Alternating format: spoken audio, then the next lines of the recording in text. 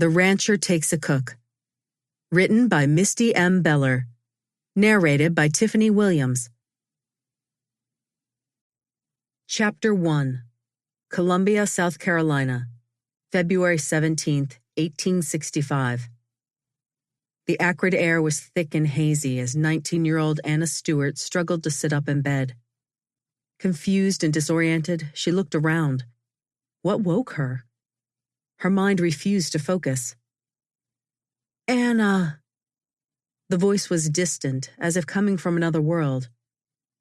"Why is it so hot in my room?" Edward must have put too much wood on the fire before bed.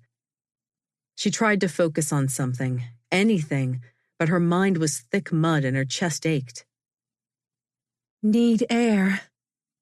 The craving consumed her. Bolting from her bed, she ran toward the doorway. Thud, clang. Her hands hit rough wood and warm metal. Scrambling to her right, she tripped and fumbled for something familiar. Panic rose in her chest. The darkness slowed her down like a sea of murky water. Then Anna's shins struck solid metal and she lost her balance. The floor rose up to meet her and she landed hard, a moan escaping between gasps. "Anna." Edward's voice broke through the smoke like the sun parting the clouds. Or maybe it wasn't her brother, but God calling her home to heaven. The fog in her mind suffocated every thought. And then strong arms lifted her like a limp sack. Thick, smoky air whispered across her skin as she was jostled down the stairs. "Air." Anna gulped in a blessed breath, then forced open her stinging eyes. Her chest was on fire and a coughing fit seized her. Sucking in another breath, she looked around in the dim light. She lay on a rough blanket in the grass, with people scurrying around. Confusion muddled her mind as she struggled to sit up. "Edward?" she croaked past the shooting pain in her lungs. "Here, sis, I'm here." Relief flooded her and she twisted around. Concern etched her 15-year-old brother's youthful face as he knelt beside her. "What happened?" Anna rasped. "It burned, Anna. All of it." Edward's voice cracked. "All of Columbia's been burned to the ground by them heathen Yanks." His words tumbled faster as his brown eyes grew wide. "Our candle shop?" Her heart thudded faster as she waited for his answer. "Gone. Everything we own, and Emmett's dry goods, too." "Thank God Mrs. Emmett is away visiting her sister," Anna mumbled. Her mind ached as she forced it to focus on the words her brother uttered. "Thank God? Thank God? How can you thank God when people are homeless or dead all around us? We are homeless." The vehemence in Edward's voice wrenched Anna's heart as she stared at the ache in his wide brown eyes. She pulled him into an embrace and his body went limp. Her little brother. How she wanted to make his hurt go away. But what now? Surely not all of their things were burned. With Papa away in the war, would God leave them totally stranded? Taking a deep breath, Anna sat back and tried to turn on her soft southern drawl that always seemed to soothe. "Come on, honey, let's go home and see what's left." As she rose, a breeze tickled Anna's ankles. She glanced down at her cotton nightgown, coated in soot and grime and a bit worse for wear. To maintain a scrap of modesty, she crossed her arms in front of her. Anna glanced around to get her bearings. People milled around the small grassy area. Most of those present were huddled in little groups, some crying and some appearing to be in shock. Remnants of smoke still clung to the air, shrouding the atmosphere in a dismal cloak. "This way." Her brother led the way down the muddy street. As they walked, they passed black skeletons of buildings, charred remains sticking out in jagged angles with smoke still rising from their midst. The buildings looked eerily familiar, like dear friends who were disfigured almost beyond recognition. Edward paused in front of a structure that was almost unrecognizable in its horrid condition. The candle shop and their home. Nothing was left. No bright red sign over the door announcing Stewart's Candle Shop. No second-story windows with the pretty blue curtains where their home had been. Just 2 stairs leading up to the porch and black smoldering ashes. Her heart sank and tightness pulled in her chest. What now? Chapter 2. Seguin, Texas, August 14th, 1865. The stagecoach shuddered and swayed as it had done for 5 days now.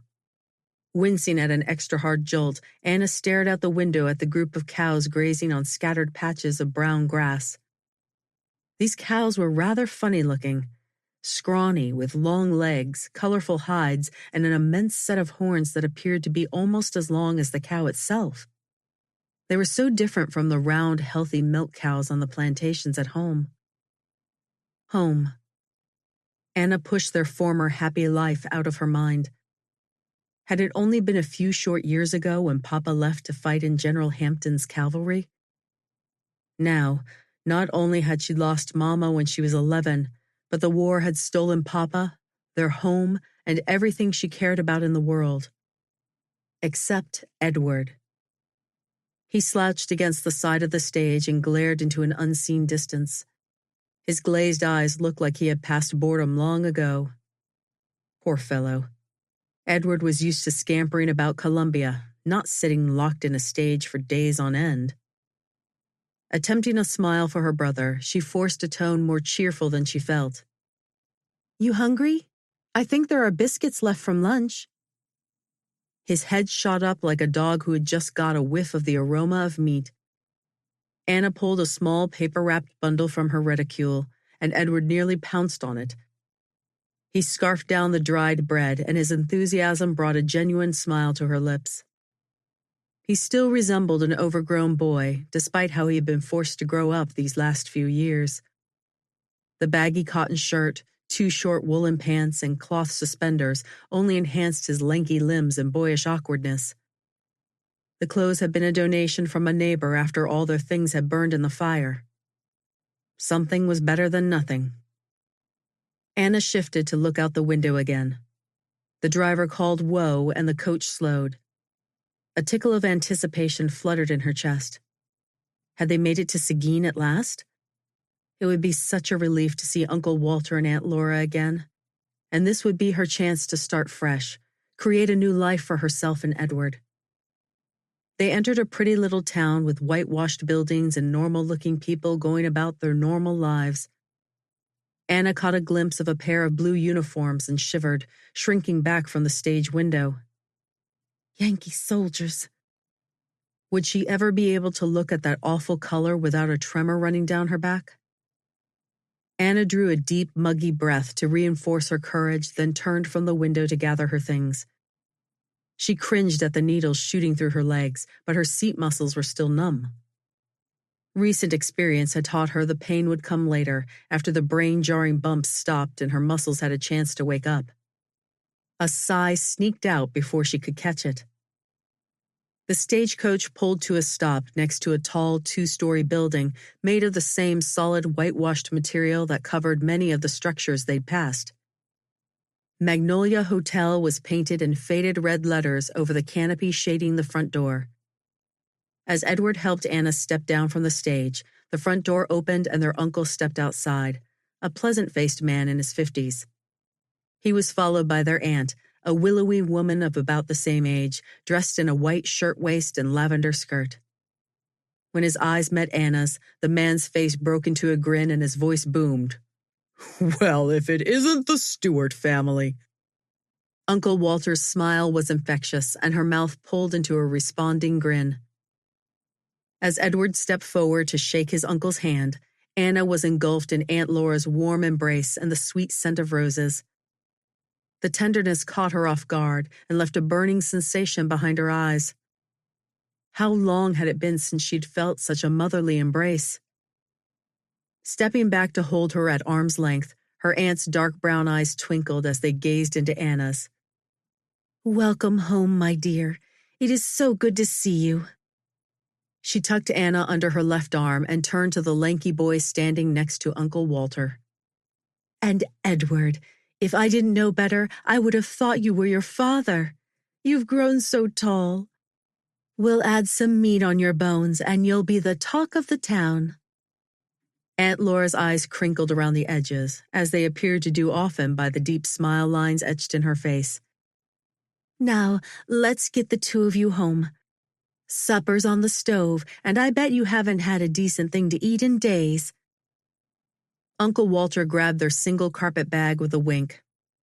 "The store is just down the street a ways. You won't get to see much of the town now, but you'll have plenty of time to get a look at things later." Aunt Laura slipped her arm around Anna's waist as they strolled down the rough board sidewalk. The clang of iron echoed from the livery on their right as a blue-uniformed man stood with his shoulder cocked against the doorway. He glared a haughty scowl as they passed, then turned away. Across the street, a young woman exited a shop carrying a toddler in one arm and a basket in the other. A wagon passed them with a golden-colored dog perched on the seat next to a hunched old man, straw hat pulled low to shade his face from the scorching sun. Uncle Walter stopped in front of a light green building with the words Stewart Mercantile painted over the door. "Here we are, folks. Welcome to our humble home." He opened the door for them to step inside. As they walked through the store, Uncle Walter nodded at a tall, broad-shouldered cowboy standing by the front counter. "Howdy, Jacob. You getting all set for the fall drive?" The man caught Anna's attention. It wasn't just his unusual attire that made her stare, but his clear blue eyes framed by wavy brown locks. They were breathtaking. If this is what Texans look like, it might not be that difficult to live here. Over the next week, Anna and Edward settled into something of a routine in their new lives. Anna took on most of the cooking duties for Aunt Laura and helped with the housework too, while Edward picked up odd jobs around town. The townspeople seemed friendly enough, and Uncle Walter was a respected member of the community. But all the soldiers milling about made Anna nervous. The war was over, and the North said it was trying to reunite the country. But were the Union soldiers really ready to put the hard feelings behind them? Power had a way of going to a man's head, and some of these men had lived through some gruesome battles. They may not be ready to forgive a town full of Southern sympathizers. Anna stepped outside the mercantile and squinted in the bright sunlight. Her wide-brimmed bonnet helped, but this Texas sun was a scorcher. She gripped the package for Reverend Walker's wife in her left hand and recounted the directions Uncle Walter had given her. Right on Crockett Street, left on Millam. The Walker home was on the corner of Elm and Millam. She enjoyed helping with occasional deliveries for the store, since it gave her a chance to breathe the fresh air and see a bit more of this pretty town. Making her way down the street, a stirring by the livery caught her attention. Anna squinted to make out what was happening. 3 figures in blue pushed something back and forth between them. A gasp slipped from Anna's throat. Not something, someone. She hurried toward the crowd beginning to form around the men. As she neared the group, Anna's chest clamped like a vice. The form these soldiers were tossing back and forth like a rag doll looked alarmingly familiar. Edward. Rushing forward like a bull, Anna charged through the crowd and planted herself in the middle of the 3 jeering men. "What are you doing?" she demanded, hands planted on her hips. She drew back her shoulders and forced a hardened look into her face. "Leave him alone!" The man holding Edward let him drop to the ground in a lanky heap and stepped closer. Out of the corner of her eye, she glimpsed Edward scrambling back. At least he was still conscious. She turned her focus back to the man, and almost cowered. He had a big mop of thick, almost black hair that swooped down over his eyes and a full-grown beard. If she could have likened him to an animal, he would have been a bear. "Well, looky here, boys. We got us a female to play with, too," the man growled. He reached toward Anna and grabbed her arm with his big paw. She struggled, but his grip was a solid clamp. In an instant, Edward grabbed the man's free arm to pull him away.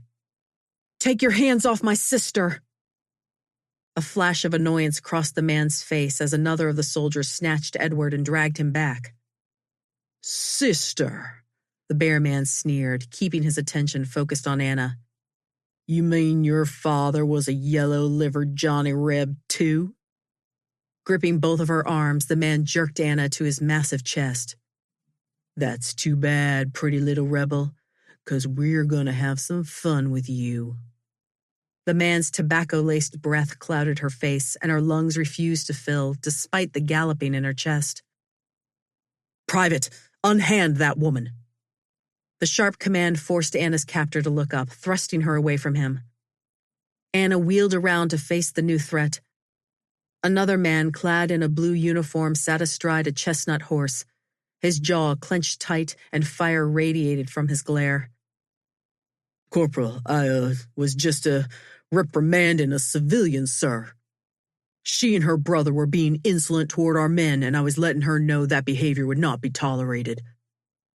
Some of the bully left the man's tone, but he kept one giant hand clenched around Anna's upper arm. "I said, release her," the corporal snapped. The soldier obeyed at last, shoving Anna so she had to scramble to stay on her feet. "I think you've made your point. You men can be on your way, and I'll make sure this woman and her brother don't cause you any more trouble." The look the corporal gave when he said, "this woman," made Anna's blood run cold. His penetrating gaze started at her face, then roamed down her body and back up again, hovering everywhere it shouldn't. Anna wanted to wrap herself in a big lumpy blanket despite the scorching Texas sun. The bear man turned with a humph under his breath and stomped off. "The rest of you folks go on about your business," the corporal said to the crowd that had gathered. "There's nothing more to see here." Anna spun to find Edward and gasped at his face. Blood trickled from a cut on his lip and another on his right cheekbone. Dirt and hay clung to his mussed hair, giving him a pitiful look. Grabbing his arm, Anna whispered, "Come on, let's get out of here." She glanced back at the corporal to make sure his attention was distracted, then pulled Edward into a group of men that ambled in the direction of the mercantile. She prayed they could blend in with the crowd until they were far enough away from the Yankee corporal not to attract his attention again. Anonymity was a welcome relief at the moment. Chapter 3. A few days later, Anna stood in Aunt Laura's kitchen, elbow deep in hot, sudsy water. The pungent odor of lye tickled her nose. The repetitive action of scrubbing kept her body focused, while her mind had opportunity to examine topics she'd pushed aside. She wrung out Edward's brown work shirt and handed it to Aunt Laura to hang on the line they'd rigged across the kitchen. The patter of raindrops on the roof had forced them to keep the laundry duties inside for the day. But Anna didn't mind, as long as she wasn't under the scorching sun that seemed to be a Texas standard. She wished it was as easy to escape her worries. The memory of Edward being tossed back and forth between the soldiers, face covered in dirt and blood, was imprinted in her mind. And why had they done it? For no better reason than because he was the son of a Confederate soldier. A man who had taken action to stand for his beliefs the same way these soldiers had. Of course, her father was much nobler than these good-for-nothing ruffians. He never would have pushed around innocent women or children. Her insides seethed all over again. Were all Union soldiers so mean-hearted? Papa had always said there were good and bad men in every lot. She and Edward would need to be careful to mind their own business until things settled down. The two women worked side by side, the silence between them companionable. At last, Aunt Laura spoke. "You're not happy here, are you, my dear?" It was a statement, not a question. Aunt Laura had always been intuitive, and her caring nature made her an easy confidant. Anna cringed and let out a breath. "Oh, Aunt Laura, I'm just so worried about Edward, the soldiers, our future. You and Uncle Walter have been so good to us. I hope you don't think I'm ungrateful. But I keep thinking I should be doing something more to protect Edward and to make a home for us here. We can't trespass on your hospitality forever, and eventually I'll have to find a way for us to have our own home. I just haven't figured out how to do that yet. I keep feeling like I'm missing something, that God has a bigger plan for us, but I can't find it. Anna, dear, you can't take on the world by yourself.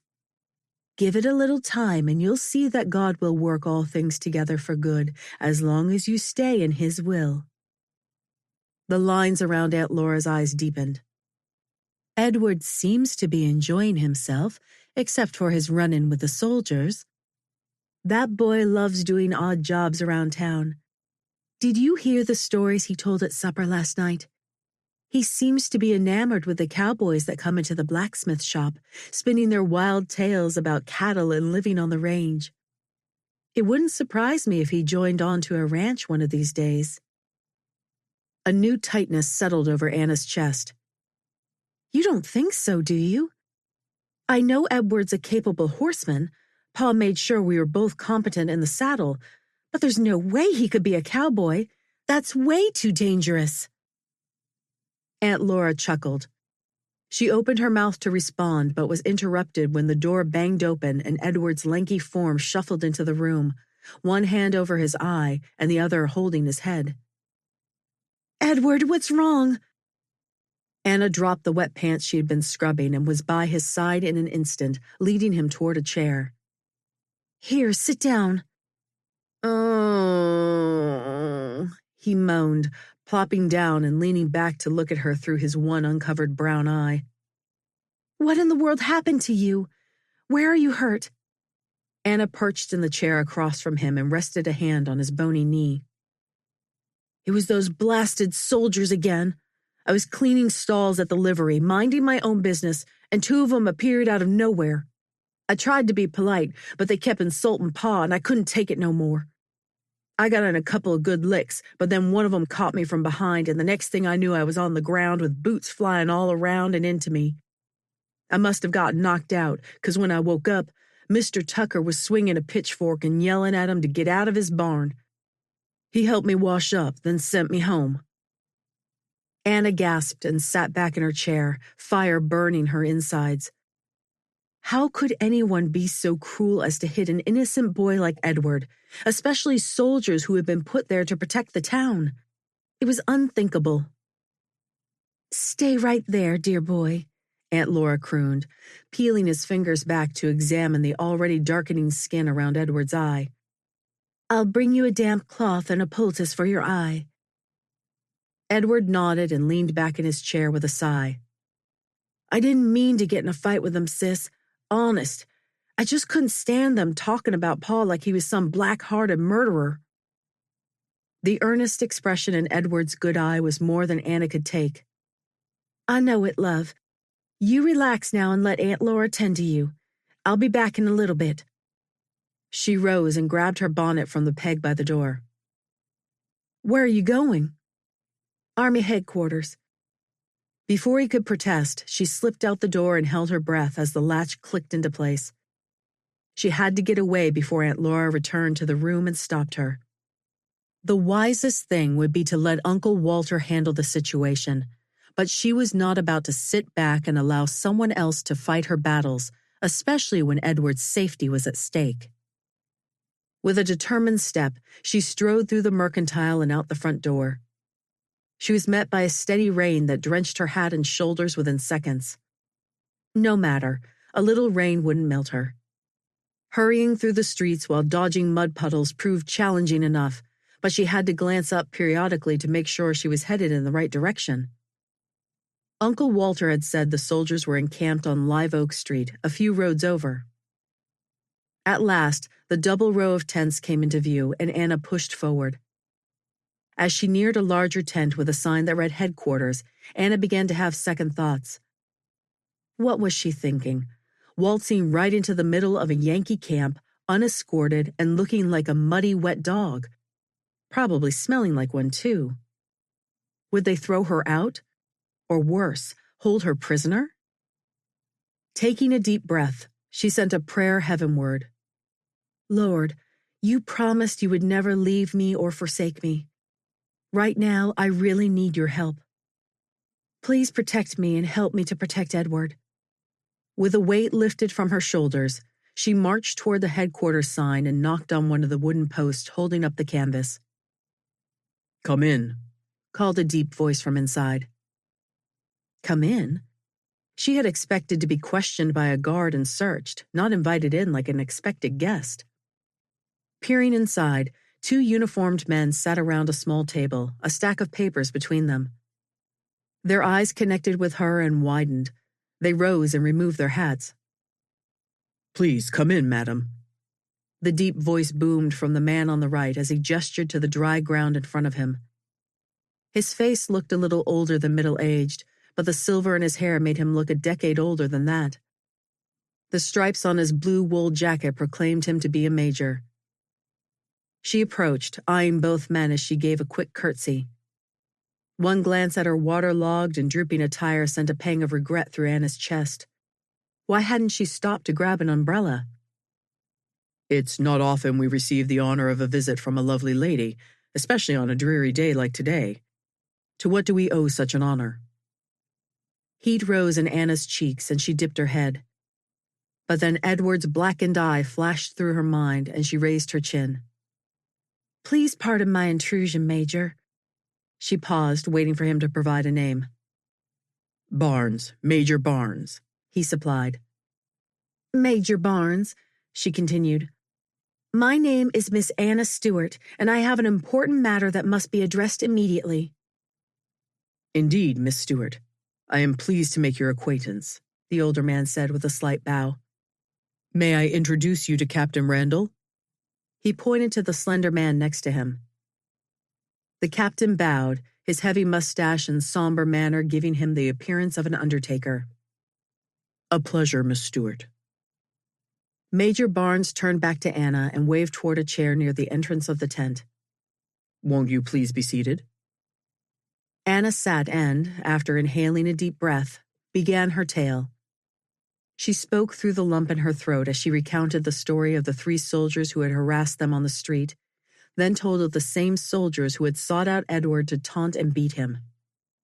Even after he lay unconscious on the ground, they continued to kick and abuse him, not stopping until the livery owner accosted them with a pitchfork. Anna's voice pleaded as she finished the tale. The major's face looked suddenly worn, his eyes tired and sad. "I am so sorry, Miss Stewart, for the ill treatment you and your brother have experienced at the hands of my men. It is not our intent to be cruel to the people of Seguin, but to help restore peace and a sense of unity. It saddens me to say, though, that some of my soldiers still bear a grudge for those who fought against them during the war. I will make every effort to squelch such vile behavior and punish the offenders. I do appreciate you bringing it to my attention." Anna's shoulders relaxed as relief washed over her. Her mission had been accomplished, and this man would help make things better for them. With a grateful smile, she said, "I thank you, Major Barnes, for hearing me out and for your attention to this matter." Rising, Anna turned to leave the tent but stopped as the major called to her. "Please, Miss Stewart, won't you stay until the rain stops? If you'll wait, I'll have one of my men escort you home." Now that her errand was complete, Anna had a strong desire to get away from this place and back home where the people were familiar. Not to mention a craving for dry clothing. With as charming a smile as she could muster, she said, "No, indeed, Major. My home is not far from here, and a little more rain won't hurt me. Thank you again for your help, and I'll bid you both good day." With that, she plunged through the tent flap and out into the weather. The rain fell in sheets now, and a bolt of lightning flashed in the distance, followed by a clap of thunder. Gritting her teeth, Anna charged ahead, trying to avoid the streams of water flowing across the muddy street. She kept her head bent low so the rain didn't fall in her eyes. Suddenly, something struck her waist and the air whooshed out of her lungs. Strong arm closed around her, dragging her, and then the daylight disappeared. Darkness smothered like a blinding smoke, choking. Chapter 4. Anna screamed and a hand clamped over her mouth. Grimy skin reeked like a horse's hoof, churning her stomach. She flexed her jaw but couldn't get her teeth around the rough flesh that pressed over her face. "Shut up and quit your fighting," a voice hissed in her ear. The warm breath on her neck made Anna's skin crawl. She stomped with all her might, and satisfaction rushed in when her boot landed squarely on his foot. The man uttered a few expletives that burned Anna's ears. "Quit, you Jezebel," he growled. "If you know what's good for you, you'll keep your nose in your own business and quit talking to the major. You tell that brother of yours to shut up too, or I'll have my men do more than just toss him around." The man let out a sinister laugh that spread goosebumps over Anna's arms. His voice sounded familiar. Probably the corporal who had looked at her so lustfully on the street. She had to get away from this thug and his dark tent. "Lord, please help," Anna's mind screamed. A verse flicked through her mind. "Fear not, for I am with thee. Be not dismayed, for I am thy God. I will strengthen thee, yea, I will help thee. I will uphold thee with the right hand of my righteousness." Anna's chest loosened, and peace washed through her. The man shuffled deeper into the tent and pulled her with him. "Now listen here, missy," the voice rasped. "I'm going to take my hand off your mouth for just a minute, and you're going to keep yourself quiet as a kitten. Do you hear? One little sound, and you'll regret it for the rest of your short life." He snickered in the darkness as she nodded. She had to pacify him as much as possible until she found the right time to make a move. His hand slid off her mouth, and he brushed her arm as he reached for something in the darkness. Anna sucked in a breath of clean air, but the arm still cinched around her waist restricted her lungs from filling completely. As the man moved, something metallic sounding clattered to the ground. The arm around her waist loosened just a fraction as the man bent to retrieve the object, but it was the moment Anna had been waiting for. Like a nitroglycerin explosion, she slammed both elbows into the man's ribcage and kicked at his knee as hard as she could. She wasn't sure if it was the shock or the pain that caused his hold to loosen, but Anna writhed out of his grip and bolted for the door. He recovered too quickly, though, and grabbed her hair in his fist, jerking her back to him. Anna let out the loudest scream she could muster, freedom slipping away from her. The man again clamped a hand over her mouth and nose, cutting off her air supply. But it was too late. Heavy boot thuds and men's voices drifted from outside the tent. Then the flap opened, and lantern light illuminated the area. Over the next week, Anna kept Edward close to the mercantile, and she was too shaken up to venture farther than the backyard herself. Major Barnes had informed Uncle Walter that the corporal had received punishment and had been transferred to Virginia for his misconduct. But Anna still worried that another of the soldiers might have taken up his vendetta. She couldn't stay holed up in her aunt and uncle's house forever, though. More than anything, Anna wanted a home of their own and a livelihood, a purpose. How could she earn enough income to maintain a roof over their heads and still have enough food? Without a large amount of capital to start a new business, which she didn't have, it was impossible for a woman to support herself alone, much less support a 15-year-old brother, too. Edward's odd jobs earned pocket change, but certainly not enough to live on. Anna had become an excellent cook and housekeeper over the years since Mama passed away, but most housekeeping jobs were live-in positions, and she had to find a way for Edward and her to stay together. "Lord, please send me something. I need to figure out what to do now." Edward came in for supper that night fairly glowing. He fidgeted during the prayer, and as soon as Uncle Walter's deep baritone voice said amen, Edward looked up at Anna with the shine of a schoolboy who had just won the spelling bee. "Guess what?" Without waiting for a response, Edward rushed on. "A couple of cowboys were at the smithy today when I was holding the horses to be shod. One of them noticed how good I was with the animals and asked if I wanted a job as a cow puncher. His name's Monty, and he said he's the foreman on the Double Rock and Bee Ranch and they need a good cowboy. He said he'll teach me everything I need to know. Isn't that great, Anna?" Edward's eyes looked at her with brows raised and grin wrapping his face. She didn't have the heart to tell him no right then, but that was certainly what she planned to say. Absolutely not. The life of a cowboy was far too dangerous. She had heard the stories of cowboys being horned to death by the crazy longhorn cows, or bitten by rattlesnakes, or sucked into quicksand, or attacked by mountain lions. No doubt about it, Edward would not be a cowboy. He eyed her with brows lifted, waiting for an answer. She looked at him with her most placating smile and began, "That's quite an honor, Eddie, that he thought so highly of your skills as a horseman. I hope you were polite when you told him no." "No? Why would I tell him no?" A wrinkle formed between Edward's eyes. "He said it pays $25 a week. 25 whole dollars. And that includes room and board. I'm to start on Monday." "Start on Monday?" Anna's pulse leaped as a tingle shot up her spine. This situation was becoming too dire to beat around the bush anymore. "Absolutely not. The work of a cowboy is far too dangerous. You simply cannot." "But Anna—" Edward's tone was steady, but he had a stubborn jut to his chin. "We need the money, and it's a respectable job. I'll be careful, and everything will be just fine. You'll see." In desperation, Anna turned to her uncle. "Uncle Walter, please tell Edward how ridiculous this idea is." Uncle Walter stroked his chin, creases forming between his dark brows. "I know the double rocking bee and its owner well. Marty O'Brien is a good man and runs an honest spread. He would watch over the boy and see he receives proper training. Yes, I think it might be a good plan."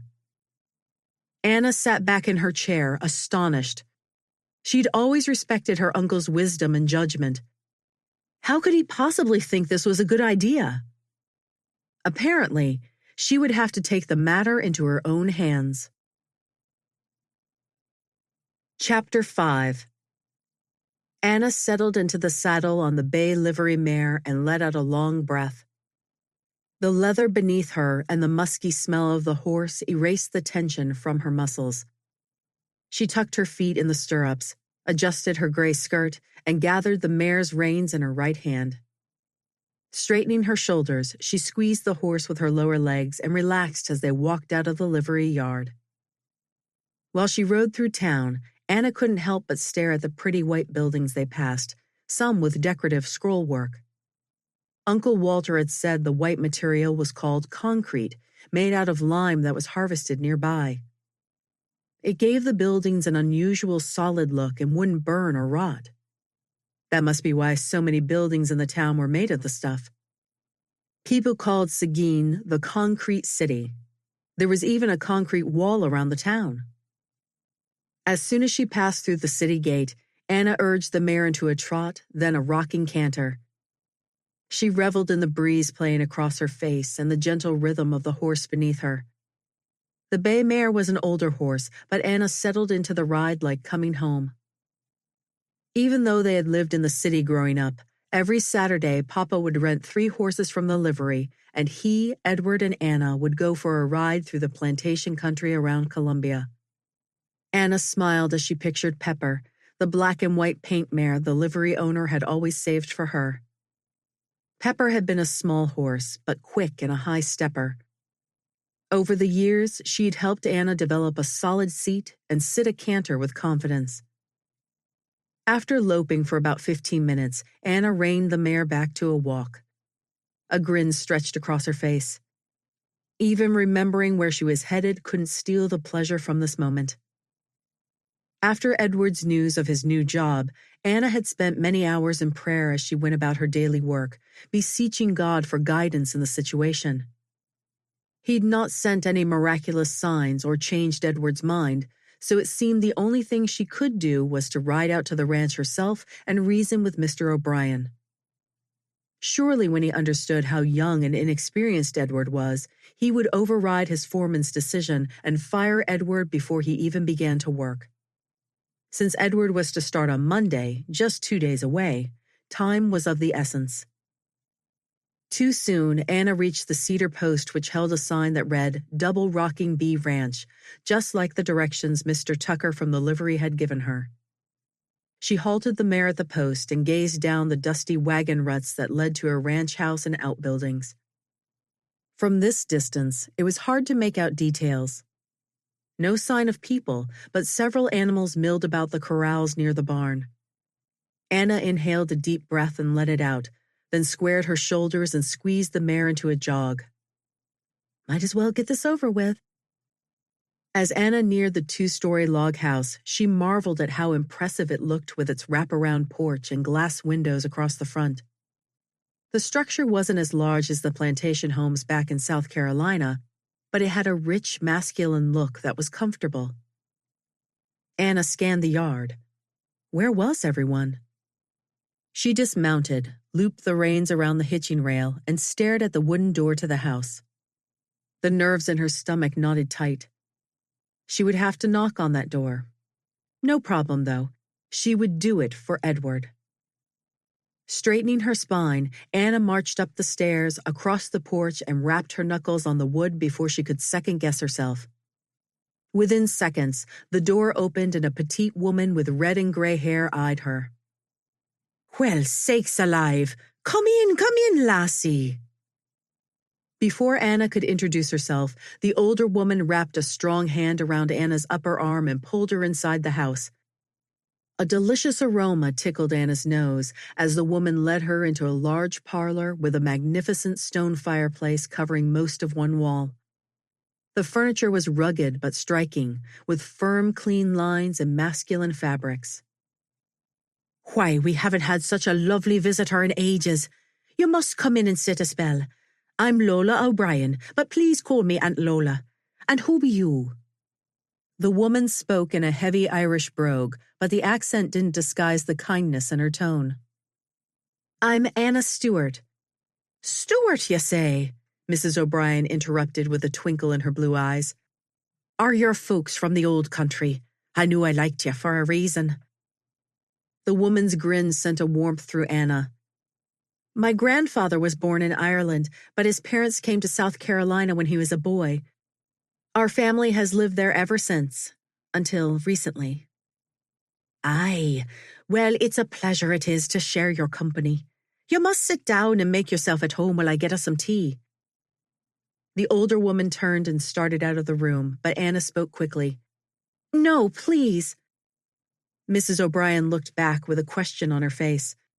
Summoning her courage, Anna began, I came to speak with Mr. O'Brien about an important matter. Is he home?" "Nay, Marty's out checking on the men in the south pasture, but I expect he'll be back soon. He didn't take a lunch, so I'm believing his stomach will bring him back straight away." The twinkle in her eyes was contagious, and Anna squelched a chuckle. "Now sit ye down, and I'll be back in a jiff." As the woman disappeared around the corner, Anna eased herself down onto a sturdy-looking sofa and clasped her hands in her lap. The small, spunky Irish woman's assertive kindness had caught Anna off guard, but she couldn't be deterred from the reason she had come. The minute Mr. O'Brien returned, she would discuss her business and leave. Anna's nerves began to settle, and she smoothed a hand over her skirt. Mrs. O'Brien's voice drifted into the room even before she appeared in the doorway with a cup in each hand. "I put a drop of sugar in your tea. I be thinking a lass as sweet as ye wouldn't have it any other way. But if you prefer it without, I can bring a fresh cup." "No, this is perfect." Anna accepted the cup from the woman's wrinkled hand. Mrs. O'Brien shuffled over to seat herself in a petite armchair that seemed overshadowed by the large pieces around it. A whinny from the yard caused the older woman to look up from the teacup she had been stirring, and her ever-present grin widened. "There be my cousin now." "Your cousin?" Anna struggled to keep the disappointment out of her voice. Where was Mr. O'Brien so she could get this errand over with? "Your cousin lives with you, Mr. O'Brien? It must be nice to have family with you." She attempted a smile, frustration weakening her effort. The older woman's grin turned somewhat mischievous.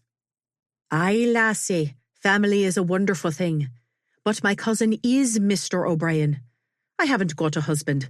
Never did have one. So Marty took me in some years back after his precious Catherine passed. Said he needed a bit of a woman's touch with his boy. It was reason enough for me, so I've stayed on, helping where I can. Anna wanted to melt into the steamy tea she had been swirling in her cup. I'm so sorry. I just assumed. Nothing to be sorry about, Miss O'Brien scolded. I wasn't thinking about you being new to these part. Should have told you my story right off. Just then, the front door squeaked and boots thudded in the hallway. A tall man with broad shoulders and a full head of salt and pepper hair appeared in the doorway. His dark blue eyes matched the color of his petite cousin's, and they even held the same twinkle as they took in Anna seated on the sofa. Marty, you must come in and meet our lovely guest. Miss O'Brien took her cousin's arm and pulled him into the room. Anna rose to her feet for an introduction. Miss Anna Stewart, may I present Marty O'Brien? The older gentleman approached and bowed low over Anna's hand, then rose with the sparkle still securely in his eye and his lips twitching. What a great pleasure you bestow on us, Miss Stewart. A lovelier creature I have not seen in a month of Sundays. And to what do we owe this honor? His voice didn't hold the same Irish brogue as his cousin, but sounded more like what she imagined from a Texas ranch owner. Full and vibrant, as if the indoors couldn't contain it. The heat crept back into Anna's cheeks from the flattery, and she lowered her eyes. Her downcast eyes caught sight of the man's dusty cowboy boots, jolting her mind back to her purpose for coming. Setting her jaw and locking her eyes with the dark blue in Mr. O'Brien's, she began.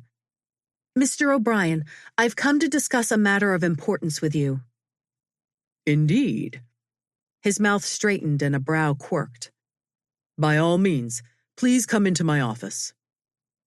He held out an elbow for her, as if he were a fine Englishman escorting a lady to dinner. The image contrasted sharply with his bandana, dirty work shirt, vest, and pants, and the dusty boots she had spied before. Taking his proffered arm, Anna raised her chin and swept forward as he led her down the hallway. He gestured for her to precede him through a doorway, and she entered a smaller room with hundreds of books lining 2 walls. Through the windows on the 3rd wall, light streamed onto a mahogany wood desk. He motioned toward a smaller guest chair as he settled in the high-backed chair behind the desk. The chair seemed to fit the large man, and he nestled with his hands clasped behind his head.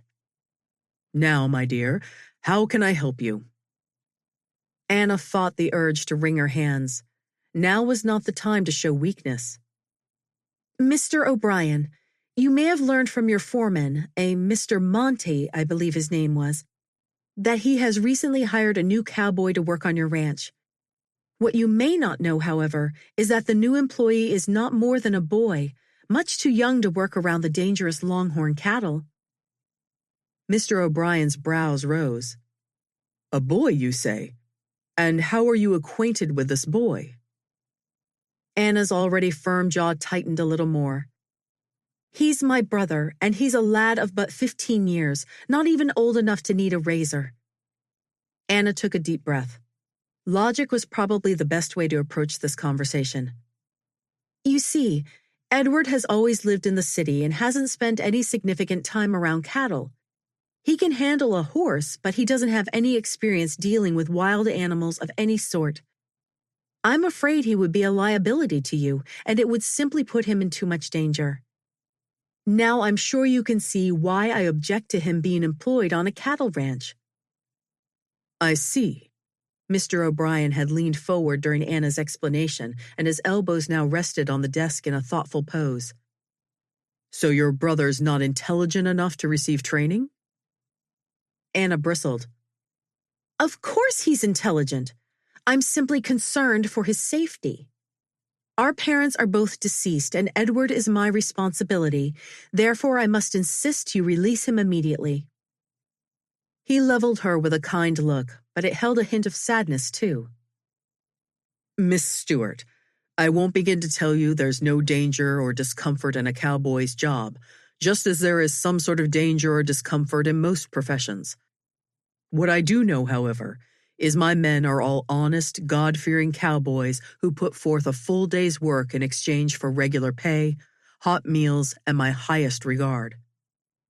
I have full confidence in Monty's judgment. If he felt your brother has the qualities needed to develop into a talented cowpuncher worthy of his fellow cowboys' respect, then I believe your brother will be just fine. Monty will make sure he's properly trained, and the rest will be up to your brother. Anna sat back in her chair and exhaled a breath she didn't realize she had been holding. Was he right? Could this ranch be a good place for Edward? Releasing her brother's care into the hands of a group of rough cowboys made bile rise in her stomach. Edward was all she had left, her only connection to Mama and Papa and home. I have a proposition for you, Miss Stewart. Mr. O'Brien's deep voice broke into her thoughts. I don't know what your current pursuits include, but I am in need of a cook for my ranch. You met Lola, my cousin, who's been handling all the meals and house cleaning for a number of years now. She's worked hard in her lifetime and is beginning to slow down a bit. This house is her pride and joy, but I've convinced her to give up the kitchen if we can find a suitable replacement. The twinkle came back into his eyes. I believe from her introduction that she approves of you, so I'm sure she would be willing to teach you her skills as a cook if you'd be willing to learn. That way you could keep an eye on your brother and even make sure we feed him properly. His lips quirked as he spoke the final words. Anna's mind reeled as she absorbed the offer. A cook on a cattle ranch? She'd been cooking and keeping house for Papa and Edward over the past 8 years since Mama died, so she'd developed quite a repertoire and loved being in the kitchen. But that was her own kitchen back home, not a stranger's kitchen cooking for strange cowboys. And Edward. Taking this job would mean she would see her brother every day and ensure his safety as much as possible. They would stay together. Anna scrutinized the man across the desk. Uncle Walter had spoken highly of him, and everything appeared to confirm he was a gentleman. And Miss O'Brien was here, so she would have female company as well. Perhaps this could work. Clearing her throat, Anna tried to sound as businesslike as possible. And how much does the position pay? Mr. O'Brien's face broke into a true smile. $30 a month to start, then more when you're able to handle the meals by yourself. And my quarters? You'll sleep in one of the guest rooms upstairs. I believe you'll find the accommodations satisfactory. She nodded. I agree to a trial basis. I will cook all meals for you and your men for 30 days in exchange for room, board, and $30 a month. And I can assure you I am most capable in the kitchen. You must also agree to allow my brother and me to attend church services on Sundays. At the end of 30 days, we will reassess to determine if you and I are both satisfied with the arrangement. Agreed? Anna rose and extended her hand to shake on the deal. Agreed. He grinned like he had just caught a 2-foot fish and rose from his chair to grasp her outstretched hand. I have a feeling we're going to get along fine, Miss Stewart. Just fine. Chapter 6. 2 days later, Anna rocked with the steady rhythm of the wagon as she sat next to Uncle Walter and peered ahead for another glimpse of the ranch house. From the back of the wagon, Edward leaned over the side to catch his own first look at the double rocking bee, their home for who knew how long. Butterflies flipped in Anna's stomach. Another temporary place to live. Would they ever truly have a home of their own? Since their home in Columbia had burned and Papa died in battle shortly afterward, she and Edward had stayed with several different families for a few weeks. Then they'd finally boarded the westbound train on the journey that brought them to Seguin. They'd arrived in town with only the clothes on their backs, although Aunt Laura had soon provided one more set of clothes for each of them. Anna was so thankful for the generosity they had received from friends and family, but she longed to have the means to make their own way. Her heart craved a space to call their own. Maybe this would be a fresh start, the change they needed. Lord, I'm still not sure if we're doing the right thing here. If this is not your will, I pray you'll make it clear to me. And please, keep Edward safe. A bit of the tension released from her shoulders.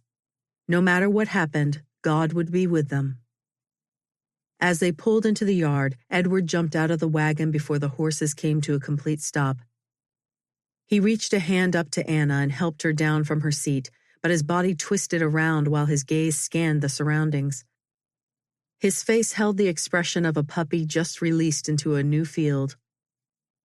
With her feet on solid ground, Anna's attention focused on two figures coming through the open door from the house onto the wide front porch. Uncle Walter's deep voice resonated beside her. "Marty, Aunt Lola, it's good to see you both again." "Walter, it's always a pleasure."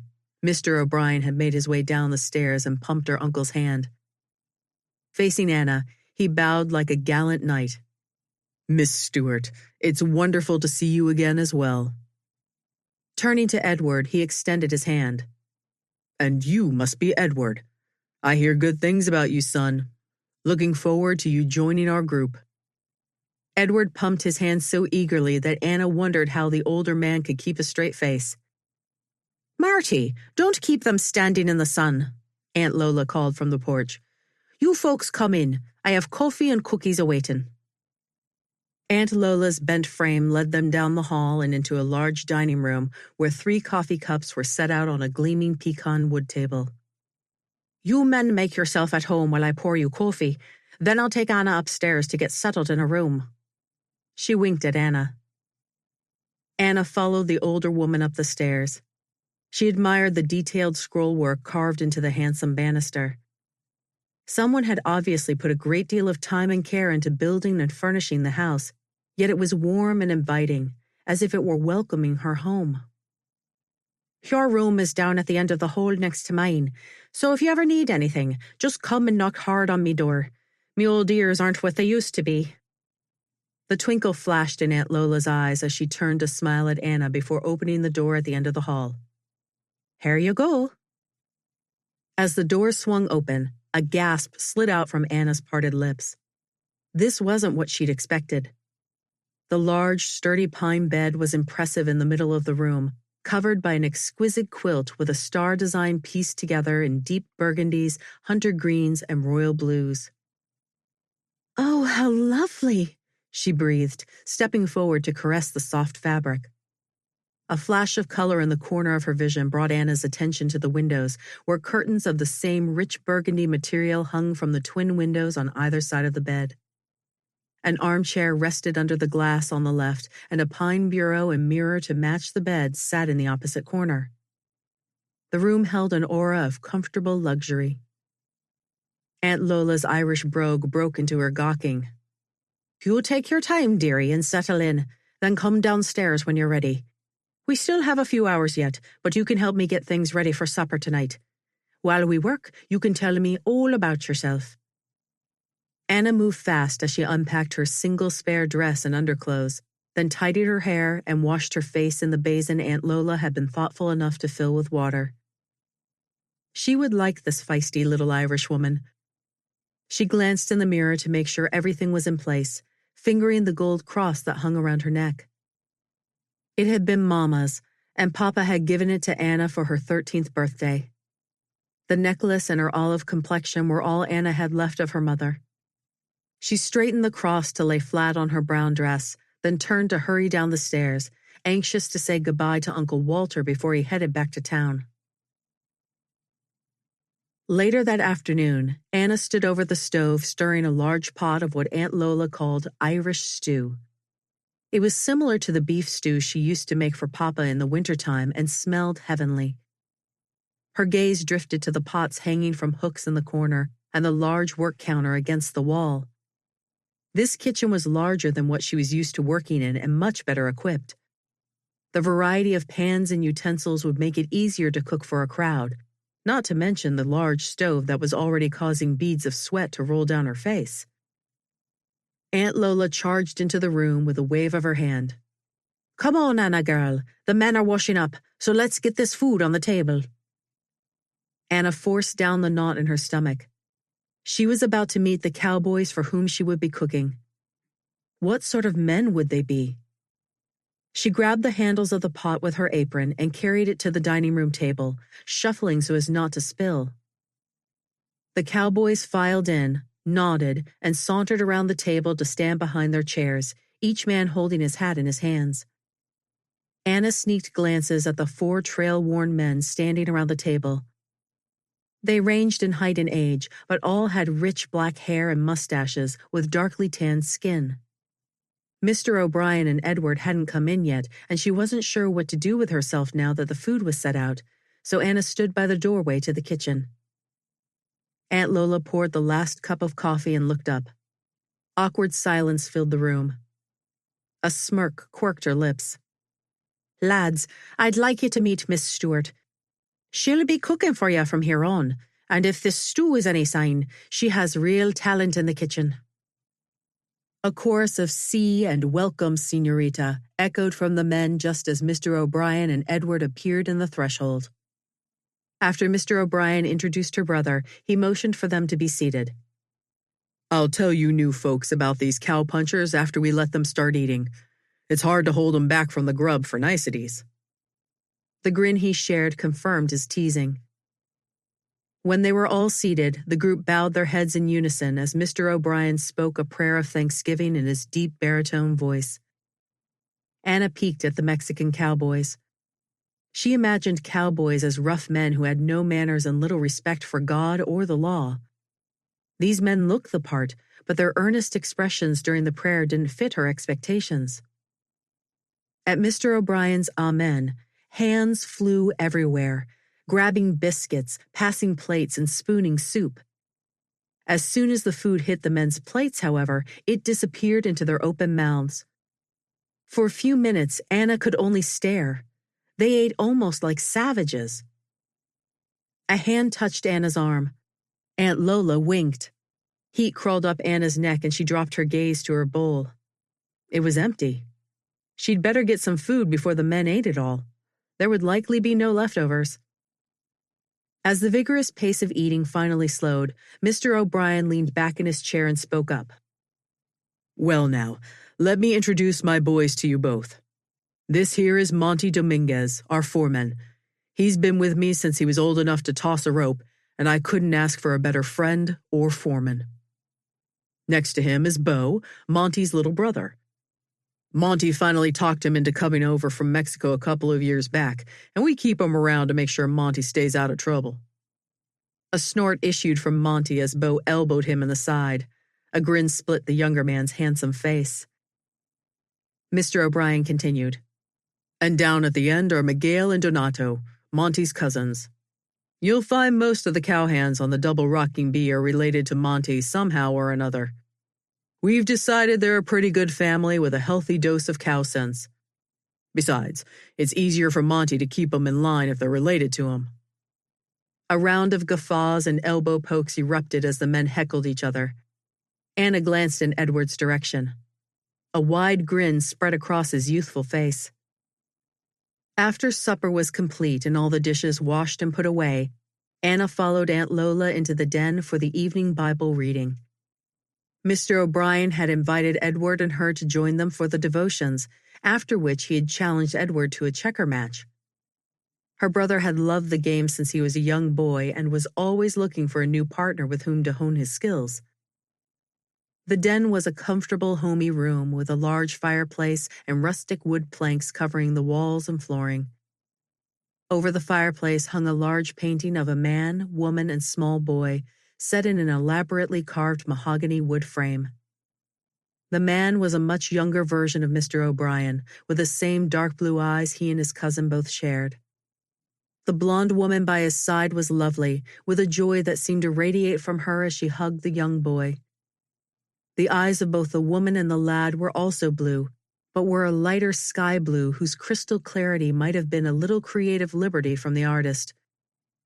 Was it possible for real people to have eyes that striking? Altogether, the little family reflected a love that tightened Anna's chest and sent a familiar burning sensation to her eyes. "Marty had that portrait painted not long after they finished building the main house." Aunt Lola's voice broke into her thoughts. She had been caught staring. She opened her mouth to respond, but was interrupted by Mr. O'Brien's booming voice as Edward followed him into the room. They all settled into chairs around the hearth, even though the weather was too warm for a fire. Mr. O'Brien filled every inch of a large wing-back chair as he sat with the Bible in his lap and spectacles resting on the bridge of his nose. Aunt Lola, beside him in a worn rocking chair, picked up a bundle of yellow yarn from the basket at her side and began crocheting tiny stitches. Anna and Edward lounged on a straight-back sofa across from them. As Mr. O'Brien read Jesus' Sermon on the Mount from the book of Matthew, Anna's eyes drifted around the room and rested on an empty wing-back chair beside her between the sofa and the fireplace. Whose chair was that? Probably an extra for guests. While Mr. O'Brien continued his reading, the sun disappeared into darkness, cloaking the room in a cozy atmosphere like a warm blanket on a cold night. Anna released a long breath, allowing her fears to slip away. It was more peaceful out here on the ranch than any place she had been. Like she was closer to her Heavenly Father, as if she could reach out and touch him. Thank you, Lord. As the morning sky lightened into pinks and oranges the next day, Anna furiously whipped hot cake batter. She'd urged Aunt Lola to sleep late today, figuring the woman hadn't had a chance to do so in many years if she cooked for the men each morning. The cowboys would show up any second ready to scarf down a stack of hotcakes, and she only had one plate piled high for the men. It was definitely more challenging to time the food right when you were feeding 8 hungry mouths instead of just Papa and Edward. She'd get better at this, though, that was for sure. While the last skillet of hotcakes finished sizzling on the stovetop, Anna carried a plate piled with bacon and a large pot of coffee into the dining hall.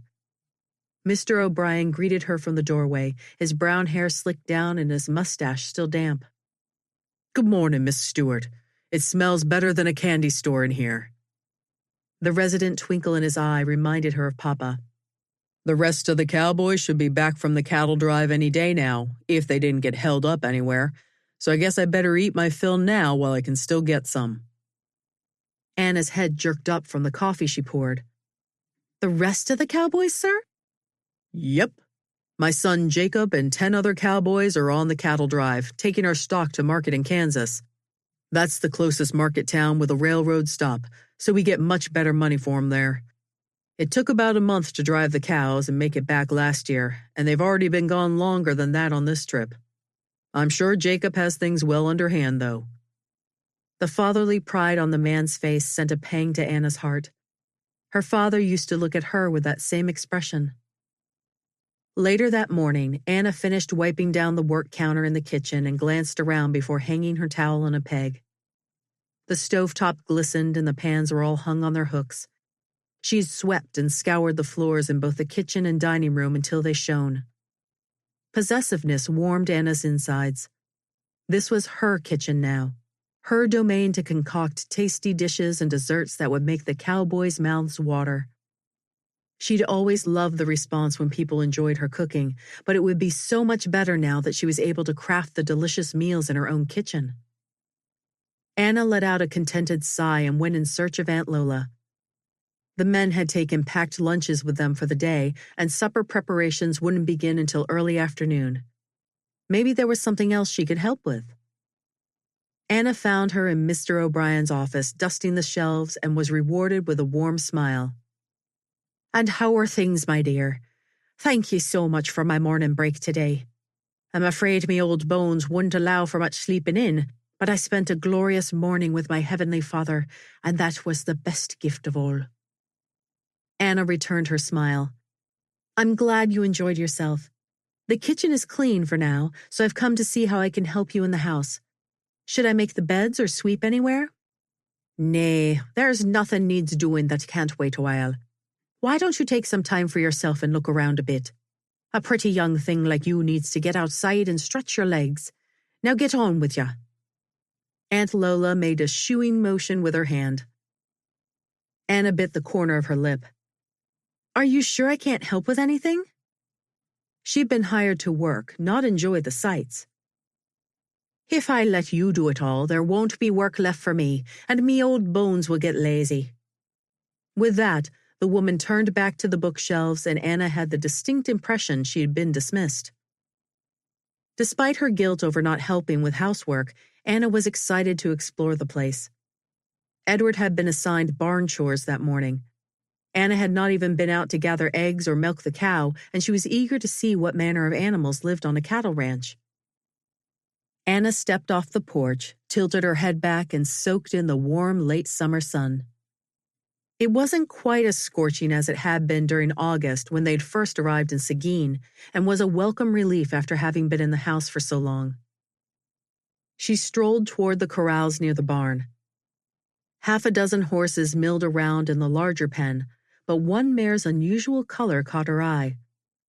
The horse's body was a mixture of white and black hairs that didn't form a pattern until they reached her rump, which was white with black spots, each about the size of Anna's fists.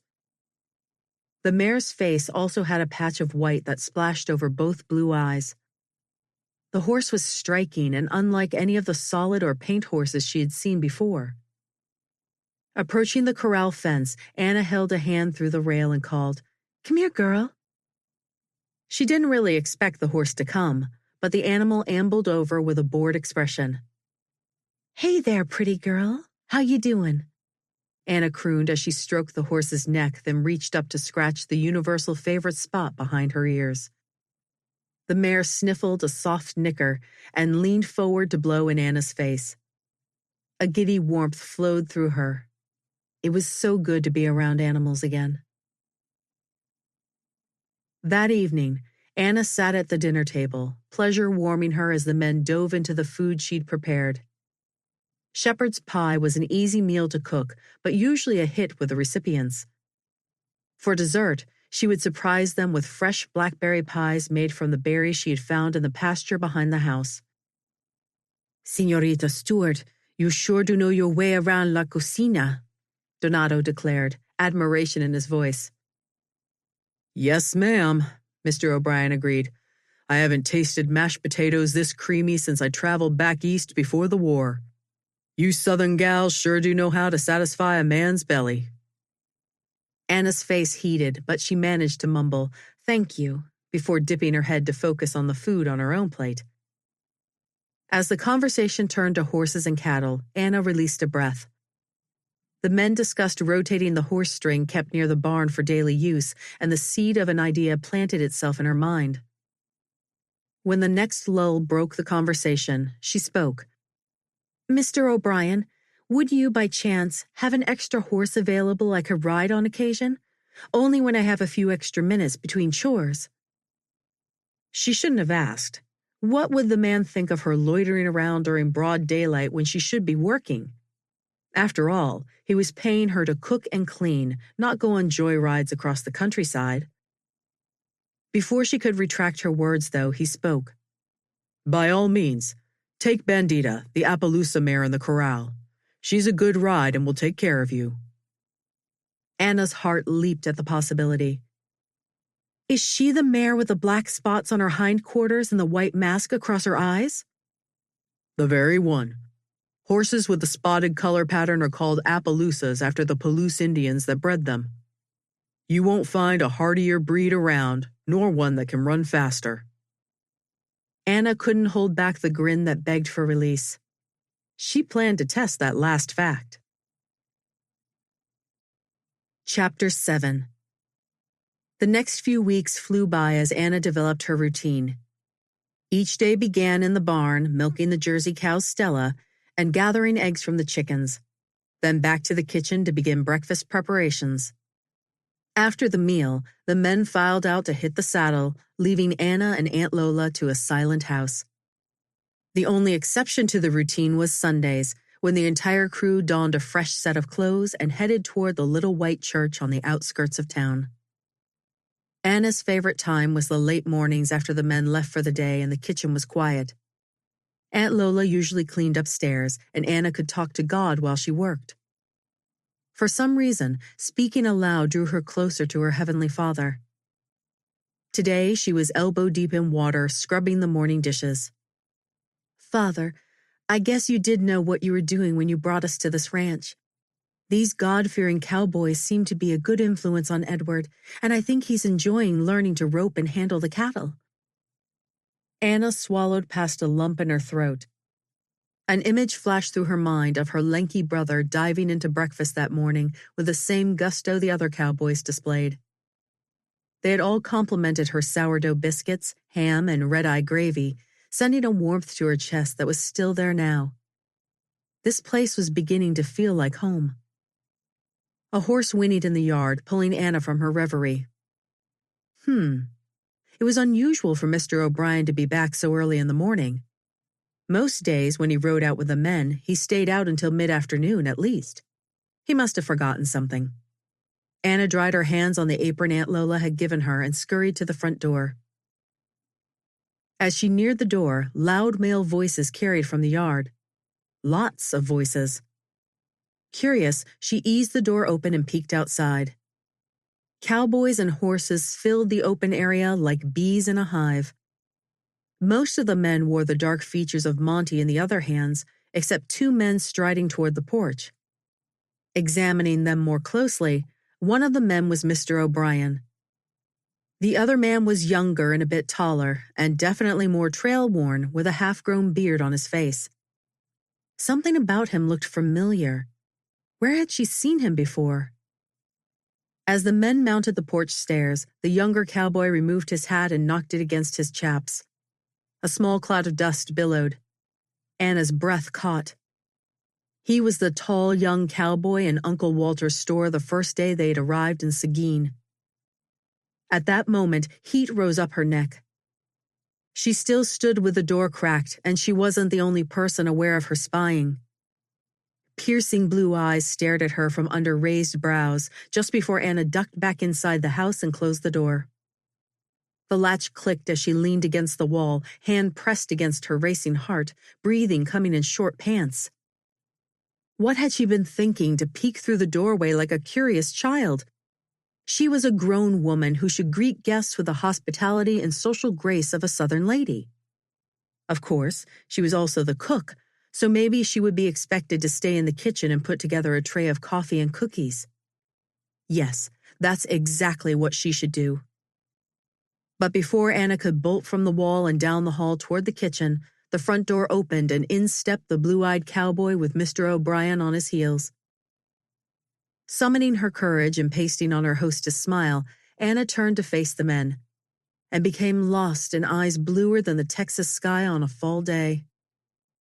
Her gaze sank into them, like coming home. "Miss Stewart, I'm glad we found you." Mr. O'Brien's delighted voice hit her like a shove, pushing her out of her daze. She looked at him, trying to get her bearings. "I have someone special for you to meet."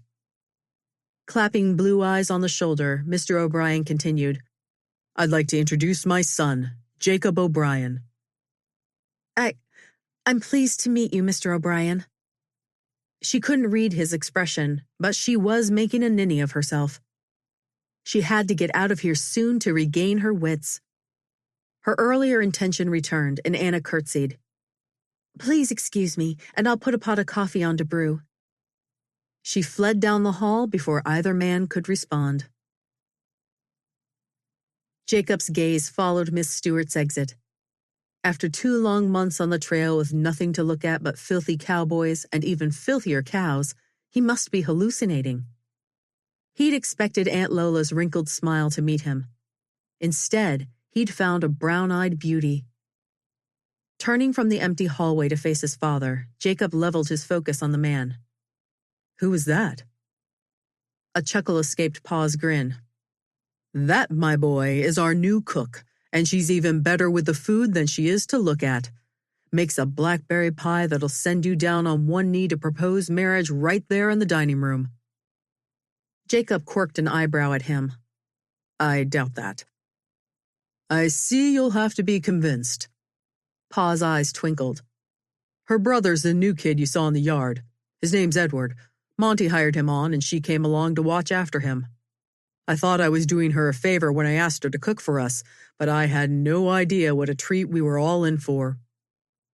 Squeezing Jacob's shoulder, the older man continued, "Come on, son.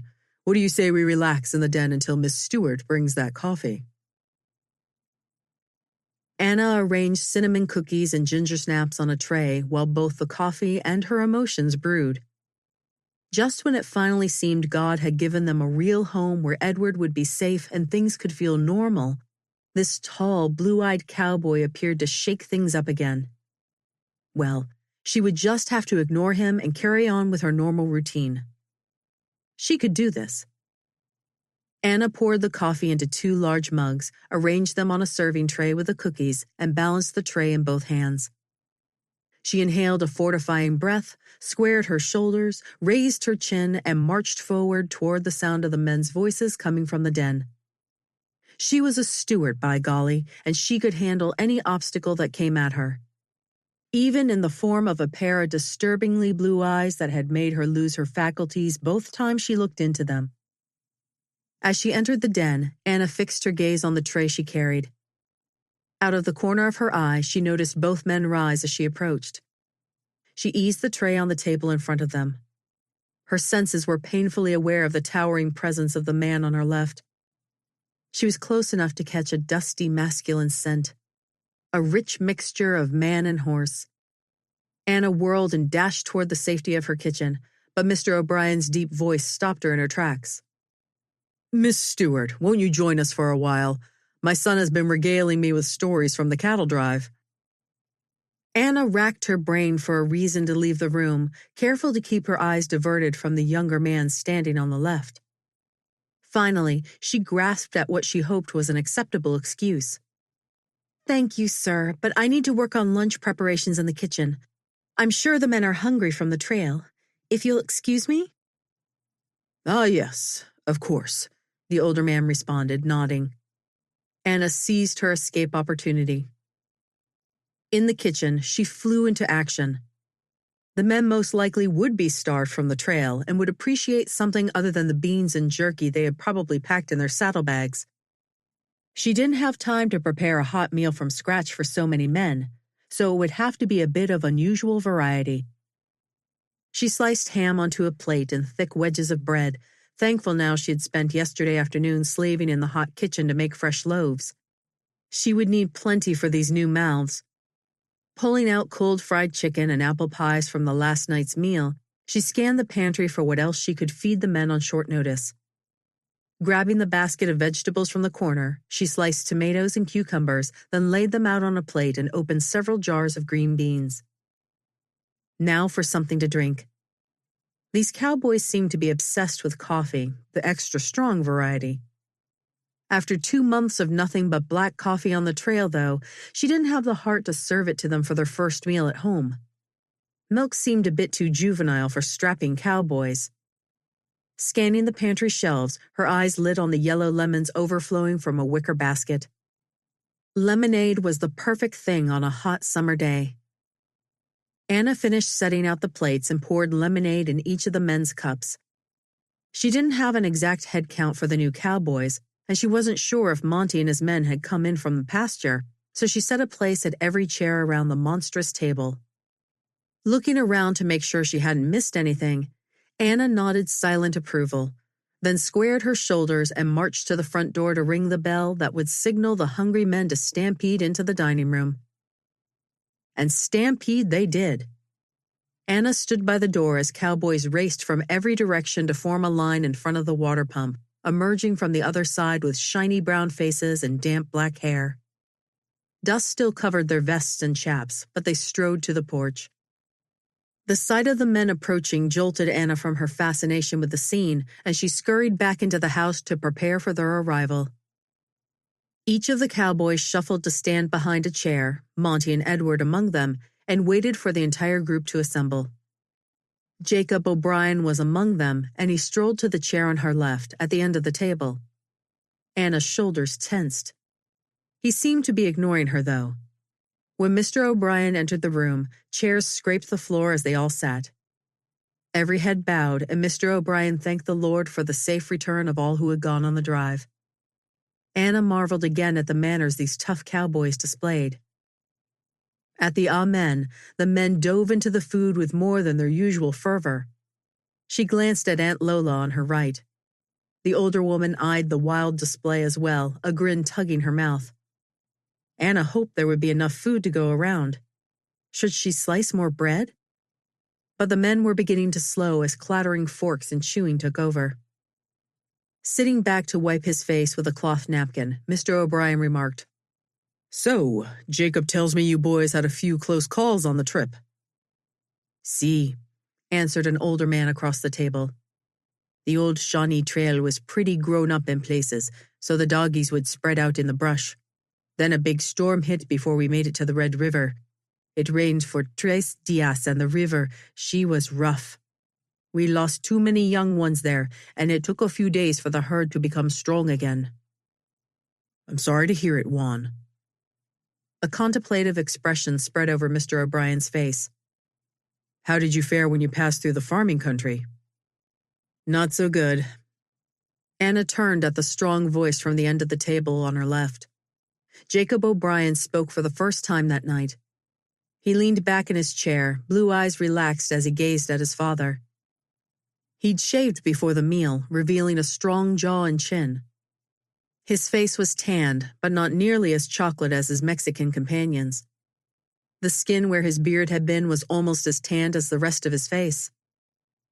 They weren't too keen on so much traffic coming through their pastures, especially when some of the cows knocked down a few fences.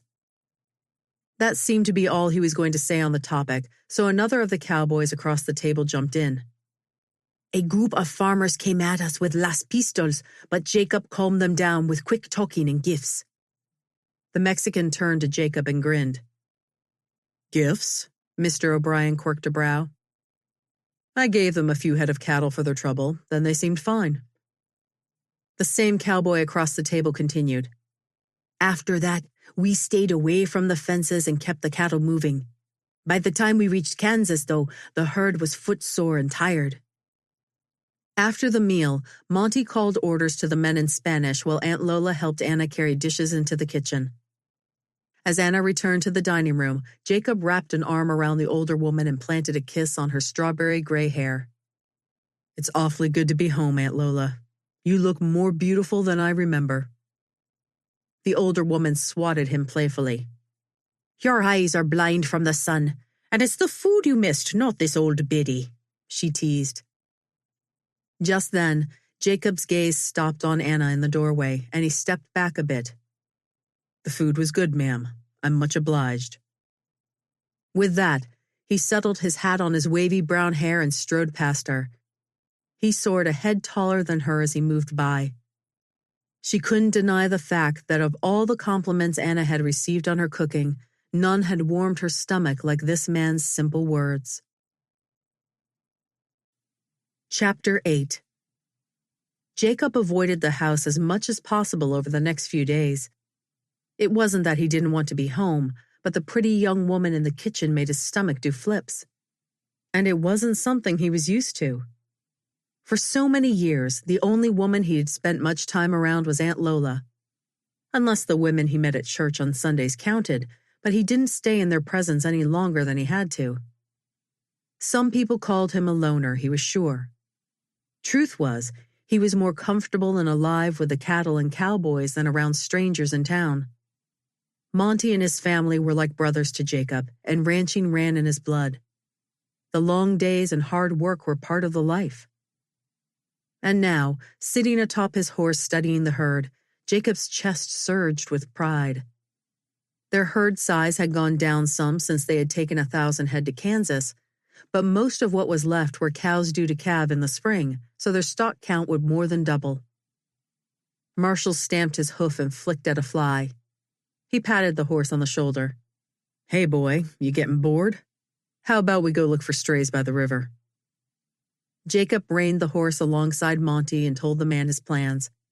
Even though Jacob was part owner of the ranch and rode with the cowpunchers every day, Monty was still the foreman and was responsible for all the cowboys. Jacob respected the man's leadership and instincts and considered him a true friend. As he neared the river, Jacob slowed the horse to a walk and peered through the thicker brush where the longhorns liked to hide. Bordering the woods were scrawny oaks and eucalyptus trees, with cowwitch vine and more weeds than he could count growing up around and between them. He was so focused on scanning through the trees to his right, he almost missed the horse and rider on his left next to the river's edge. "Hello." Miss Stewart's soft voice came from atop the Appaloosa mare he had learned to ride on all those years ago. She appeared comfortable in the saddle, with the late morning sun illuminating her face. Something in his chest tightened. "Howdy." He touched the brim of his hat and reined in Marshall. The last thing he wanted was to hang around this woman in such a secluded area, but he couldn't simply ignore her. They might live on a ranch in the middle of Texas, but Pa had taught him decent manners. "You lost out here?" His voice was a bit brusquer than he'd intended, but his defenses rose in an effort to maintain his distance. She was a pretty thing, to be sure, with those piercing brown eyes and long dark lashes hiding under the brim of her bonnet. Her worn brown dress didn't do much to disguise her slender waist or the fact that she curved in all the right places. "I'm afraid you've caught me," she said with a sheepish grin.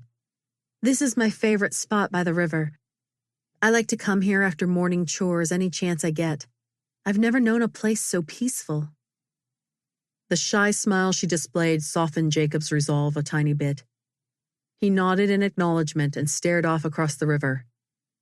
"It's a nice spot, one of the prettiest on the Guadalupe." "Is that the river's name? The Guadalupe?" She let the word roll across her tongue, as if tasting it for flavor. It came out in a rhythmic melody, like the sound the river made as it flowed over rocks a little further downstream. He spoke before his mind realized what his mouth was doing. "I used to swim here when I was a boy. Ma would bring lunch and we'd have a picnic, just the two of us." So many times Jacob had gone back to those memories. The familiar ache tugged at his chest. "It sounds like you had a wonderful mama." Miss Stewart's voice broke into his reflections. He glanced at her earnest expression, but there wasn't sympathy there, only understanding. She'd lost her mother too. Could she help bear his burden? Jacob turned away from her intense gaze. Time to get this conversation back in a less emotional direction. "So I hear your brother has the makings of a pretty good cowhand." Her face brightened at his words. "Do you think so? Monty says he's learning faster than most, but he's just a boy still." Jacob leveled her with a strong look. "He's 15 years old, and in Texas, that's old enough to be a man and then some. The boys say he's doing a fine job learning to rope, and he seems to have a way with the ornery cattle. His demeanor is calming so the animals aren't afraid of him. Much like you," Jacob added to himself. "You should be real proud of him." Anna's expression turned soft as he spoke, and pride shone in her eyes. "He is good with animals, isn't he? Just like Papa was." The last part was spoken so softly he almost missed it. "Your pa is gone?" He regretted the words as soon as they left his mouth. He didn't want to know anything about this woman, not at all. "He died fighting Sherman's army after they burned our home in Columbia." A touch of bitterness tinged her voice, and he could tell the wound was still raw. No wonder, though. After losing both parents in her home, she was an orphan. He mumbled, "I'm sorry." Jacob had never been good with words, and his mind didn't seem to be ready to change that fact now. But Anna seemed to understand what he meant to say as she gazed at him with those liquid amber brown eyes. Then her demeanor changed as she squared her shoulders and raised her chin. "I'm glad Edward's doing well. He's always been a quick learner, and he'll work hard for you." Gathering her reins, Anna sighed. "I suppose it's time for me to head back. Today's laundry day." She gave him a wry grin. He was about to let her go, then remembered the barking he had heard that morning. "There's a coyote in the area. Did you bring a gun?" She raised a dark eyebrow at him. "No, I didn't think I'd need one." He shot her a scowl. "You always need a gun out here. You never know what animals you'll come across. Men, too. With all the soldiers coming home from the east, you never know who you'll meet up with, and not all of them are honorable. A surge of protectiveness rose in him toward this woman, barely more than a girl who had lost so much. Even if you can't shoot a gun, you should at least carry it. Her back stiffened. Of course I can shoot a gun. He ignored the look of indignation she shot him. Then you'd better start carrying one. I'll ride back with you as far as the herd. Without looking at her, he turned Marshall and started in the direction of the cattle. His skin tingled from the dagger she was likely shooting at the back of his head, but he didn't stop. Stubborn woman. She couldn't see what was good for her if it bit her on the nose. After a moment, the thud of Bandita's hooves sounded behind him. His tone had been harsh. Should he apologize? But he was just trying to protect her. He slowed Marshall enough to allow them to catch up. Anna rode beside him without speaking. Her posture in the saddle was excellent. She didn't ride side saddle like most city girls, but sat astride, the extra material in her dress covering her legs and draped across the mare's rump. The silence was stiff between them, and at last he made an effort toward a truce. How do you like Dita? He asked, nodding toward the Appaloosa mare. Anna's shoulders relaxed, and some of the tension left her face. She's wonderful. She reached down to rub the mare's neck. She's so responsive to the touch and loves to move out as much as I do. He bit back a grin. It seemed he'd found a topic she was enthusiastic about. He nodded. She's the horse I grew up riding. She taught me how to cut calves, and we had more than a couple of good runs. She's a fast one, for sure. Anna caught him a sideways look, a mischievous gleam in her eyes. This is usually the spot where we get to canter. A grin tickled his jaw. Well, don't let me hold you back. But she was off before he finished speaking. Jacob gave Marshall his head in a hard squeeze, and the gelding responded with a forward leap, as eager to catch the mare as Jacob was. He allowed the grin to break loose. Anna held Bandita to a steady canter, and he soon caught up. They stayed in an easy lope until the herd of Longhorn came into sight. Reining the horses back to a walk, Anna let out an exhilarated breath. Boy, that felt good. This captivating woman drew him despite the call of his work, but the other cowboys had already stopped to gawk at them with their curious stares. Thank you for the escort, Mr. O'Brien. I'll bid you good day now. Mr. O'Brien is my paw. You might as well call me Jacob like everyone else does. She hesitated, her eyes clouding so he couldn't read her expression. Was she too uppity to use his Christian name? She'd need to get over that, because on the ranch, common sense ruled. They had more to worry about than whether or not it was proper for her to use his first name. Finally, a weak smile touched her lips. I suppose it wouldn't hurt. It will make things less confusing, to be sure. And with that, she squeezed Bandita into a jog, calling over her shoulder, Goodbye, Jacob. He couldn't help but sit there and gaze after her. This woman was so different than anyone he'd ever met. She was a mixture of caring and spunk, innocence and strength. He didn't know quite what to think of her. He'd been so careful not to get himself wrapped up with anything that would detract him from his work on the ranch. And if anything could be a distraction, a female would be. At church the next Sunday, Anna sat in her usual seat between Aunt Lola and Edward. The only difference was Jacob's rich tenor voice that wafted to her from the older woman's other side as they sang the opening hymn. When peace like a river attendeth my soul, when sorrows like the sea billows roll, whatever my lot, thou hast taught me to say, it is well with my soul. The words washed through Anna like a rain as she added her clear alto harmony. Throughout the sermon, she kept going back to the words of the hymn. It is well with my soul, no matter what. Lord, please teach me to trust in you, so I can say in any circumstance, it is well with my soul. After the service, Anna stood under a pecan tree in the churchyard with her little clan of cowboys. Mr. O'Brien and Aunt Lola greeted an older couple from one of the ranches north of town. Juan recounted a story for Edward from a church he'd attended in Mexico. A hand touched Anna's arm. Turning, she expected Aunt Lola's wrinkled smile, but instead found a wide grin on the face of a little blonde slip of a woman just a few years older than Anna. "Hello," the woman began in a bubbly voice. "I hope you don't mind, but I just had to introduce myself. I'm Virginia Wallace. We live on the farm just past the Double Rocking Bee. I've seen you at church the last couple of weeks and have been dying to meet you." "I'm pleased to meet you, Mrs. Wallace. I'm Anna Stewart." "Oh, call me Virginia, or better yet, Ginny. And over there talking to Reverend Walker is my husband Everett with our little girl Katie. She's a handful, that one, but such a joy, too." Ginny glowed with motherly pride as she talked of the girl. "She does look precious."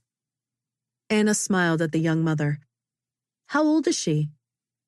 "She's 3 now, but will be 4 by the time the new little one arrives." Ginny rubbed her slightly expanded midsection, a hint of pink rising in her cheeks.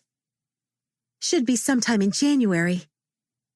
"Oh, that's wonderful." Anna touched the woman's arm. Ginny grabbed Anna's hand in return and gave her a delighted smile. "Oh, I just know we're going to be good friends. It gets lonely out on the farm, so it'll be nice having someone my age within riding distance. I hear you and your brother are working on the Double Rocking Bee." Anna laughed at the petite woman's exuberance. "Yes, I do the cooking there, and Edward is one of the cowboys. It's a new venture for us both, but we've settled in." "I'm so glad to hear it. Well, I need to run now. Everett'll be hungry and it's a long ride home. See you soon." As the little blonde magpie hurried off, Anna smiled to herself. It would be so nice to have a friend and neighbor like Ginny. Chapter 9. The next few days flew by as Anna consumed herself with her work. She was determined to make her meals the best they could be, the highlight of the men's days. She scoured her memory for every dish her mother or neighborhood women had made. As her repertoire grew, Anna began experimenting with food mixtures and seasonings. Most of the men had grown up in Mexico, where the food was cooked with peppers and strong spices. The first time she fixed tamale pie for the men, they responded with such impassioned thankfulness that her heart grew 2 sizes. The next day, Anna prepared arroz con pollo for supper. She had spent hours in preparation, seasoning the tomato sauce to just the right flavor and hovering over the chicken so it boiled to the perfect tenderness. She hoped the men would find the taste satisfactory. After Mr. O'Brien's prayer came the typical mad scramble to fill plates and scarf down food. As the men took their first bites, Anna held her breath and searched the faces around the table to catch their expressions. Many were so weather-worn they took on the appearance of dark, wrinkled leather, making them harder to read than an Indian chief. Juan was the first to speak. In a hushed, reverent tone, he declared, "Señorita, will you marry me?" Every noise in the room ceased except for Anna's sharp gasp. The tough leather around Juan's eyes crinkled and his cheeks creased to reveal dimples as big as valleys. The dark brown skin made his coffee-darkened teeth appear a stark white. "The food you make is so magnificent. I only think to pay you the highest honor I know. You make magic on la cocina, señorita." There was a general murmur of agreement as the cowboys went back to devouring their food, but Anna's cheeks burned as hot as the fire she used to cook the meals. She glanced at Jacob. His deep blue eyes penetrated her. She couldn't read his expression, a mixture of approval and something else. It looked almost like jealousy, but couldn't be. She wasn't sure what emotions she read there, but they held her captive for several seconds before she found the strength to look away. Just then, a crash of thunder reverberated through the room. Anna must have jumped 6 inches from the surprise of it. She placed a hand over her racing heart. "It's going to be a rough one this time," Paco announced in his lilting Mexican accent. "The wind, she was strong." As if he had summoned it, a distant shriek of wind called from outside the sturdy walls. With that howl echoing through the room, the buoyant mood changed to a somber scene. The men went back to eating, heads down and food shoveling into their mouths as if this was to be their last meal. Another crack of thunder broke just as a flash of lightning illuminated through the doorway into the kitchen. For once, Anna was thankful there weren't any windows in the dining hall.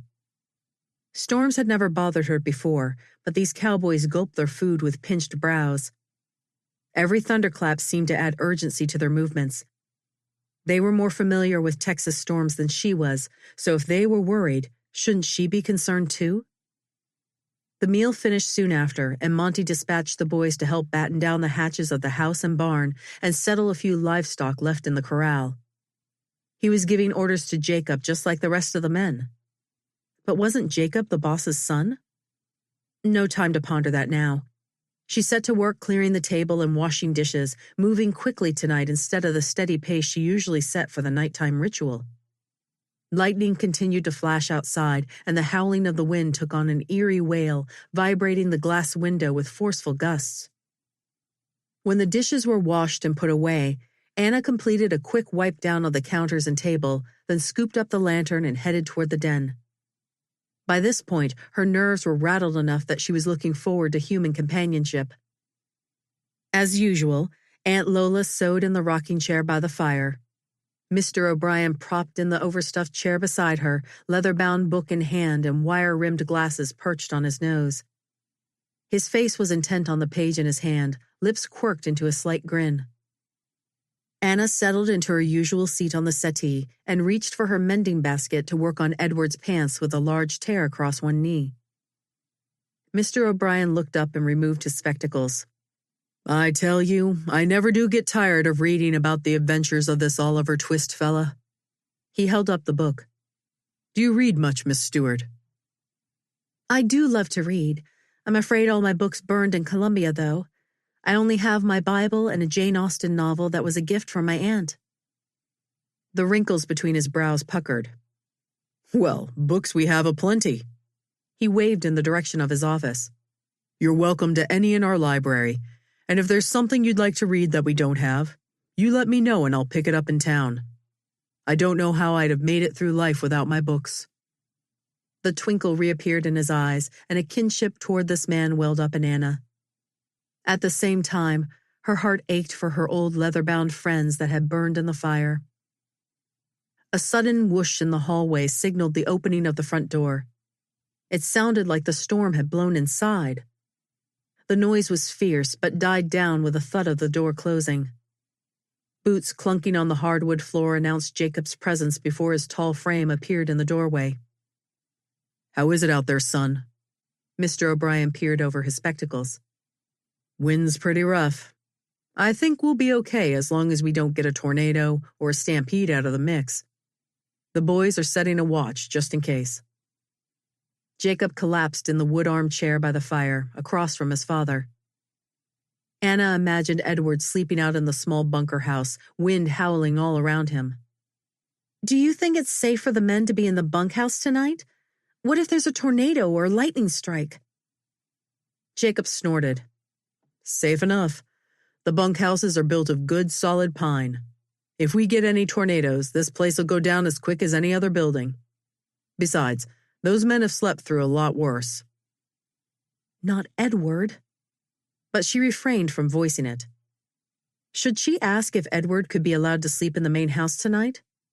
Her brother would most likely be mortified, but at least he'd be alive. Jacob eyed her with a hint of challenge, as if he could read her mind and planned to deny her request straight off. Her dander rose, but she clamped her mouth shut. At least Edward was in the same cabin as Juan. The older cowboy had weathered many storms in his years on the range.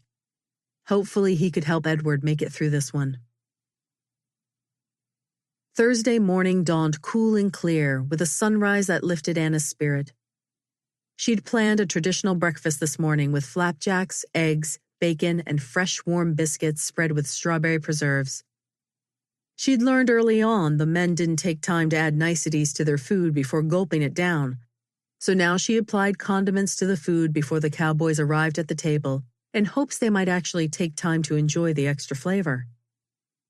She laid the serving dishes, piled high with food, strategically down the center of the long table, making sure a dish of each type of delicacy was within every man's reach.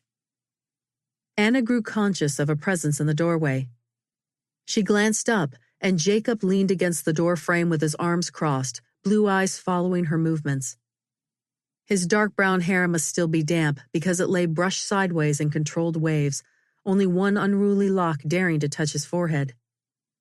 His blue plaid work shirt stretched across wide shoulders, the top two buttons open as if they couldn't contain his muscular frame. He didn't wear a vest like many of the cowboys, but his shirt fit snugly enough to expose a trim waist and flat stomach. He was gorgeous. He really was. But he was her boss, and she had no business swooning over him. Loving meant opening herself up to the possibility of losing. No, she wasn't planning to attach herself to anyone else. She was only there to protect Edward and provide them both a home. She had to keep her focus on those two facts alone. Food smells good. The words broke through Anna's thoughts, and she dropped her eyes to the plate of bacon in her hands. I've almost finished setting everything out. Would you like a cup of coffee while you wait? She peeked back up at him for a response. His square jaw made him look so strong and capable. Catching his nod, Anna scurried to the kitchen, relieved to leave his scrutinizing gaze. As she brought the steaming cup to him, Anna was careful to keep her eyes on the brew and hold it so her hand wouldn't brush his as he took possession. Just standing close to this man made her stomach do flips. He was her employer, after all. She needed to keep that in the forefront of her mind. I'm going to town today. His words brought her head up, shattering her intention to not make eye contact. Thought you might have a list of things you want me to pick up. Or maybe you'd like to go along? He asked the question like he didn't want to. I know it gets a bit lonely out here and you may want to see your family. It's up to you. Anna's heart did a little leap. She longed to see Aunt Laura and Uncle Walter again. They hadn't been at church last Sunday, and she wondered if they were ill. Do you mean it? Oh, I would love to go, if it's not too much trouble. He gave a quick nod.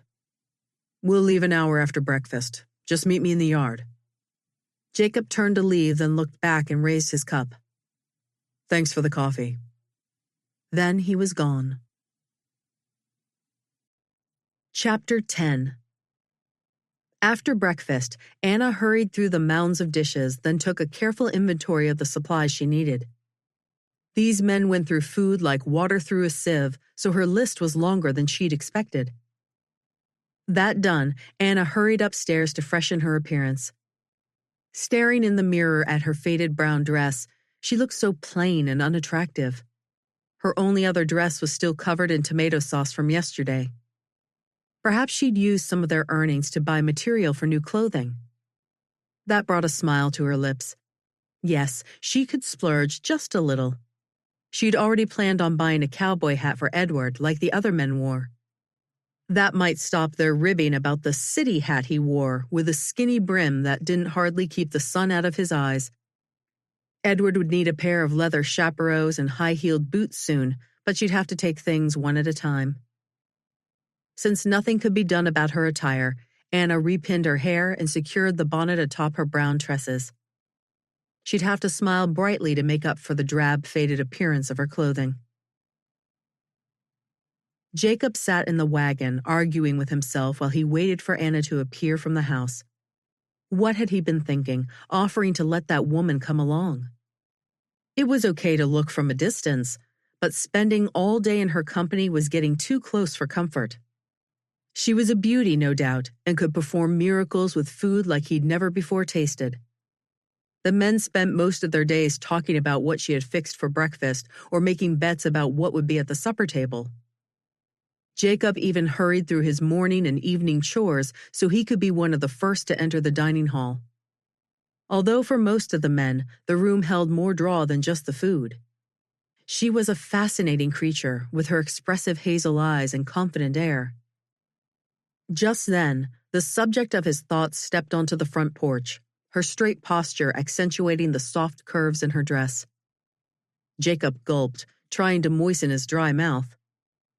As she strode toward the wagon, his mind finally kicked into motion. He should be on the ground, ready to assist her. It had been so long since he had been around any female, except Aunt Lola, who wouldn't hear of his coddling by helping her into the wagon. His manners were getting sloppy.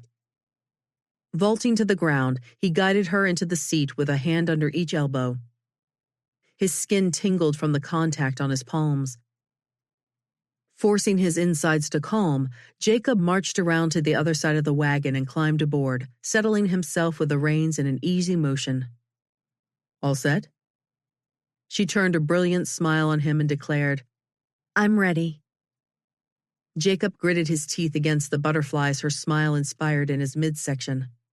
And when her thick skirt settled against his leg, the line in his jaw clenched a bit tighter. He flicked the reins across the horses' backs. "Giddy up." At the end of the ranch drive, he turned the animals onto the main road and settled in for a long drive. If that woman talked the whole way... But she didn't seem to be much of a magpie. After a long silence, she shared an anecdote from her work around the house. A little bit later, she chuckled about something funny Aunt Lola had said. Anna seemed to hold a special tenderness for his feisty aunt, and it was plain from their interactions the older woman shared the feeling. One thing for sure about Aunt Lola, she said what she meant and you always knew where you stood with her. Not like most women. The verdict was still out on Anna. She appeared to be sweet and genuine and seemed to understand him in an uncanny sort of way. Time would tell, though, if there was more to her than met the eye. The familiar sight of the concrete wall around Seguin had Anna bouncing in her seat. The air was thick with the scent of horses, chimney smoke, and a yeasty aroma from the cafeteria on the corner. Jacob's manner was stiff when he helped her from the wagon in front of Stewart's Mercantile. "I've got a few other stops. Will it give you long enough if I come back in a couple hours?" "That's perfect." She'd make every minute count. As she stepped into the Mercantile, the familiar aroma hit her with a wave of homesickness. A mixture of leather polish, pickle juice, and baked goods. She stopped to take it all in and almost jumped when Uncle Walter's booming voice came from the direction of the counter. "Anna, dear girl, what a pleasure to see you again." He strode around the counter, wiping his hands on an already smudged work apron. He enveloped Anna in a quick bear hug, then held her at arm's length as if to make sure she was whole. "How are you, girl? We'd best go find your Aunt Laura, or she'll never forgive me for stealing even a second of her time with you." Anna returned his grin. "I'm here for both business and pleasure, actually. I have a list of supplies we need to pick up today. Jacob will be returning in a couple of hours, so that should give you plenty of time to fill the order." "By all means, put me to work." He reached for her list. "I'll tell you what," she said in a conspiratorial whisper. "Let me visit with Aunt Laura for a while, then I'll come back down and help you put the things together. And I was hoping to look through your dress goods for new material." "It's a deal. I wouldn't pass up help from a pretty young lady for anything."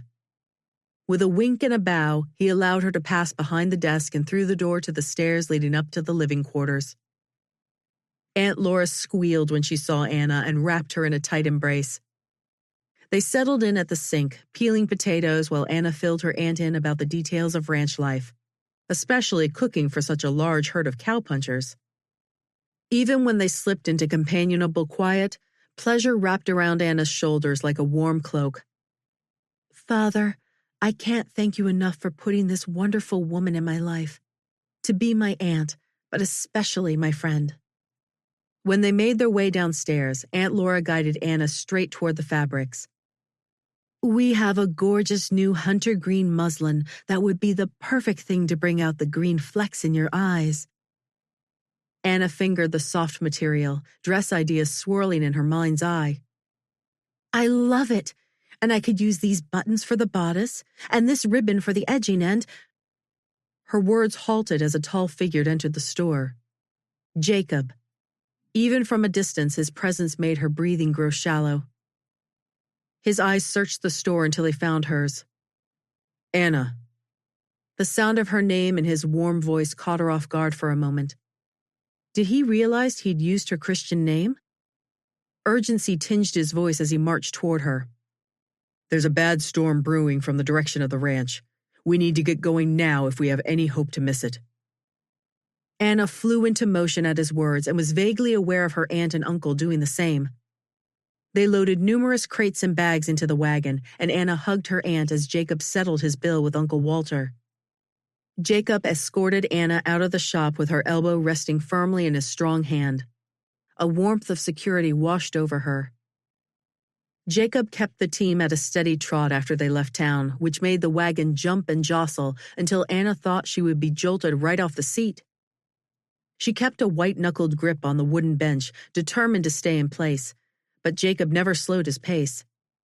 His blue eyes kept roaming to the dark, menacing clouds rolling into position overhead.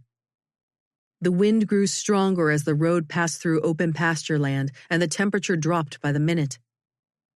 About half an hour after they left Seguin, the rain started falling in huge drops. Still holding onto the seat, Anna squinted against the moisture blowing in her face. I think there's a small blanket under the seat, Jacob called over the noises of the wind and raindrops on the wagon. Anna reached down between her legs and ran her hand along the wood until her fingers touched soft cotton. Without warning, one of the front wheels hit a deep rut, thrusting Anna head first over the footboard. A strong arm tightened around her waist, dragging her back up to the seat. She blinked and looked around to get her bearings, finding herself tucked next to Jacob's side. Are you okay? He turned his face toward her ear so his words would be heard over the storm. The warmth of his breath on her face made Anna's skin tingle, and she wasn't sure if her rapidly beating heart was due to her near tumble over the edge of the wagon or from being tucked under Jacob's arm. He was still looking at her with concern on his face. Anna nodded and yelled above the din, "I'm fine!" Before she could disentangle herself from his protective grip, the sky opened up and chunks of ice the size of silver dollars began falling. Anna gasped and burrowed deeper into Jacob's side to escape the sting of ice pelting her skin through the thin cotton of her dress. The wagon lurched as the horses moved faster to get away from the cold assault. Jacob's arm tightened around her as he moved the reins into both hands for a better grip. "What can I do?" she yelled, lifting her face toward his ear to be heard through the racket. "Hold on," he called back. "There's no cover for a couple of miles, so we have to push on. And pray." Anna obeyed on both counts. She clutched Jacob's side with both hands as she curled into his warm protection. "Lord, please guide the horses and keep them from bolting. Give Jacob strength and wisdom to get us home safely." Chapter 11. The hail lasted for about 10 minutes, but it seemed an eternity. Jacob's shoulders tensed in preparation for the horses to bolt against the frightening phenomenon. Even after the sky stopped showering large masses of ice, the rain continued in torrents. Jacob was thoroughly soaked, except for the side where Anna's warm body pressed against him. He tilted his head to rest on top of hers, so the rain flowing from his hat brim didn't soak her hair. Anna's bonnet had been pushed off her head when she'd almost catapulted over the front of the wagon, and her hair still smelled a bit like honeysuckle. This ride should have been miserable in the ice and rain, but the warm bundle tucked under his arm made it almost comfortable. As they finally entered the ranch yard, Anna shivered under his touch. She was such a slender thing and didn't have enough meat on her bones to serve as insulation. 3 men bolted from the bunkhouse, pulling their coats on as they came. One grabbed the horses' bridles while the other 2 began unloading the supplies. Anna had pulled away from Jacob when the wagon stopped and now sat huddled on the seat, arms wrapped around herself. He wasted no time in jumping from the wagon, then reached up to lift Anna down. "Can you walk?" "Yes, of course." Anna's teeth chattered so hard it was difficult to make out her words.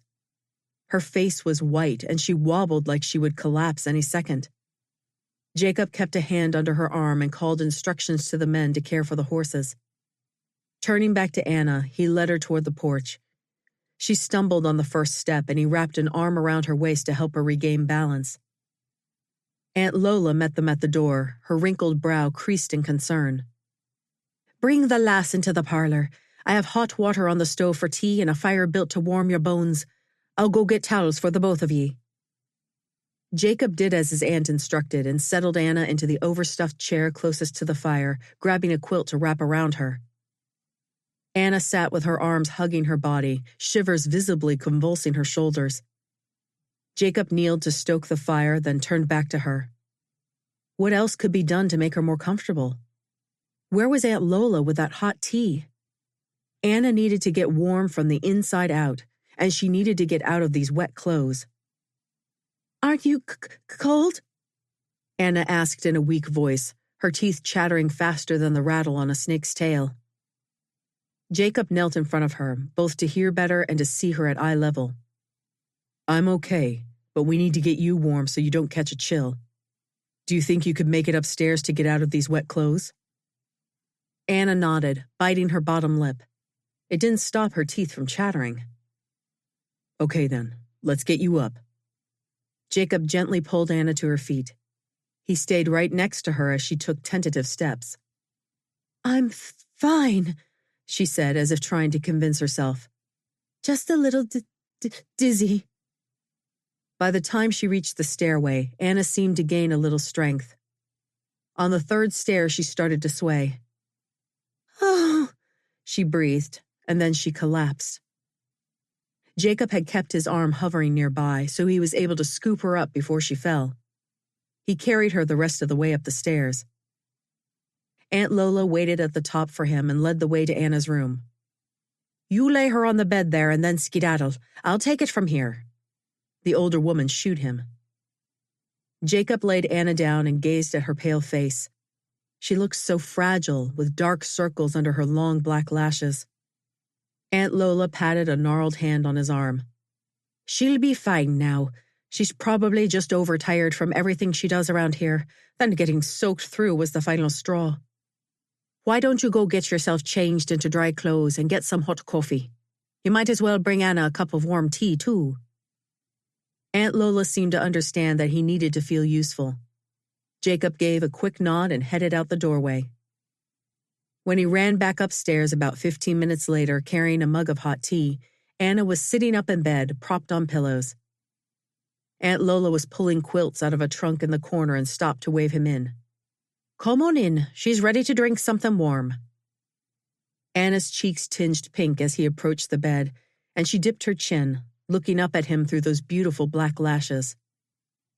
"How are you feeling?" It was all Jacob could get out. Seeing Anna lying there in her dressing robe, with skin still pale and her long brown hair flowing to her shoulders, caused a strange lump to clog his throat. He swallowed, trying to clear the obstruction. "I'm much better now." Anna's sweet voice sounded like an angel. "I don't know what happened to me. Getting a little wet shouldn't have done all that." Aunt Lola's "Humph" came from the trunk in the corner as she raised herself up to glare at Anna, wrinkled hands settled on her hips. "Missy, you've done more than get a little wet. I've been telling you for days now you're working too hard and you're going to make yourself sick if you don't get some rest. Well now, I'm going to see that you get that rest, and that's all there is to it. You're to stay in that bed all day tomorrow. I'll bring your meals up to you and you can sleep or read the day away." The feisty woman nodded as if the matter was settled, but Anna spoke up. "But I can't stay in bed tomorrow. The men need to eat, and it's the day to make the bread again, not to mention the garden vegetables need to be canned. I won't work too hard, I promise, but I can't stay in bed." Anna spoke the last few words with finality and a stubborn set to her chin. The weak little angel who had lain in bed 2 minutes ago was gone, replaced with a fighter. Jacob almost grinned, but one glance at Aunt Lola showed her Irish roots were kicking in, and she was looking forward to a good battle. He'd better step in before the boxers squared off. He hated to gang up against Anna, but it looked like she wasn't going to take care of herself, so someone else had better see to it. "If Aunt Lola says you need to stay in bed, then that's exactly what you're going to do." He spoke in a stern voice, but he wasn't talking to an ornery cow. Please. He added the last word with a touch of gentleness as Anna's eyes met his. A parade of emotions passed through them. First anger, then frustration, and finally resignation. Just for tomorrow, then. Turning to Aunt Lola, she added, And can you please bring me the mending stack so I can work on that while I sit here? Jacob did smile then. She was a bit hard-headed, to be sure. Anna awoke several hours later to a gentle rap of knuckles on her bedroom door. It be me, lassie, bringing stew to warm up your bones. The strong Irish brogue came from the other side of the door as it creaked open. Aunt Lola's petite frame backed into the room, shoulders hunched under the weight of the tray. Thank you. Anna cleared her throat, trying to rid herself of the sleep-induced tickle. I'm sorry you have to wait on me. I could get up and come to the table at least. Nonsense. I told you to stay in bed and I expect you to mind me. Anna gave a weak smile at the woman's mothering. She suspected Aunt Lola enjoyed the opportunity to play mother hen, but it irked Anna more than a bit to be sitting around while everyone else was working. After the tray was arranged just right on the bed next to Anna, Aunt Lola stepped back to examine the scene. There now. You just call down the stairs if you need anything. I'll be cleaning up a bit, so I won't mind the interruption. Anna's thank you was heartfelt, and she confirmed the words with an appreciative smile. And your brother was asking about ye, of course. I told him I'd check and see if you were up to having visitors tonight. Of course. I'd love to see Edward. Please tell him to come up any time. Aunt Lola nodded in confirmation. I'll send him up to sit with you while you eat. She turned toward the door but stopped, as if forgetting something. Oh, I almost forgot. I put your fabric and trimmings on your dresser over there. Anna's eyes followed the direction of Aunt Lola's finger, and she glimpsed 2 packages wrapped in brown paper, one about the size of a hat box and the other much smaller. Those are mine? Where did they come from? Aunt Lola looked at her, curiosity clouding her eyes. You brought them back with the supplies today. That's the prettiest dark green muslin I've seen in a long time. Will make a right lovely dress, it will. Anna sank back against the pillows, warmth flowing through her. Aunt Laura must have cut and packed the dress supplies while they were loading the wagon. What a wonderfully thoughtful thing to do. Despite her exhaustion, Anna's heart soared at the thought of a new dress. She had made do with so little for so long, but things were finally getting better. True to her word, Aunt Lola sent Edward straight up to visit while Anna ate.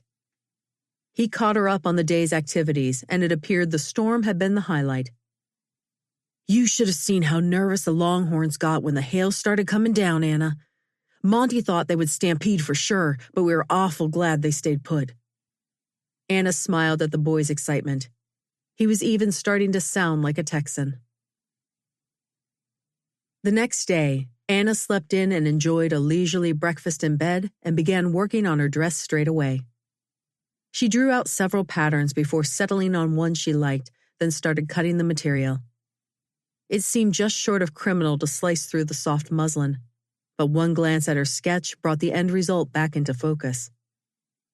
After a couple of hours of working on the dress, the pain across her forehead forced her to take a break from the exacting focus of the tiny stitches. Setting the fabric aside, she reached for her Bible on the bedside table and opened to the Old Testament. After flipping through several pages, she landed in the Book of Judges, and her eyes caught sight of Gideon's name. She began reading, enthralled with his victory over the Midianites. She'd forgotten how exciting the Old Testament stories were, and Gideon had always been a special favorite. She marveled again at the way he put so much trust into God's plan, even when it sounded like the craziest thing in the world to do.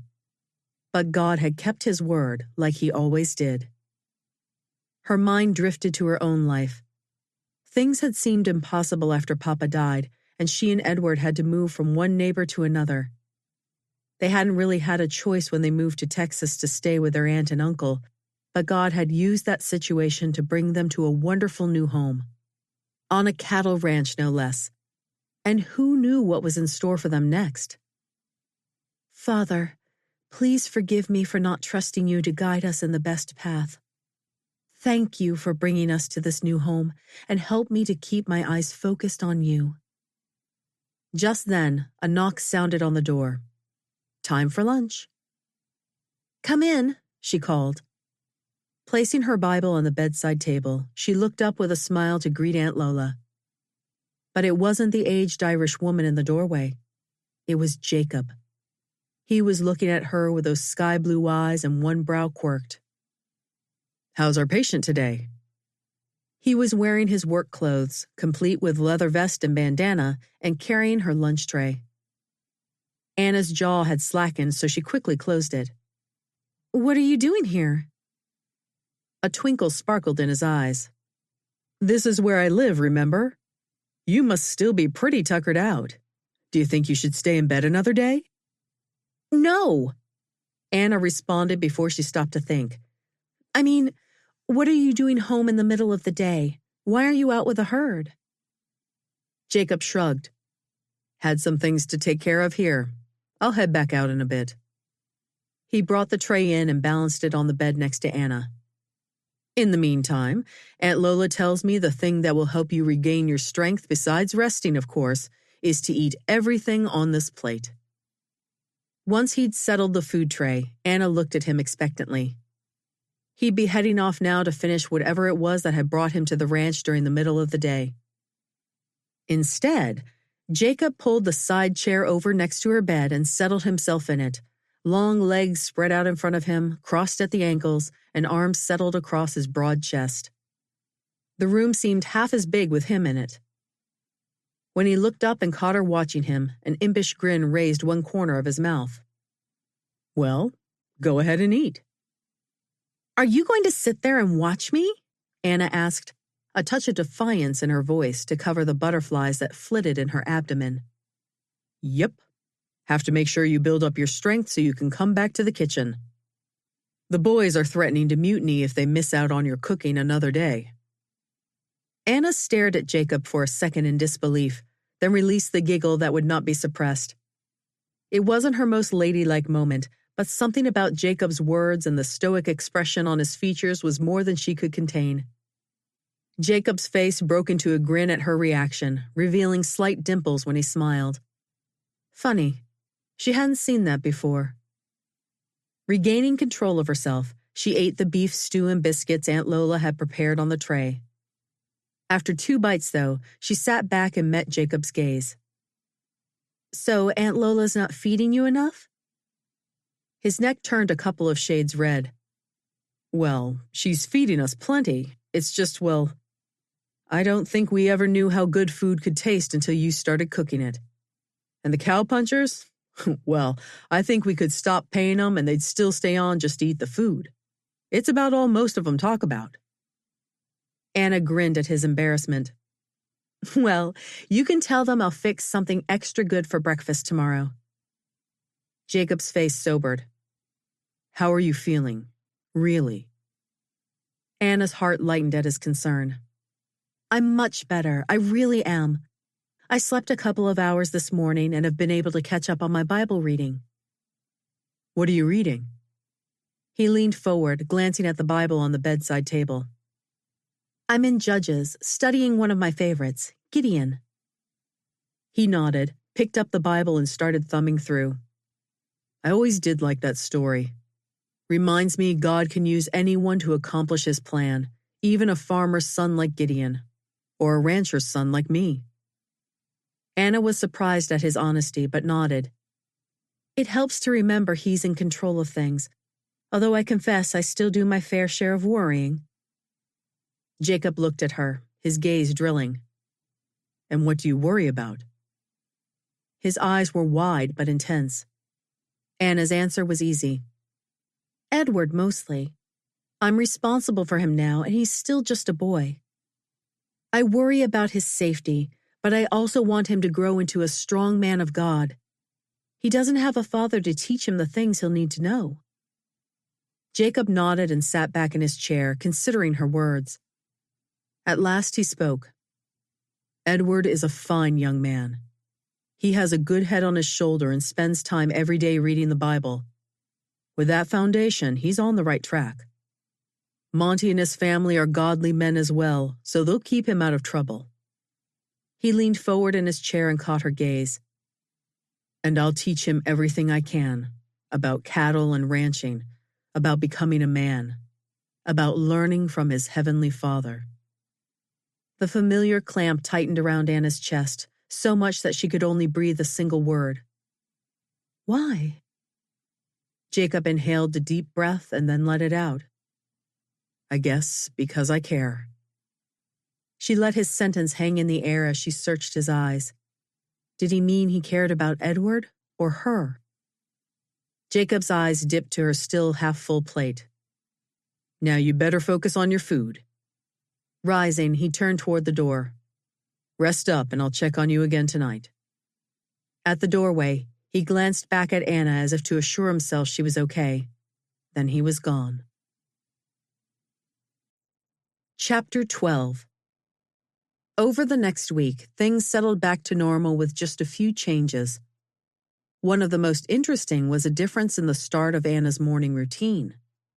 From the first morning she went back to cooking, a pail of milk and a basket of eggs awaited her on the work counter when she entered the kitchen. The first day, she assumed Aunt Lola had milked the cow and gathered eggs to help her ease back into her daily chores. But when she thanked the Irish woman, Aunt Lola said, Ye be getting your facts wrong, dearie. It wasn't me. You must have another little elf helping you. That was all she would say on the topic, but her dark blue eyes sparkled like she knew a secret.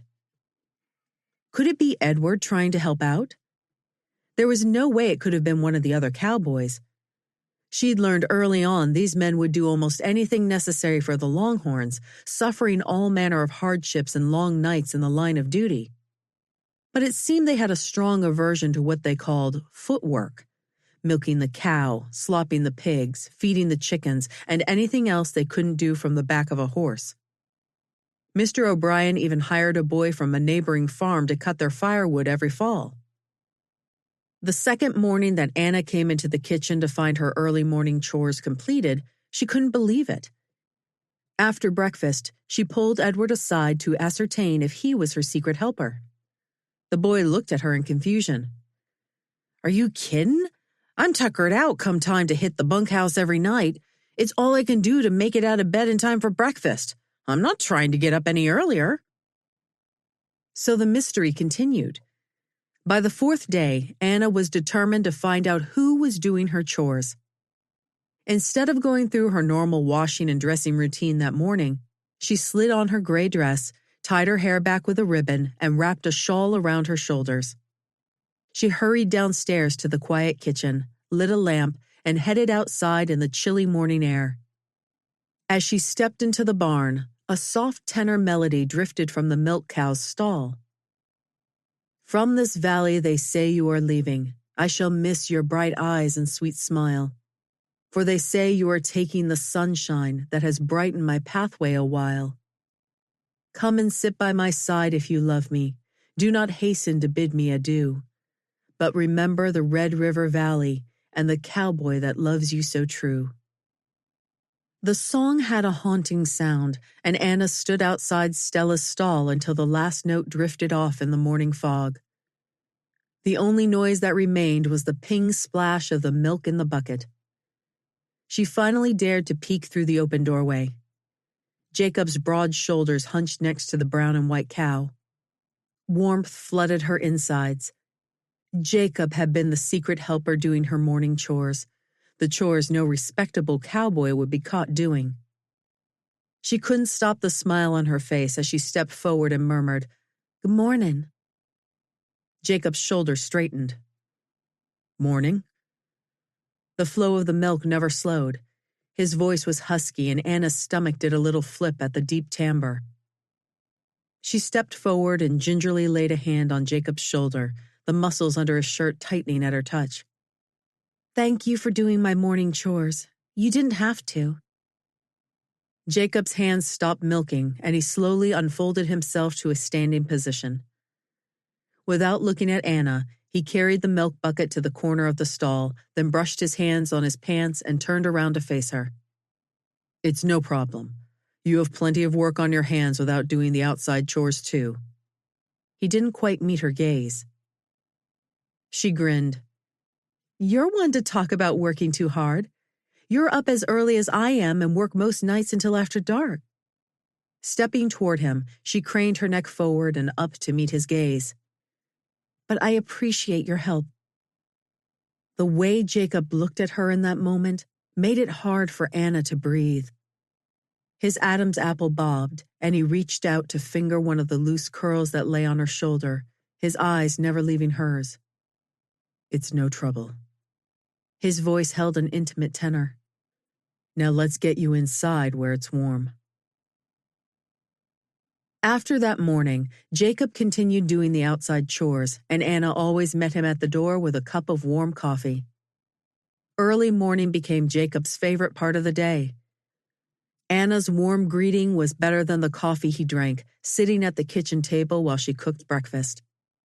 They never spoke many words during this time, but the silence was comfortable, like a favorite shirt. She seemed to understand him without needing to muddy the air with small talk. As he sat sipping coffee one Monday morning, Jacob couldn't keep his mind off the conversation he had had after church with Jared Thomas from the Lazy T Ranch. It seemed several of the area ranchers were missing cattle from their herds.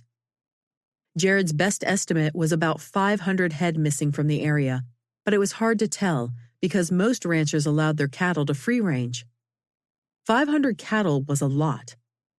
Cattle rustlers were pretty common in Texas, especially since so many soldiers, both Yanks and rebels, were coming back from the war. Most of the time, the rustlers were just hungry men trying to catch a free meal, or 10. It had been several years since they had seen a band of cattle thieves that worked on a larger scale. He squinted, thinking back to the last time he had seen the full double rocking bee herd. Had they looked smaller recently? They hadn't done a head count since the fall roundup, but it sounded like it was high time to do just that. Do you want to tell me what's wrong? Anna's soft southern accent came from the work table where she had stopped slicing tomatoes and stood watching him, expectation in her eyes. A small sigh escaped Jacob. He didn't want to burden Anna with his worries, yet she was so easy to talk to. Found out at church yesterday some of the ranchers are missing cattle. Jared Thomas says they suspect rustlers, but it's too early to tell. Anna went back to cutting tomatoes, a line forming on her forehead.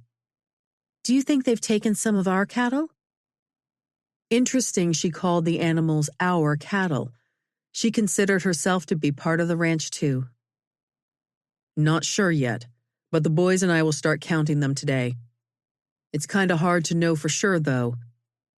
We only had about 1,000 head of heifers left after we made the drive to Kansas, but the boys have been branding the wild cattle that come on our land, so we should be close to 1,300 by now.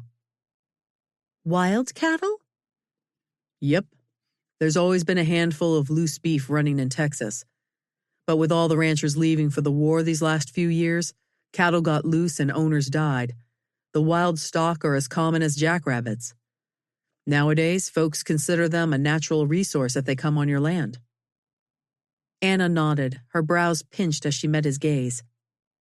Is there any way to find out who's doing the rustling? Jacob shook his head in frustration. Jared said they've reported the missing cattle to Sheriff Brown, but there's not much he can do until someone catches sight of the men. Don't know how many there are, but it sounds like a gang of them if several ranches are being hit. They're likely gathering up a herd to drive north and sell.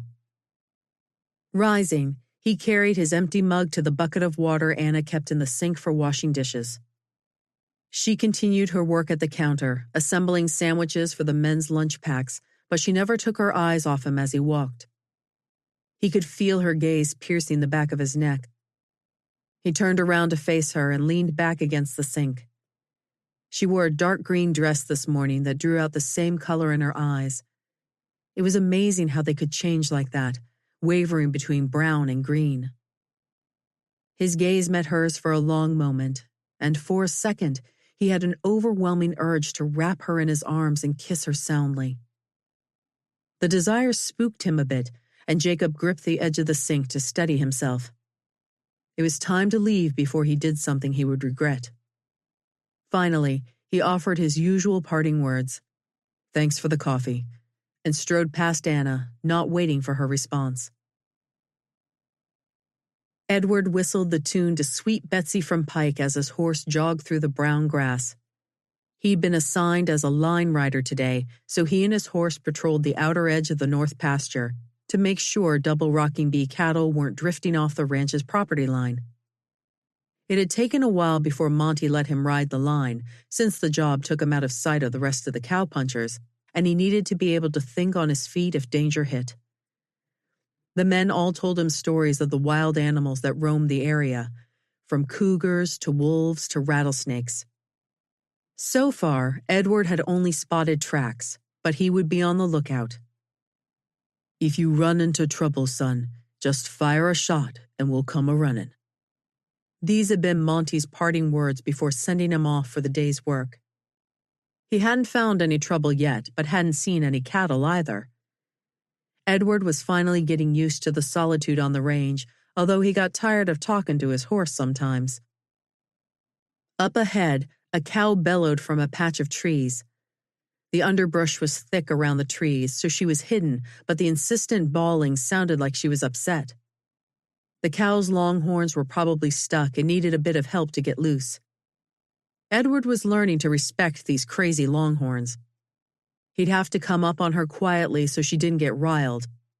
No matter what, he had to stay mounted on his horse. Jacob had drilled that rule into him until he heard it in his sleep. A cowboy on foot is helpless. You'll lose every time around these longhorns, and you'll probably die in the process. Never, ever get off your horse for any reason. As Edward entered the trees, a cow appeared through the branches. Sure enough, her horns were caught in the brush. From the trampled bushes and muddy ground around her, she'd been there a while, too. He opened the sheath that held his hunting knife and prepared to cut the vines restraining the cow. As he rode closer, the cow became almost frantic and started thrashing about. He backed his horse toward the edge of the trees, hoping to give her room to calm down. Her flaying must have loosened the vines, though, for she finally twisted herself free. But instead of turning to run away from him, the half-crazed animal charged straight ahead, bellowing like an angry bull. Edward's horse spun underneath him as it prepared to outrun the frantic cow, but Edward wasn't prepared for the sudden change of direction. As his horse bolted forward, there was nothing but air beneath him until his back hit the ground with a thud. He rolled over onto his knees, gasping as he tried to suck in the air that had just been knocked out of him. Just when his lungs began to work again, he became conscious of the raging cow charging about 15 feet away. One glance told him she was preparing to take out on him all her frustration at being caught in the bush for hours or days. The sharp tips of her dangerous horns would probably be the death of him today. Edward lunged to his feet and sprinted toward the tree line, but the cow had the advantage of momentum. When she was about 5 feet away, Edward closed his eyes but never stopped running. And then a whoosh clapped through the air. A ghostly scream from the cow. The ground shook beneath him. Edward didn't stop to look back until he made it to the other side of a stout tree. The sight that greeted him when he turned around made his jaw drop. Jacob sat atop his horse with a tight rope stretched between his saddle horn and the wild cow, now lying prone on the ground with a rope around her belly and front legs. The cow looked to be in shock and was breathing heavily. "Get on your horse!" Jacob yelled, never taking his eyes from the longhorn. Edward scrambled away from the tree and jogged toward his horse grazing about 50 yards away. Once he was securely mounted, Edward called, "Okay, I'm on." "Draw your rifle and aim it at this cow, but stay where you are. I'm going to ride forward to loosen the rope, but if she charges again, you shoot." His hands shook as he drew his Winchester and rested the stock in the crook of his shoulder.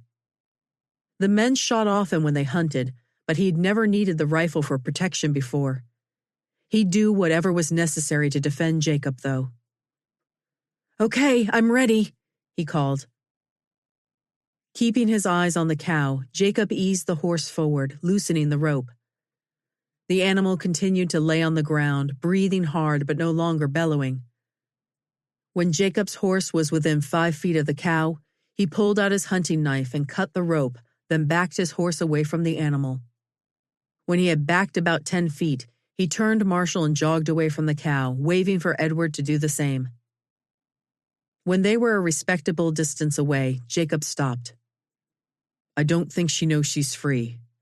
She's not hurt or she'd be bawling, just scared and thinks she's still tied up. At last, the animal started to struggle again, loosening the short rope, and scrambled to her feet. After standing unsteadily for a moment, she took a tentative step, then trotted off in the opposite direction. Edward let out a breath, and Jacob finally looked at him. You all right? Edward nodded, still a bit shaken from his near-death experience. I'm all right. You saved my life, though. Jacob grinned at him. I reckon someone had to since you went and got yourself in a fix. Come on, let's get back to the herd for now.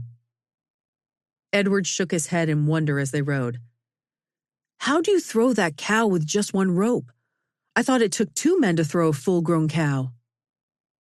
Yep, it does when you rope their horns and back legs. That's the way we normally do it because it's easier on the cow. The only way to throw a cow by yourself is to land a blocker loop over the hump. The top of the loop settles over the withers, and the bottom catches the front legs while they run and usually makes them take a tumble. It's a hard throw and pretty rough on the cow, so a good cowpuncher doesn't use it unless he has to. I reckon you had to this time, huh? Edward shot him a grin. Yep, your sister would have skinned me alive if I brought you home all bloody and full of holes. She probably wouldn't let me eat for a week, and that's not something I could abide. At the mention of Anna, Jacob added with a serious tone, What do you say we keep this to ourselves and not tell your sister? There was no harm done, and I'd hate to make her worry. Yeah, she already worries enough for both of us, Edward scowled. She's worse than a mama hen sometimes. Jacob laughed. Well, it appears from your little incident today that you need someone to worry about you every now and then. That night, the boys were extra noisy at dinner. Juan had given her a recipe for pork carnitas, and Anna had spent all afternoon making them. She worked hard to get the seasoning just right while not cooking the meat so long it became tough. Their praise now justified the effort. In between bites, several of the Mexicans were swapping stories about crazy longhorns they'd encountered over the years.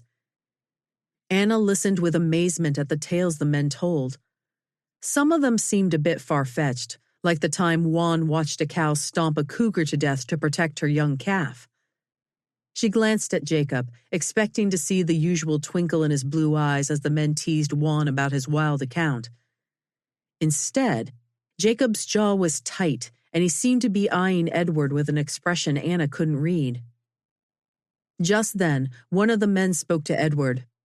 You know a bit about local cows yourself now, little brother, don't ya? Before Edward could answer, Jacob responded in a deep voice that came out almost in a growl. Let the boy eat, Paco. Can't you see he's still growing? The man who had asked the question looked at Jacob in surprise, but he didn't question the boss when he had been given an order. And Jacob's words had definitely sounded like an order.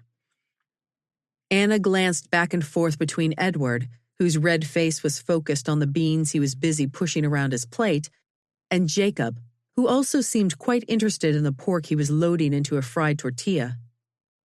She had a sinking suspicion something had happened, or almost happened, to put Edward in danger, and she would find out what. Anna knew better than to question either man in front of the whole crew, but the moment she got Edward or Jacob alone, she'd have the truth. Every detail of it. As Jacob finished his last apple tart, he chanced one more peek at the stony look in Anna's eyes and the firm set to her jaw. Yep, she was mad, and she hadn't even heard the story yet. He let out an internal sigh. Apple tarts were usually one of his favorites, but he couldn't taste the flavor this time with those pretty brown eyes shooting daggers at him. As the men stood and headed toward the bunkhouse, Jacob rose with a mental groan. Edward glanced at him with a question in his eyes. "Go on out to the bunkhouse with the rest of the men. I'll see you in the morning. And I'll handle your sister." While the room cleared, Jacob stood near his chair, shifting from one foot to the other. Anna stomped back and forth from the dining room to the kitchen, carrying dirty dishes. For a moment it crossed his mind to help her, but she looked mad enough to throttle anything that got in her way. He needed to find a way to calm her down, and she didn't even know what had happened yet. She didn't stop, just kept charging around the table, stacking dirty plates on her arm. Jacob finally walked up behind her. "Anna." Still no response or any sign she'd heard him. Jacob gingerly touched her shoulder. Her muscles were solid tension beneath his fingers. He turned her to face him, then took the stack of dirty plates from her hands and placed them on the table. When he moved back to face her, the hurt in Anna's eyes made his chest ache. Jacob stroked a finger down her temple, pushing an errant strand of hair behind her perfectly shaped ear. She shivered as his fingers moved over her skin, and he had to fight the urge to wrap her in his arms and press his lips to hers. Jacob's eyes moved to those beautiful lips. They probably tasted like the apple tart she had just eaten. "Jacob." Her voice broke through his thoughts. "Yes?" "Will you tell me what happened with Edward?" He looked in her eyes again, read the fear and uncertainty there, then let out a long breath and ran a hand through his unruly hair. "All right. Come sit down in the kitchen and I'll tell you everything." And he did. Jacob didn't spend a lot of time on the dangerous parts, and he focused on the fact that Edward was unhurt, but he did tell her everything. When he finished the story, Anna paced to the kitchen window and stood very still, staring out into the darkness. He couldn't gauge what she was thinking. She just stood there staring, but he held his tongue. She needed time to process this, to work it out in her mind. At last, she turned to face him. "I'm glad you were there." Jacob nodded and slipped over next to her. "I am too. I hadn't planned to be there. I was riding bog and saw a group of fresh tracks going away from the herd. After I had trailed them for a ways, I heard that crazy cow bellowing and headed toward the noise." Jacob focused a penetrating gaze on Anna. "It was God looking out for Edward, Anna. If I hadn't been there, God would have used something else to keep him safe." Her chin quivered a bit as she soaked in his words. "I know." Her voice was so quiet he almost missed it. When she looked up at him again with those luminous brown eyes, he couldn't stop himself.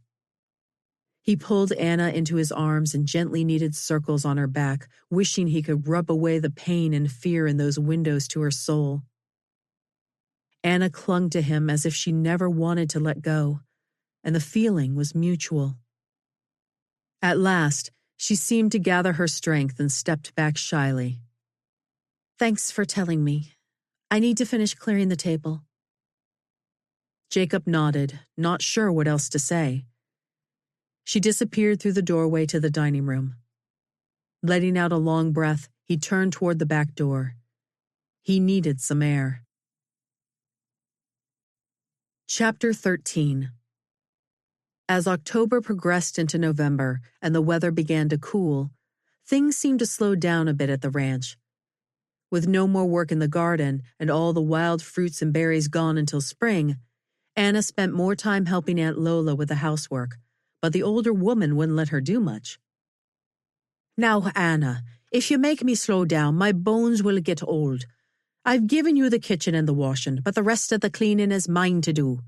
You're trying to make me die before my time, ye are." So Anna contented herself with her domain in the kitchen and dining room, as well as the laundry and a few of the heavier chores Aunt Lola would relinquish. The bit of free time left to her was usually spent reading or exploring the surrounding countryside on Bandita.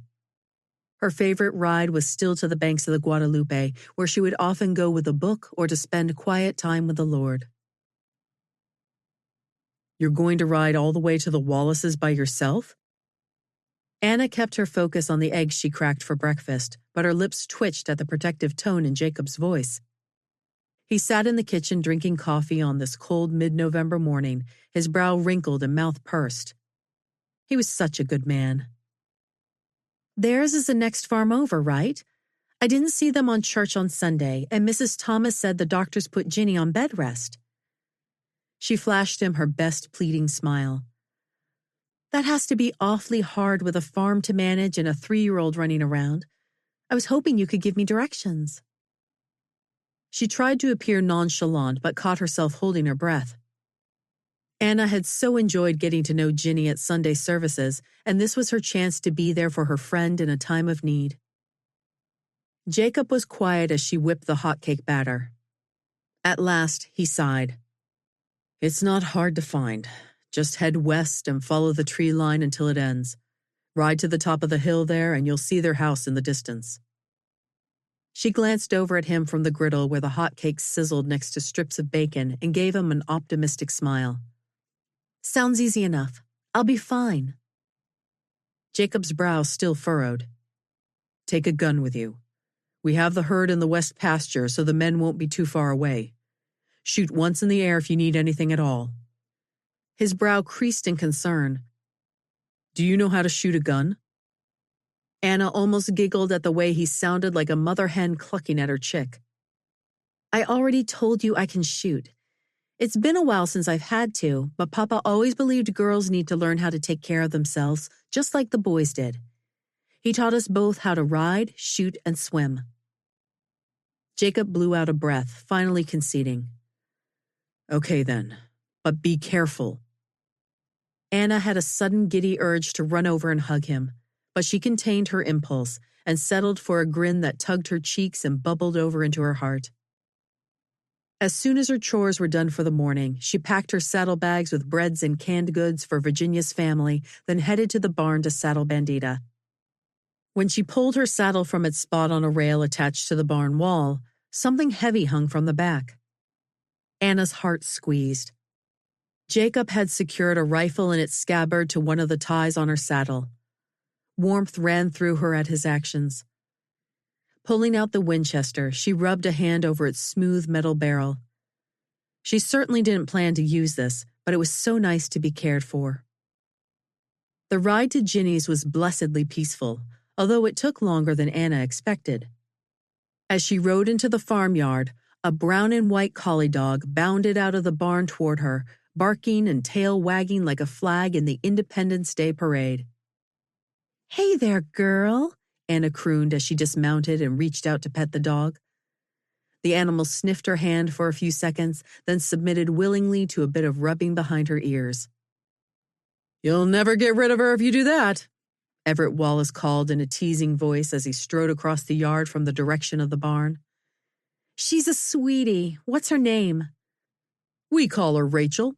She came with Virginia when we got married. Kinda like a dowry." He said the last comment with a rueful raise of his thick eyebrows. Anna laughed at his expression as she untied her saddlebags. "Well, every bride does need a dog." Everett chuckled too and lifted the bags off of Anna's horse. He had an easygoing, pleasant temperament that was a perfect blend to Ginny's vibrant personality. No wonder Ginny always got starry-eyed when she spoke of her husband. They were the ideal match for each other.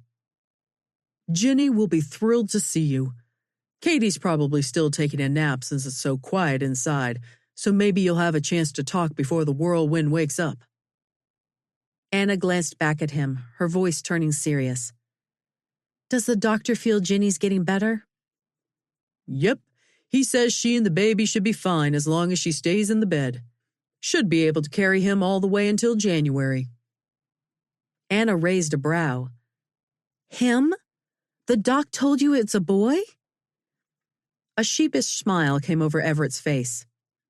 "A man can hope, can't he?" Anna laughed as she followed him up the porch and into the house.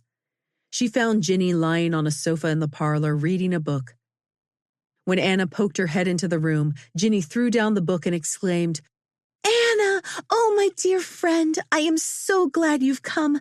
Sit down in this chair and tell me everything you've been up to." Anna chuckled at her friend's exuberance. "All right, but first you have to tell me what happened to you and how you're handling bed rest." By the end of an hour, Anna was caught up on Ginny's condition and the struggles of running a home from the couch, but Anna was relieved to find her friend still in good spirits. "Everett's been such a help through everything. He's patient with Katie, even though I know this has to be hard on him too." With a wave of her hand, Ginny continued with a devious twinkle in her eye. "Enough about me, though. I want to hear all about how things are going at the Double Rocking Bee. How is your tall, blue-eyed cowboy doing?" Heat crawled up Anna's neck, probably turning her cheeks the color of Ginny's bright red shirtwaist. She sat back in her chair and played with her thumbs. "He's not my cowboy. He's my boss, for goodness sake." "Pshaw." Ginny dismissed the words with a wave of her hand. "Anyone can see the two of you act like love-struck school kids when you're around each other." "We do not." Anna was taken aback by the thought. Ginny leaned forward, propped on her elbow. "Are you trying to tell me you're not attracted to him?" "Well, of course I'm attracted to him." This time the heat went all the way down to her toes. "But any girl would be. I just cook his food, that's all." Ginny lay back with a knowing grin. "You're lying to yourself, Anna Stewart, and you know it as well as I do. Has he kissed you yet?" Anna gasped and drew back. "No." "Oh, he will, don't you worry. And when he does, I want to hear all about it." Chapter 14. As November progressed, Anna planned a special Thanksgiving meal for her cowboys. The men had all been on the lookout for wild turkeys for the dinner, but the only thing they found was a herd of deer. So Anna killed a few chickens and served roast chicken and smoked venison with truffle gravy. Since Thanksgiving was an American holiday, she skipped the tacos and made traditional Thanksgiving foods like sweet potato casserole, bread pudding, cranberry sauce, apple pie, and even plum pudding that she brought flaming to the table amidst a round of cheers from the men. The memory of that happy occasion brought a smile to Anna's lips as she scrubbed bed sheets in the kitchen one cold December day. Today was laundry day for the family's clothing, but it was also the monthly day she washed the linens from the beds in the main house. Mr. O'Brien slept in the large bedroom on the first floor, while Jacob, Aunt Lola, and Anna each used a room on the second floor. With Aunt Lola doing most of the housework, Anna was thankful she rarely had to venture into the O'Brien men's rooms. The rest of the cowpunchers, including Edward, slept in the bunkhouse and were responsible for their own washing. She had a feeling their bedding was not laundered once a month, if ever. Maybe she should offer her services. Anna added some extra elbow grease as she scrubbed a large stain on Jacob's shirt. She studied the spot. Was that turpentine or carbolic acid? How in the world had he gotten the stuff on the back of his shirt? So many emotions flooded her when she washed this man's clothes. She hated to immerse them in the water that would remove the smell she had come to associate with him. A mixture of man and sweat and horse and cow, all wrapped into one very masculine scent. And sometimes a few stronger odors added in for good measure. Anna bit her lip to stop a grin.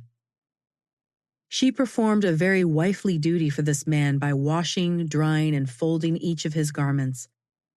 Her stomach tingled. Of course, she was performing the same service for his father and aunt, but there was something different about handling the clothing that touched Jacob's person. Ginny's words came back to her. Did Jacob have any feelings for her? Or was Ginny's reaction just female imaginings? He still did her early chores and stopped in for coffee every morning. Anna treasured those times and tucked them away to remember throughout the day. Sometimes they would talk about the cattle or the men or of the latest news from town, and sometimes they would not talk. and Jacob would simply watch her prepare breakfast and pack lunches for the men. Anna's respect for him grew daily as she observed his wisdom and the deep faith that penetrated everything he did. Anna sat back from scrubbing and stared down at the shirt in her hands. Was it more than respect she held for Jacob? He certainly made her stomach flutter when he turned those sky-blue eyes on her. Yes, it would be fair to say she was infatuated with him, although she'd worked hard to keep feelings of that nature at bay. He was her employer, and this was a good home for Edward and her. It was important she not mess this up. Jacob seemed to enjoy her company, but that wasn't too surprising since he didn't have much opportunity to spend time around female company. The kind he wasn't related to, that is. Of course, he didn't pay much attention to any of the single ladies at church on Sunday. Anna sighed. She wasn't likely to find answers by studying the buttons on his shirt, and it really didn't bear thinking about. She set aside that shirt and reached for another at the same time she reached for a new question. Hopefully one for which she could actually find an answer. What am I going to give for Christmas presents this year? This would be their first year without Papa or their home in Columbia, and it probably wouldn't be easy for Edward. She fought back the ache that rushed her spirit. She couldn't focus on their circumstances. Her focus had to be on making this special for Edward and for their new friends. She planned to add as much festivity as possible to the occasion by putting together a small gift for each of the men and Aunt Lola. But what should she give? She could use a bit of money from her earnings, but that money was precious. It was for their future. As Anna finished scrubbing the next shirt, her mind ran through various gift ideas.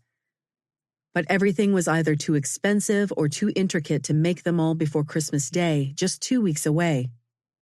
As she picked up the next item in the basket, one of Mr. O'Brien's bandanas, she examined it for stains. The cloth was frayed around the edges. And that gave her an idea. Christmas Day dawned clear and cold, and Jacob sat at the kitchen table with a cup of coffee as the sun rose through the small window. Anna was in her element, already scurrying about the kitchen, peeling potatoes, steaming the plum pudding, and rolling out pastry dough for pies. You're going to wear a hole in the floor if you keep flying around the kitchen like that. She glanced up with a nervous smile. Then her face turned to a questioning look as she sniffed the air. "My casseroles!" she gasped, spinning around to the oven. Grasping a corner of her apron in each hand, she jerked open the oven and peered in at the 2 huge pans full of bubbling yellow something. A wave of tantalizing smells drifted over to Jacob. The aroma was more than he could resist, pulling him to his feet and toward the root of the fragrance. He peered over her shoulder as Anna set the first pan on a warming pad. I hope you're not planning to make us wait till Christmas dinner to eat those." She shot him a teasing grin as she moved back to the oven to remove the second pan. "Papa always told me good things come to those who wait." Something about Anna's words drew his gaze to her lips, which formed a cute little pout while she focused on the casseroles. Protruding like that, their smooth surface was flawless. How warm and soft would they feel if he lowered his mouth to hers? He jerked his eyes away to outside the window. That rabbit trail was sure to lead toward trouble. His concentration needed to stay with the ranch and the cattle. Getting mixed up with a female was sure to be a distraction. With the talk of cattle thieves in the area, now was definitely not the time to let his attention wander. Jacob turned back to Anna. She sprinkled loose cheese on the casseroles, then stepped back to eye them. She looked so cute with her forehead puckered in concentration. "Can I help with something?" Anna glanced up at him as if she just realized he were still in the room. He wished he could forget her presence that easily. "Would you mind carrying these casseroles into the dining room and set them on the table?" As he moved forward to lift the first pan, an idea struck him and he turned to the woman. "Anna?" "Yes?" She looked up from the bread dough she was kneading, a hint of white dust on her cheek making his gut tighten a little. I was thinking of going for a ride down to the river after dinner today. If you don't have any plans, I'd be glad for you to come along." He cleared his throat. Why did he feel more nervous than a wrangler breaking a new horse? Her eyes widened and her brows rose. Was that excitement? "I'd love to. I'm afraid it might take an hour or two to get things cleaned up from the meal, but I'll be ready as soon as I can, if you don't mind waiting for me." Her eyes dipped back to the dough oozing between her tightly squeezed fingers. "Of course, if you'd rather not wait, I understand." Reaching forward to brush the white smear from her cheek, he couldn't help his answer. "Someone once told me, good things come to those who wait." With a chuckle at the red creeping into her face, Jacob picked up a casserole and headed toward the dining room, his mood lighter than it had been in a long time. It was going to be a good Christmas after all. The meal turned out to be everything Anna had hoped for. She'd managed not to burn anything, and the men offered their usual compliments on her talent with flavorings. Jacob seemed to especially like the yeast rolls smothered with warm apple butter, and she made a mental note of his choice. As they dug into dessert, the men discussed their plans for the afternoon, including a rousing checkers competition. Anna grinned as Edward promised to take home the pot quicker than any of you can count the checkers you lose. He was sounding more and more like a cowboy. "Well, little brother," Jacob announced using the nickname the boys had assigned to Edward, "I reckon you'll get your chance to prove it right after you and Beau finish cleaning up the kitchen." Anna turned to Jacob, her mouth dropping open. Out of the corner of her eye, she noticed Edward and Beau did the same. "Clean the kitchen?" Edward's voice cracked a bit, probably from disbelief. He would never disobey an order from Jacob, but she had to admit the assignment surprised her as well. Most cowboys considered work in the house to be beneath them. "Yep, I reckon your sister deserves the afternoon off since it's Christmas and all." Edward's head bobbed in assent, even as his eyes dropped down to the custard on his plate. Disappointment shrouded his features. But her heart leapt at the idea of not having to scrub pans after the meal. Maybe a little Christmas spirit could lighten his mood. "Well," Anna said as she rose. She picked up a stack of small parcels from the sideboard, each wrapped in brown paper and tied with a red ribbon. "I have a little something for each of you to celebrate the day." She moved around the table, handing out packages according to the name she had inscribed next to the ribbon on each. "It's not much, but I wanted you to have a little something special. You've all come to mean so much to Edward and me over the last few months." Aunt Lola patted her hand as Anna placed the little bundle into the older woman's grip. "You're a special one, Anna Stewart. I think we're going to keep you around." Anna squeezed the older woman's hand, emotion clogging her throat at the tears that glimmered in the dark blue eyes. When she made it back to her seat, Anna glanced around. The men looked expectantly at her. "Well, open them." She almost laughed at the way they tore into the paper. These rough cowboys were just overgrown boys after all. Anna peeked over at Jacob to catch his expression as he peeled the paper from the blue flannel bandana, the same color as his sky blue eyes. He fingered the soft cloth and rubbed his thumb across the letters J-O-B she had so painstakingly embroidered. Why had she given him such a silly gift? What did a cowboy care about a piece of cloth? He wouldn't know she had gone to 2 different stores to find flannel just the right color and had redone the stitches 3 times so the letters and his initials would be perfectly angled. When he looked up, though, Anna didn't see scorn in his eyes, only appreciation, and something else. "It's not much," she whispered, almost afraid to speak as the intensity of his gaze deepened. "It's perfect." A smile played on his lips. "Yes, perfect." The thank yous and muchos gracias, señoritas, tore Anna's attention away from Jacob as she settled into the warm spirit of Christmas giving. The next round of gifts came from Mr. O'Brien and included a bag of peppermint sticks and a $5 gold piece for each of them. Anna flashed him an appreciative smile. Gold pieces were not easy to come by since the war, especially in the southern states. After the meal, Jacob held Anna's chair while she stood, then touched her elbow as he leaned forward to speak softly in her ear. "If you'll get ready, I'll saddle the horses while you get your coat."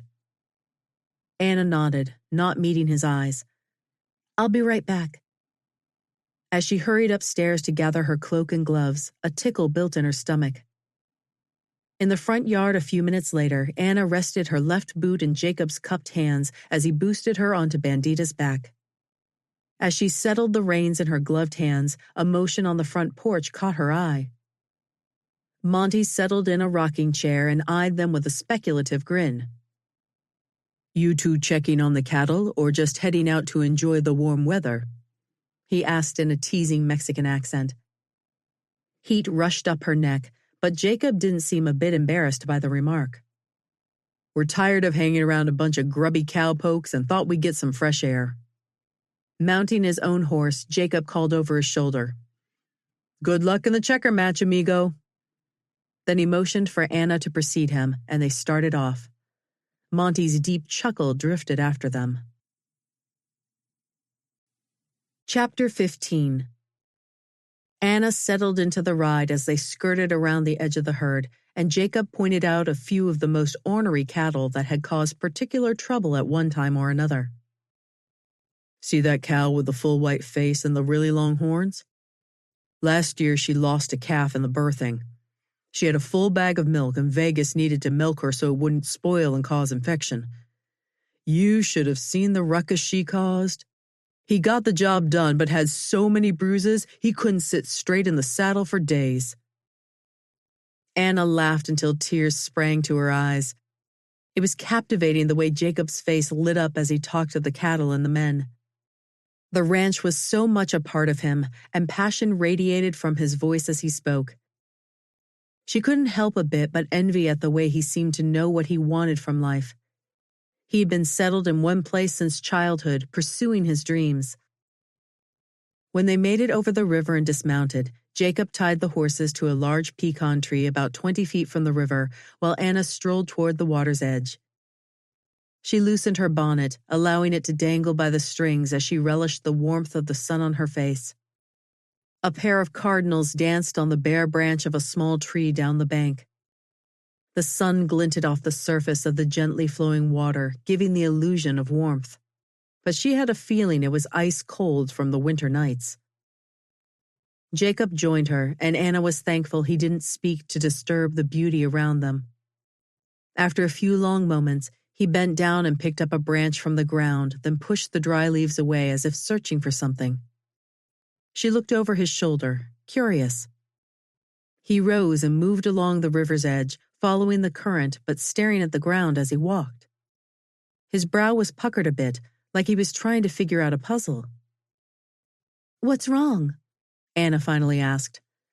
But Jacob just continued plodding downstream. Anna followed at a distance. What was he doing, and why was he ignoring her? They were almost out of sight from where they had started when Jacob squatted to examine the ground, then peered across the river. Hundreds of hoofprints molded the muddy patch of ground at the water's edge. They were not the rounded prints of horses, but the two smaller oval prints of a cow, and there were lots of them.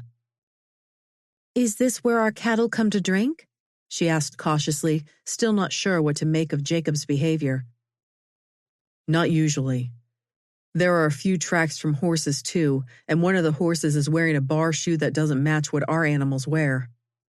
He sighed, rising to stand next to her. "These prints don't look like the cows just came to the water's edge to drink. It looks like they walked right out into the river. My guess is they were driven into the river and came out somewhere downstream on the other side." Anna stared at Jacob in horror, not liking the implications of his words. "Do you think it was the rustlers the other ranchers are talking about? How many do you think they took?" "It's hard to say for sure, but it looks that way. There are enough tracks to be about 50 head, but hard to tell for sure there, too. I guess we'll be adding a night watch for the herd. Anna studied Jacob's expression. He had a hard set to his chin and a worried look in his blue eyes. Losing 50 cows was not good for the ranch, but he was probably worried about the threat of losing even more. Still, the thought of their men running into a gang of bandits in the dark made her stomach queasy. Who would you send out for the night watch? Some of the older cowhands might welcome the solitude. We'll all take turns, 2 each night. The nausea in Anna's stomach threatened to bring back the plum pudding she'd eaten for dessert. Everyone? You too?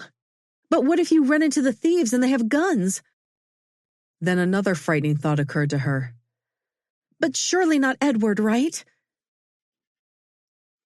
Jacob read the near panic in Anna's eyes and tread carefully. He turned to face her and laid a hand on each of her shoulders. Anna, night watch is part of a cowboy's life. We don't usually stay with the cattle when we're around the ranch, but if there's a threat to them, it has to be done. We all carry guns and stay in pairs, so there's not really much danger. Edward will be fine. He's a man now and a smart one at that. He knows how to handle himself, and I'll make sure he knows to head back for reinforcements at the first sign of trouble. In fact, I'll make sure I have night duty the same time as him so I can keep an eye out for him. As he spoke the last words, tears pooled in Anna's brown eyes. When one of them broke through the dam and rolled down her cheek, Jacob couldn't help himself any longer. He pulled her against his chest and stroked her back. She felt so good against him, like coming home. After a minute, Anna's shoulders relaxed and she drew a deep, shuddering breath, then took a step back, putting space between them. Jacob loosened his arms around her but didn't let her go completely, sliding his hands to Anna's elbows. He immediately missed her warmth against his chest. Anna focused her gaze on his chin, not meeting his eyes. Anna, look at me. She raised her gaze until it locked with his, those brown orbs stirring strong emotion within him. No matter what happens, God will be with us. He stroked her cheek, so soft but still a little damp from her tears. And if I can do anything about it, nothing will ever hurt you again. Jacob. His name on her lips was more than he could stand. Jacob leaned down and covered her lips with his own. Her kiss was every bit as sweet as he'd imagined, and he pulled her closer, sliding his hands around her waist. Anna reached her arms to his shoulders, touching the nape of his neck and adding fuel to his desire. He deepened the kiss, kneading her back and pulling her even closer. Craving flooded his body. Anna moved a hand down his chest, clutching his shirt. Jacob wasn't sure if she was pushing him away or pulling him closer, but the movement was enough to help him reclaim some of his senses. He took one last sweet taste, then ended the kiss, bringing his forehead to rest against Anna's. He stood there for a moment to catch both his breath and his self-control. Anna seemed to be doing much the same. Jacob. He moved back a few inches to see her face and cupped her cheek with his palm. Wow, she was beautiful. Lord, I'm still not sure why you brought this incredible woman into my life, but please help me not to blow it. Do you think we better head back now? The others might start missing us, and I need to get supper started soon. Jacob groaned and pulled Anna's head back to his chest. I don't know how you can think of food after that Christmas dinner we had. Giving her one last gentle squeeze, he finally released her. But I guess we'd better get back to the house, though. Knowing your brother, he'll be ready to eat a side of beef by the time we get there. Anna laughed, creating a warmth that spread through Jacob's chest. He's still a growing boy. Chapter 16. Over the next few weeks, the men took turns guarding the stock at night. Worry was Anna's companion during the darkness, especially when Jacob and Edward were on duty. But as time progressed and the men experienced no trouble, her fears began to fade.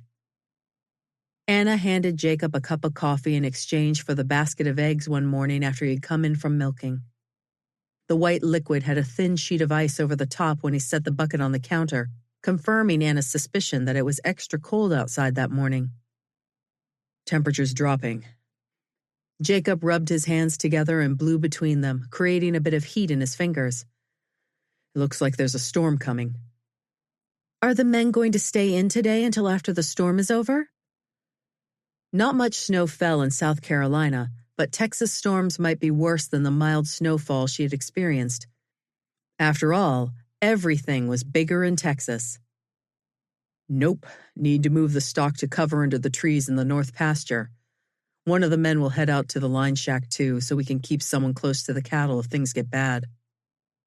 Anna looked up from stirring oats over the cook stove. The line shack? It's a shed out on the northern corner of the property. That area has the best cover when the snowstorms hit. The men take turns living there for a week at a time during snow season. That way, someone is always close by to open up water holes and help with early calving. Anna didn't like the sound of that, but she was learning these cowboys were a tough breed. They could handle anything that came at them and then some. And two, they all trusted in the Lord to keep them safe. That helped her bite back the concern she wanted to voice. Who will stay in the line shack first? Jacob took another swig of coffee, then set the cup down and shrugged his shoulders. That'll be up to Monty. But I do know you'll probably want to get food provisions ready for whoever goes. Mostly beans and cornmeal, but enough to last at least 3 weeks. A snowstorm did hit that day, and Anna was amazed at the fury it unleashed. After 2 hours of snowfall so thick she couldn't see more than 4 foot out the window, it finally slowed to a light misting. She'd planned a hot stew for dinner that night and was relieved when the men came in not long after their usual time, stomping off snow on the front porch and shedding ice-covered coats in the front hall.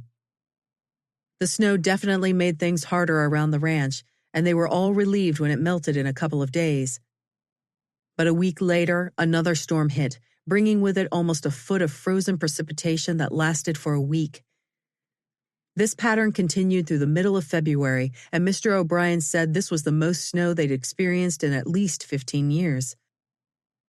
Each evening, the cowpunchers would drag themselves in for supper, exhausted from trudging through the snow or mud, pulling cattle out of drifts, breaking through thick ice to create water holes, and who knew what else. The men continued to take turns staying in the line shack, rotating each Monday.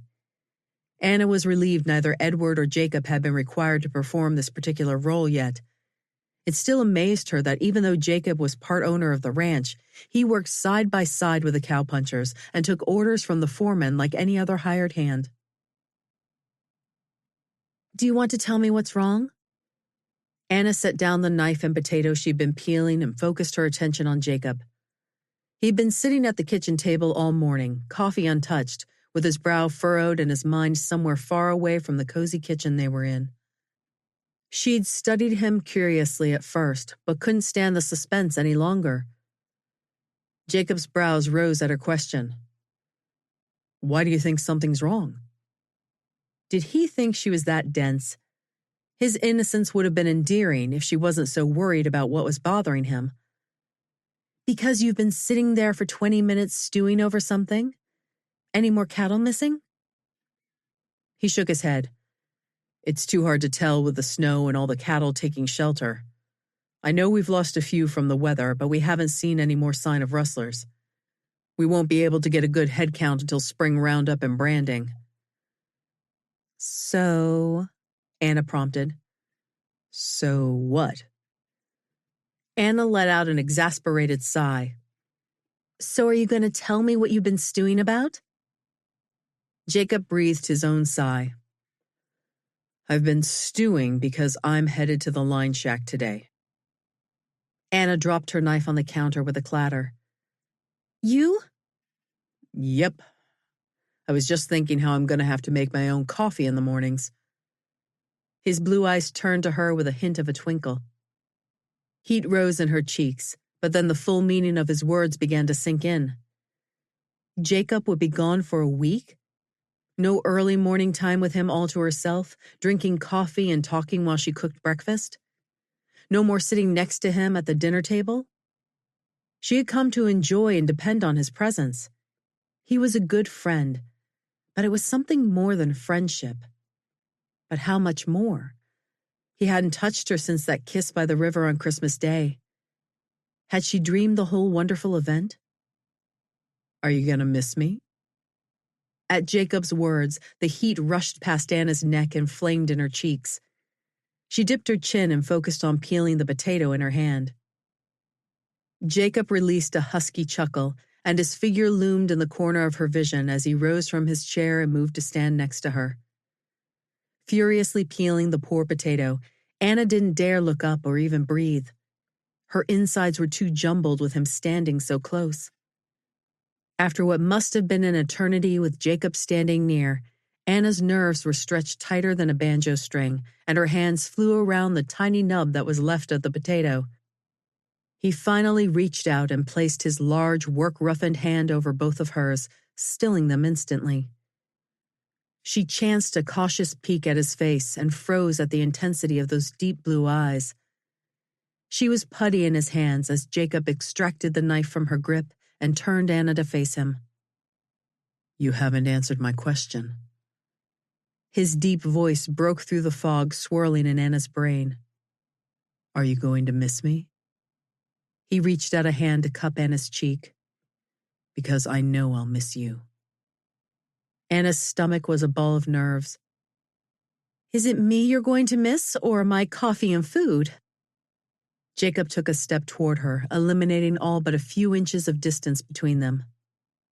You. I'll definitely be missing you. He moved his hands to Anna's shoulders, trailing them down her arms to rest on her elbows. Her skin tingled everywhere his fingers grazed. He pulled her to him, and her eyelids fluttered closed as his lips came down to touch her own. His kiss was sweet, and yet his mouth melded to hers with an intensity she had only dreamed about. Anna's heart responded in kind as her hands reached out to caress him, one coming to rest on his heart and the other stretching around his neck to tug him closer. Closer. She couldn't get enough of this man she had come to. Ahem. A throat cleared in the doorway. Anna jumped back. Her face was surely the color of the chili pepper she had set out to use for dinner that night. Monty stood in the doorway, grinning like a cat with a cornered mouse. What do you need? Jacob's voice was low, almost a growl. Monty didn't seem fazed by his less than enthusiastic welcome. Sorry to interrupt. He sauntered into the room, hands in his pockets. I needed to fill you in on a couple of things before you head to the shack today. Jacob sighed and ran a hand through his curly brown locks. All right, have a seat. He motioned toward the chair, then turned to Anna with an apologetic look. She could barely meet his gaze, heat still searing in her cheeks. As Jacob sat down across from Monty at the kitchen table, Anna set a second cup in front of Monty and poured steaming coffee into both mugs. She kept her head down, trying to be as invisible as possible. While the men talked about supplies, cattle, and grazing areas, Anna forced her attention into finishing breakfast. As she sliced potatoes into the skillet, the heat flooded her chest again from their kiss. Was it love she felt for this man, or just a strong attraction? Who wouldn't be attracted to such a tall, muscled cowboy with gorgeous blue eyes set in a perfectly proportioned face? But her feelings ran deeper than attraction. She respected his wisdom and deep faith, and over the months of coffee and conversation, she'd come to value his friendship. In fact, she was as close to Jacob as she was to her own brother. These were definitely the right ingredients for love. Jacob heaved the axe over his shoulder and brought it down hard on the ice in the creek. Crack! A layer of the frozen stuff splintered, leaving another solid sheet underneath. He raised the axe back over his shoulder, welcoming the groan of his muscles at the effort. After 5 long days and nights staying in the line shack, he was glad for anything to distract his mind from the thoughts and images of Anna that had lodged themselves in his brain. Crack! This time he broke through the last layer of ice, and water poured into the frozen hole. The lowing of the cattle behind him grew stronger as they smelled the water and charged forward. He grabbed the axe and jumped out of the way as horns clattered and animals vied for position in front of the small water hole. Standing off to the side, Jacob wiped the perspiration from his forehead with the back of an arm, then repositioned his hat. Even in the freezing cold, he'd worked up a sweat. Glancing up at the gray sky, he tried to gauge how low the clouds were. Texas storms could be harder to predict than a bronco's next buck, but if he didn't miss his guess, they were in for more snow. And he was right. Snow fell for 2 days solid, covering everything in sight and making it almost impossible to leave the shack. They had built a stall onto one side for a horse with a door in between so he could feed and water Marshall without having to traipse out in the snow. With almost 4 feet of the white stuff, the animals couldn't move around much and were likely to stay holed up in the trees. Jacob stayed in the little building, thankful he had brought extra supplies with him. He'd never had a problem with eating beans and cornbread at every meal, but after Anna's food for the last few months, it was hard to stomach the gritty stuff day after day. If it hadn't been for his Bible and a few other books they kept in the shack, Jacob might have gone mad from being left alone with all his thoughts. Finally, 4 days after the snow began, the sun came out and temperatures started to rise a bit. As Jacob saddled Marshall, the gelding stomped impatiently. "I know it, boy. I'm ready to get out of here, too." He patted the horse's shoulder before reaching to tie his bedroll and slicker behind the seat of the saddle. Marshall had been with him since the horse was a 2-year-old. Most cowboys left the horse breaking to the ranch wrangler, but Jacob had always preferred to train his riding horses himself, building a bond with the animal and preparing them thoroughly for any situation.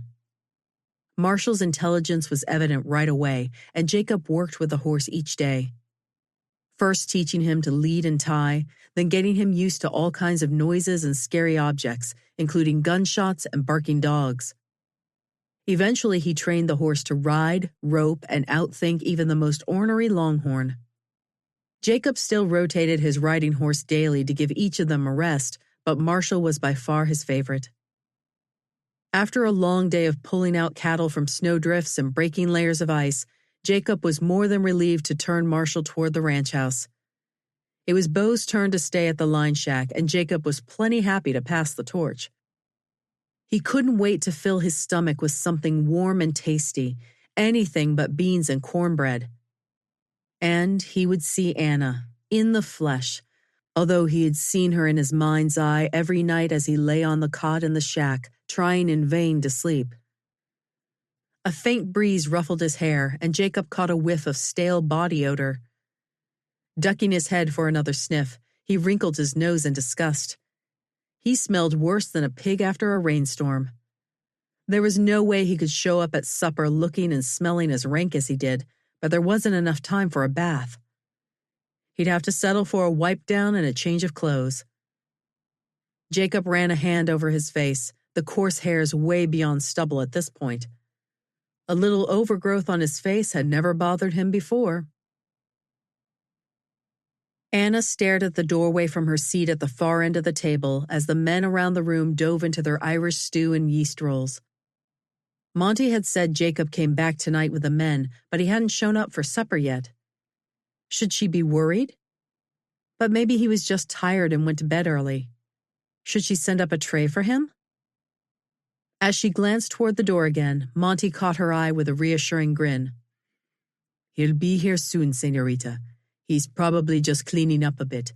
Smelled like a scared skunk by the time we finished today." She wasn't too pleased with his comparing Jacob to a skunk, but before she could set the man straight, Jacob appeared in the doorway. He looked wonderful and whole, if a little haggard. His deep blue eyes met Anna's as he moved around the table to sit in his usual chair at the end, right next to her. She gave him a shy smile, the butterflies in her stomach doing double time at his sudden nearness. "Welcome home," she whispered, hoping the others couldn't hear or wouldn't notice. Jacob flashed one of his brilliant smiles at her, the kind that made her heart miss a beat. "Jacob, glad you made it home, son." Mr. O'Brien's greeting boomed across the table, stealing Jacob's attention. While he answered the questions that flew at him from around the table, Anna busied herself filling Jacob's bowl with stew and passing the yeast rolls and apple butter. "How many head do you think we lost in that storm, boss? Did the creek freeze through, or could you hack a bit of water out of it?" "Sure was a cold one this time. One of them newspaper men from town said it got down to 10 degrees one night last week." When Anna placed the bowl of hot stew in front of him, Jacob shot her a smile full of gratitude, then dug in as if he hadn't eaten in weeks, which was probably not far from the truth. At least not a decent meal. His large frame bent over the bowl while he ate, but the men kept volleying questions like snowballs. He shrugged, nodded, or shook his head to most of the inquiries, and gave 1 or 2 word answers to those that required them. When the cowhands had eaten their fill, including almost 4 whole peach and apple pies, they stood and ambled out of the room, heading in the general direction of the bunkhouse. Anna too rose and stacked dishes in preparation for clearing the table. Jacob was one of the last to stand, and her heart picked up a bit of speed. Was he waiting to spend a quiet moment with her? As she made her way around the table with a stack of plates, Mr. O'Brien strode toward his son and clapped him on the shoulder. "Well, boy, glad you could make it back for your birthday. It would have been awfully lonely for all of us to have you spend it out at the line shack." Anna's head jerked up. Her eyes zeroed in on both men, trying to gauge if she had heard correctly. Was today Jacob's birthday? Why had no one told her? She would have made a cake and maybe even bought him a gift. But a gift would have been too forward, wouldn't it? At least she would have liked to have known about it. Now it was after dark and much too late to do anything special to celebrate. As the dining room emptied, Anna's mind whirled. She gathered a stack of dirty plates and proceeded toward the kitchen, lowering them in the clean water she had brought in before supper for the washing. She turned to head back toward the dining hall for another stack of dishes. But as she stepped through the doorway, she ran squarely into Jacob, who was balancing a rather precarious stack of bowls. He shifted the dishes in an effort to free his left hand to catch Anna, but only succeeded in tilting the stack further toward the right. Anna righted herself and stood, jaw open in momentary horror as the entire stack of ironstone dishes continued their sideways momentum. Everything moved in slow motion. Anna forced her shock aside and sprang into action, catapulting forward to catch the bowls. Her efforts didn't help much, though, because the entire stack landed with a crash on the hardwood floor. "No!" The word came out like a moan as Anna dropped to her knees and examined the white dishes for damage. Each bowl was made of a shiny white ironstone with wide fluted edges and delicate leaf prints pressed into the sides. She had long admired their simple beauty and was always so careful when handling them. Now they lay scattered across the floor, covered in soup broth and leftover chunks of potatoes. "Are you hurt?" Jacob's voice was thick with concern, or maybe a touch of fear, as he dropped down beside her. Anna didn't stop to think about it. Her arms had patted the landing of a few bowls, but the violent crash had broken many. A chunk of ironstone slid several feet away. "The beautiful dishes!" She moaned under her breath as she began stacking each item she found undamaged. So far, 4 were not broken. 5, 6. Remnants of broth moistened the floor and clung to the bowls, spreading into Anna's hands as she handled them. 7. "Anna, you're bleeding." She glanced down at both hands. A smear of blood coated the inside of her right thumb. Her heart sank. That meant another dish broken. She turned a bowl over in her hand. A chip was missing from the circular base. Before she could examine it closer, Jacob pulled the pottery from her grip. "I need to see it." She grabbed for the dish. He held it out of her reach with one hand and with the other grasped Anna's arms to examine the injury. It's just a little cut, but I need to see how badly that bowl is broken. Maybe I can glue it back together. I'm not worried about the bowl, Anna. Jacob's voice sounded as if he were trying hard to rein in his patience like a runaway horse. We need to see how bad you're hurt and make sure there aren't any shards still in your hand. Anna tamped down her frustration and finally stopped fighting his overpowering strength. She sat back on her heels to allow him to peer at her thumb. It only stung a little, nothing to stop the presses for. I don't think it's very deep, but we need to get it cleaned up. It's not deep at all, and I'll take care of it when I'm done here. She didn't mean to sound as annoyed as she really was, but the words slipped out. Aunt Lola had told her these dishes first belonged to Mr. O'Brien's wife, Jacob's mother, and Anna wanted desperately to see if she could repair the damage. At her words, Jacob stilled, and the sudden lack of motion made Anna stop as well. He raised his sky-blue eyes to meet hers. Their expression changed several times, from hurt to anger to sympathy. Anna found herself captivated, as always, by their intensity. His Adam's apple bobbed. She held her breath. I'm sorry, she whispered. He nodded, his gaze touching her lips before it skittered back up to her eyes. He still held her injured hand, cradling it in both of his own. Anna's mouth was dry, but the silence seemed to beg for words to fill it. I didn't know today was your birthday. I would have baked a cake. His eyes twinkled. His gaze dropped to her mouth again, and he leaned forward, bringing his lips down to hers. So strong, so gentle. It wasn't a deep kiss or a long one, but it held such sweetness that Anna almost followed him when he pulled away.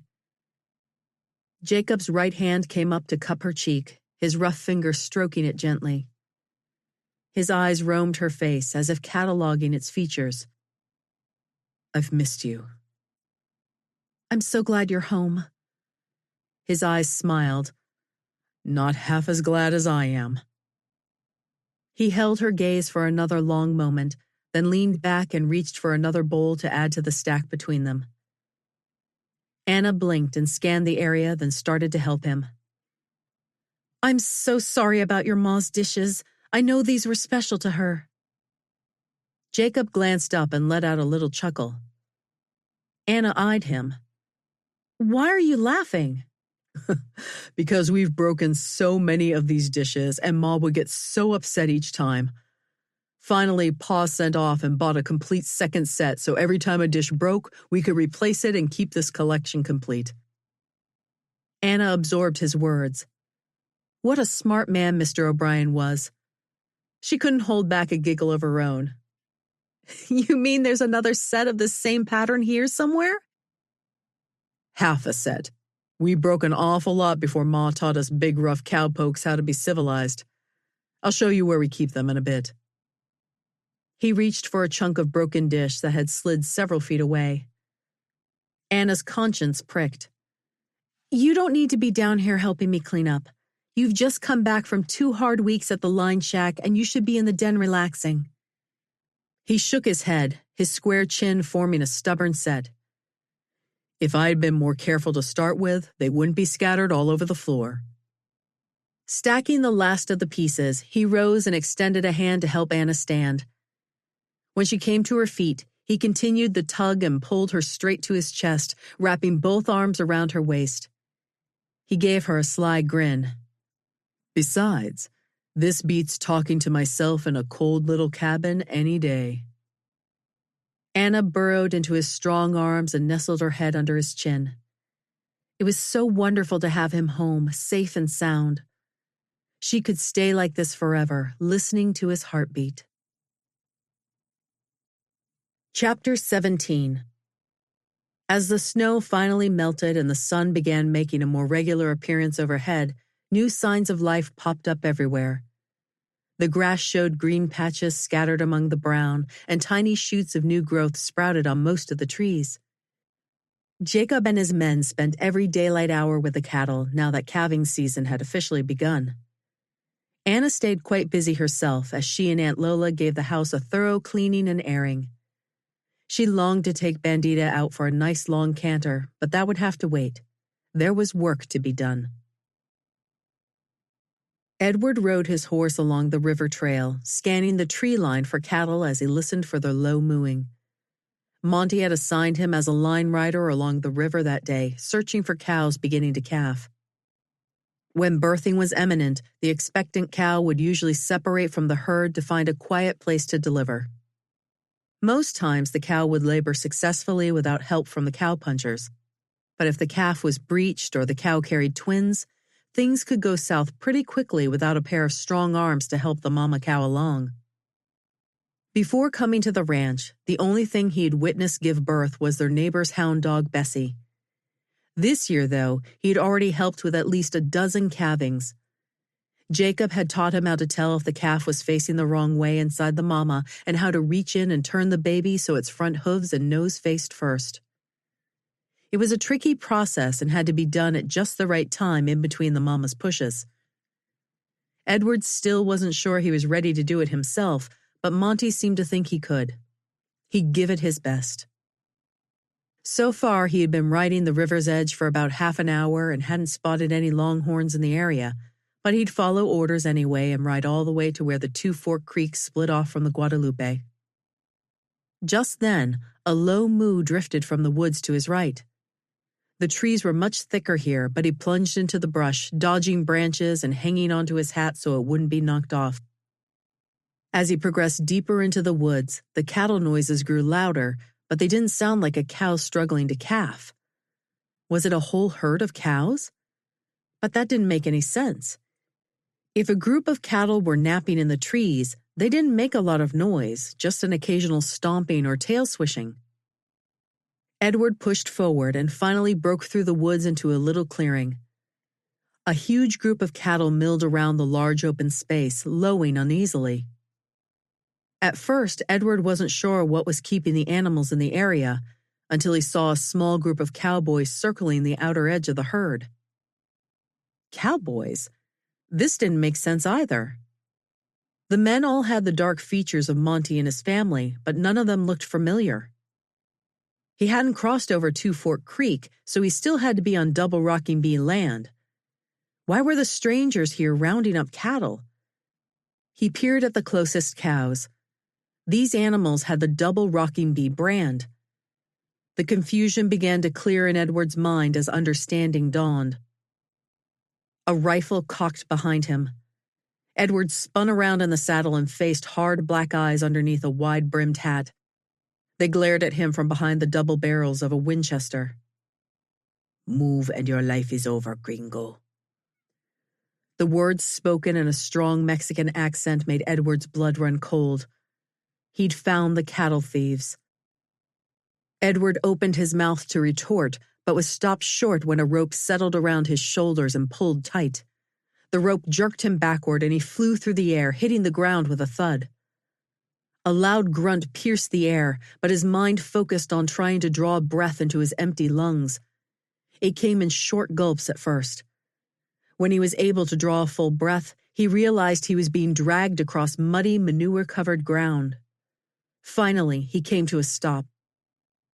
Mexican voices called to each other in quick, short bursts. Edward's brain struggled to catch up and couldn't understand the words.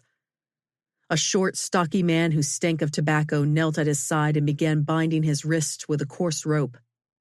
Edward fought, but with a lariat still tight around his upper arms, he couldn't gain any leverage. The solid punch of a boot heel in his back forced Edward's head to the ground, stilling his efforts to resist. The Mexican mumbled something under his breath. Edward took the opportunity to scan his surroundings, cataloging the area. It was hard to tell from his vantage point on the ground, but there must be at least 70 or 80 head of cattle. 4 men rode horses around the herd, and 3 others were mounted and deep in discussion about a stone's throw away. He strained to pick up a few words from their conversation, but they spoke so fast and quietly he could only distinguish the words gringo and caballo. When Edward's hands were bound, his captor rose to stand next to him, arms crossed and legs planted solidly like an Arabian sultan. One of the men, who gave most of the commands, yelled a quick order to Edward's guard, who jumped into action. Someone yanked a rag over Edward's mouth. It tasted of sweat and wretched body odor. Another cloth covered his eyes, and the knot in his chest threatened to smother him. They had bound his hands and gagged him, but the loss of his sight meant he couldn't detect a blow coming, couldn't gather important information about the bandits, couldn't see his chance for escape. Jacob reined in his horse to stand next to Monty's mount and rested both arms on the saddle horn. They sat in companionable stillness for a few moments, the cattle grazing nearby. At last, Jacob broke the silence. "The outriders find any new calves this morning?" "Paco and Bo each found a couple. Haven't seen little brother yet." Jacob shot a look at his friend. "He left when the others did?" Monty nodded. "Which way'd he go?" "The river trail south to the creek." Jacob glanced up at the sun almost directly overhead. The boy should have been back 2 hours ago. He must have come across a struggling cow trying to deliver. It hadn't taken Edward long to pick up on what to do during the calvings he'd helped with so far, but sometimes the longhorns got extra ornery after they'd been laboring for a while. Jacob couldn't say he blamed them, but it never hurt to have an extra set of hands available at a time like that. "If it's all right with you, think I'll head out that way myself, just in case he needs backup." Monty nodded. "Wouldn't hurt." Jacob loped his mount over the sandy soil until they reached the river, then slowed to a steady jog. He couldn't explain the urgency that tightened his gut. Edward was a smart young cowboy and knew when to call for help, but something didn't feel right about this one. After keeping a steady jog for almost an hour, Jacob reached Two Fork Creek with no sign of cattle or the young cowboy. The water here was only about 8 feet wide and hummed cheerfully as it hurried along with the extra volume of the spring rains. It was oblivious to the fist-sized knot that had formed in Jacob's gut. He turned his horse northwest to take the shorter route back to the herd. Surely Edward had made it back by now. As he jogged his mount over the uneven terrain, a half-dozen large birds circled the sky just ahead and toward the west. Turkey vultures. The presence of the ugly meat-eating birds always signaled death. Had one of the cows died trying to give birth?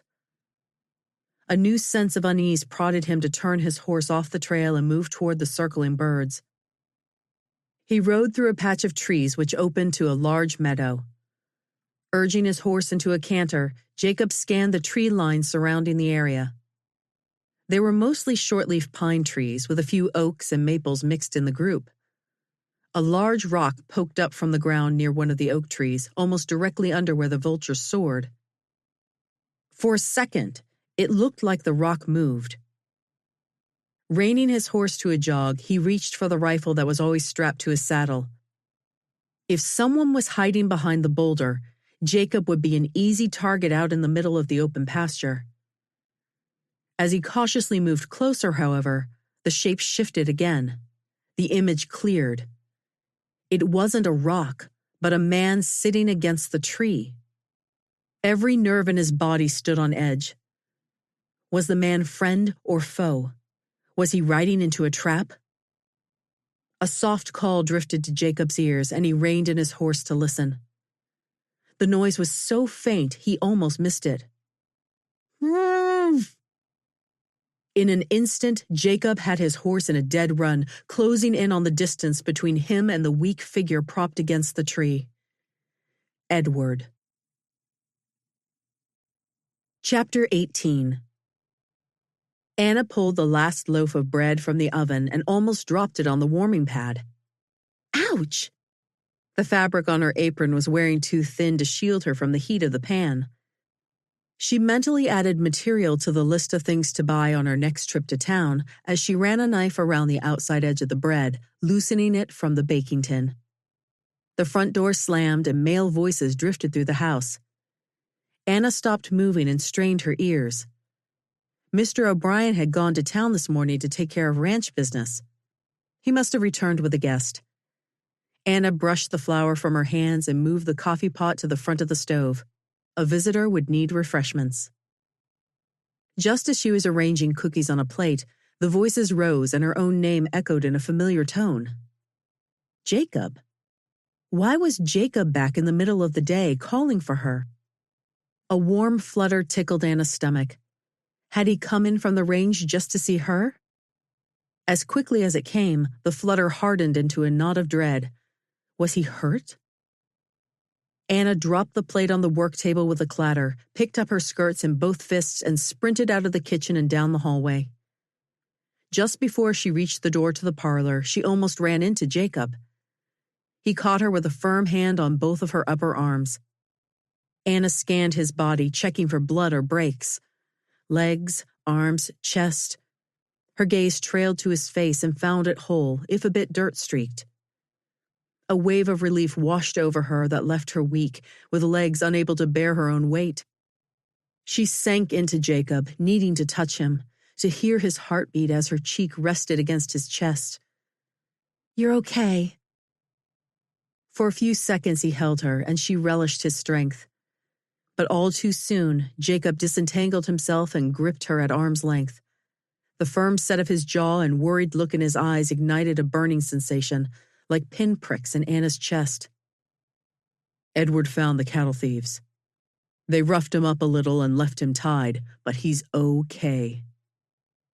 The burning sensation exploded into a blaze inside her at Jacob's words. She struggled to move past him. She had to get inside the parlor to see Edward, but Jacob grasped her shoulders firmly. "Anna." The sharp insistence in his voice made her stop struggling and turn back to face him. "He's okay.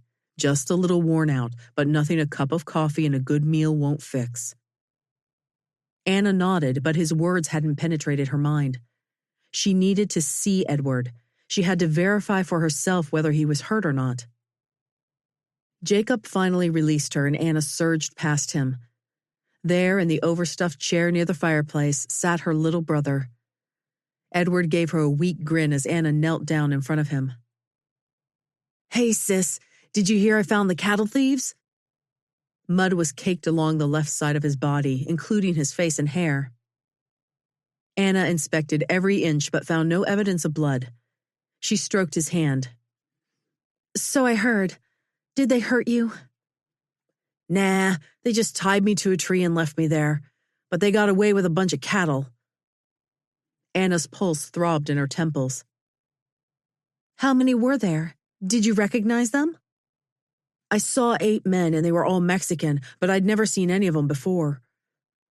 Edward leaned back in the chair and yawned, pulling his hand from his sister's grasp. "Sure I'm hungry, though. Is that fresh bread I smell?" "It is. Come on to the kitchen and I'll fix you a slice with butter and peach preserves while you tell me everything that happened. Maybe you can finish off the apple pie from last night, too."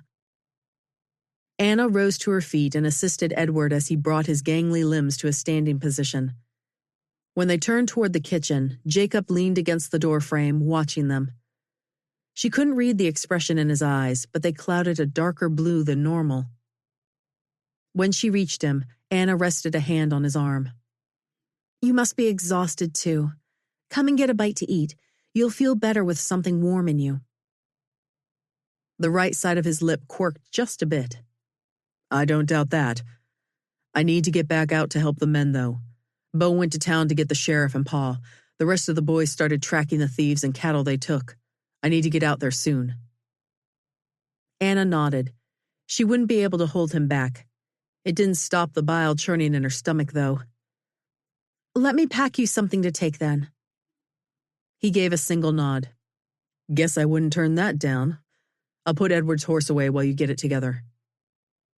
A few minutes later, Anna met Jacob on the front porch with a flask of coffee and a cloth full of ham sandwich and several apple fritters she'd prepared for supper that night.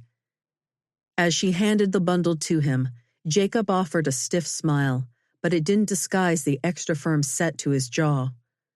He was worried about the missing cattle. "Any idea how many they got away with?" He shook his head, his lips forming a thin line. "Edward said he thought he saw 70 or 80 head. Could be more."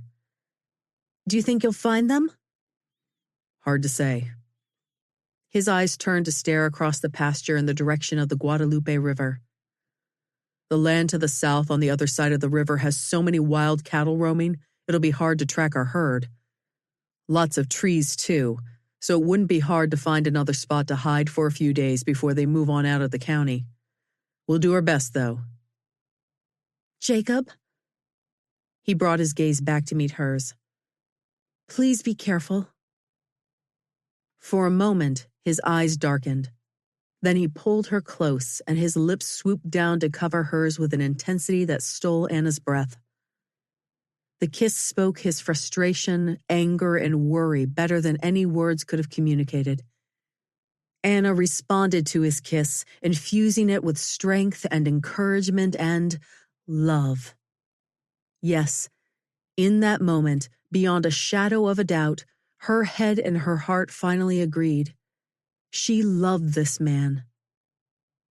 Much too soon, Jacob pulled back, his hand moving up her arm to cup her face. He stared at Anna for a long moment, as if memorizing her features. Then he released her. Without a word, he reached down to pick up the bundle of food from where he had dropped it on the porch, strode down the steps, and mounted his horse. After one last look at Anna, he turned his horse and jogged out of the yard. So many emotions filled her chest as he loped across the pasture and out of sight. With a prayer on her lips, Anna finally turned back toward the house. Jacob would have to rest in God's hands. Edward needed her now. That night, the men came dragging in an hour after dark, worn out and irritable. The nights were still chilly, so she'd made a huge pot of chili and spicy cornbread with butter and honey, along with apple fritters and donuts for dessert. When Mr. O'Brien said the blessing, he added a special thanks for Edward's safety and a petition for the missing cattle to be found. Anna reached under the table to squeeze Jacob's hand. He had to be discouraged, and she wanted to impart what little comfort she could offer. He turned his hand to grip hers, and the feel of his large, work-roughened hand sent a warmth up her arm. After they all said amen, Anna opened her eyes and snuck a peek at Jacob. He caught her glance and winked, then squeezed and released her hand under the table. The heat crept all the way up to the tips of her ears as she focused on spreading the napkin in her lap. Anna was thankful conversation began around them, and soon she became engrossed in the discussion herself. So you found the spot where they're holding the cattle? Aunt Lola's rich brogue filled the room as she addressed her cousin. Yeah, we found the area. Looked like they'd camped there for a while, probably gathering up the cattle over a week or so. We followed the tracks as far as the river where the creek split off and the main branch runs shallow for a ways.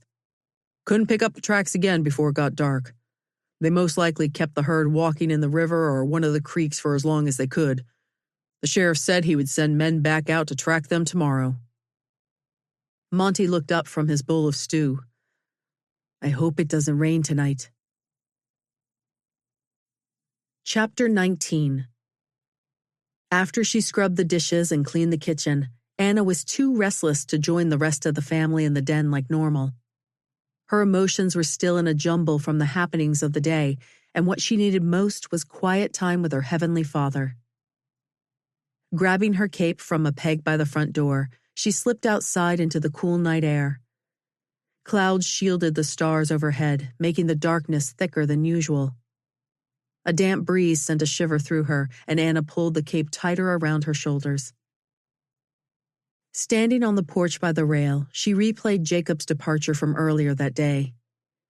The old familiar vice squeezed her chest. So much could happen to him out there. It brought back memories of the fear that had gripped her when Edward recounted how the bandits had roughed him up and left him tied to a tree, abandoned there. Weak, bound, gagged, and blindfolded. He could have easily been attacked by a bear, a coyote, or a cougar. Edward might well have died if Jacob hadn't found him. The what-ifs tormented Anna. Lord, please don't take Edward from me. First Mama, then our home, and Papa. I just don't think I could stand to lose Edward, too. An image of Jacob's blue eyes and strong chin flashed through Anna's mind. Please keep both of my boys safe. The door behind her creaked, and the warm glow of a lantern spilled onto the porch. Anna turned to find Jacob easing the front door closed. He strode across the porch toward the stairs, but stopped short when his eyes met hers. "Hello," she offered softly, suddenly shy in his presence. "My goodness, but he's tall." "It's a bit cold out for stargazing." Jacob's voice was deep, almost husky in the stillness of the night.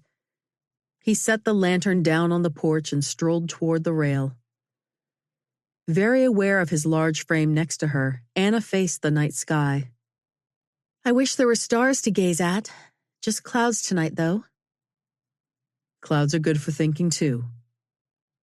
His voice was low and trailed off at the end as if lost in thought himself. Anna let out a sigh. "I guess either one works for praying." "You worried about Edward?" How could he read her thoughts so accurately? Anna bit her lip. "Do you think they'll come back?" He turned to face the cloudy sky too and was quiet for a few moments. "It's hard to say. The sheriff said they've been hitting one ranch at a time. They steal about 100 head, then move on to another ranch. Hopefully they got enough of ours and won't be back." He glanced at Anna and held her gaze. "But whether they come back or not, God is in control." Anna pivoted to face him squarely, a lump clogged in her chest. "But that's what I'm struggling with. I know in my head God is in control, that he's taking care of us. But actually placing Edward in God's hands to do with as he wills? What if God doesn't keep him safe? Edward is everything I have left. If anything happened to him, I'm not sure I could stand it." Her voice cracked at the last words and moisture burned in her eyes. Jacob pulled her into his arms. The tender touch was too much for her raw emotions, and a sob escaped. As tears broke through her barriers, Jacob's strong hands rubbed her back, gently stroking the pain away. After a few minutes, Anna managed to stench the flow. With a sniffle, she straightened, giving Jacob a weak smile. "I'm sorry. I don't usually break down like this." When she tried to step back, though, his muscular arms wouldn't let her go. "You have nothing to apologize for." His voice was strong, yet gentle. Anna tried to secure her smile. "Well, thanks for the hug, then." His arms felt so good, still holding her close. His blue eyes twinkled in the lantern light as he tapped a forefinger to her nose. "Anytime." Finally releasing her, Jacob picked up the lantern. "Well, I came out to check on a couple of the mares that are due to foal. The babies usually come at night, and we try to keep an eye on them in case they have trouble." He spun back, a question on his face. "Do you want to come?" A flicker of interest bubbled inside Anna. "I'd love to." Just before they entered the barn, Jacob stopped walking and cautioned, "Stay as quiet as you can until we see if they're in labor or not. Most mares are very private when they give birth, and some will actually stop the foaling process if they see people. After the water breaks, though, that baby's coming no matter what." Anna nodded, absorbing his words. Other than their neighbor's dog when she was little, she had never witnessed anything give birth. She sent up a little prayer that she would get to see one of these foals being born. Edward had described the excitement of each of the calvings he had watched over the last few weeks, and she couldn't help a twinge of jealousy over his experiences. She crept into the barn behind Jacob, the musty combination of horse, hay, and leather flooding her senses. She followed him as quietly as her long skirts would allow until they reached a stall midway down the row. He turned the lantern wick down so it emitted only a soft glow of light. She peeked over Jacob's shoulder through the wood beams into the stall. He slipped a hand around Anna's waist and moved her in front of him. Now she had an unobstructed view. Inside the stall, a large chestnut horse with very swollen sides stood. The mare's neck and flanks gleamed a darker brown from perspiration, and she hung her head low in a painful stance. The mare's attitude suddenly changed. Her skin tightened and she swung her large head around to nip at her belly. She pawed the straw on the stall floor and turned around in small circles several times. "She's having a contraction," Jacob whispered. Anna didn't dare speak, but her heart pinched at the mare's pain. The poor creature looked miserable. After pawing the ground and circling several more times, the horse finally laid down, an effort that sounded a bit like a tree falling. The mare lay propped on her side, breathing hard. Then with a whoosh, a flood of water escaped from under her tail. Jacob touched Anna's elbow, keeping his voice low. "It shouldn't be long now.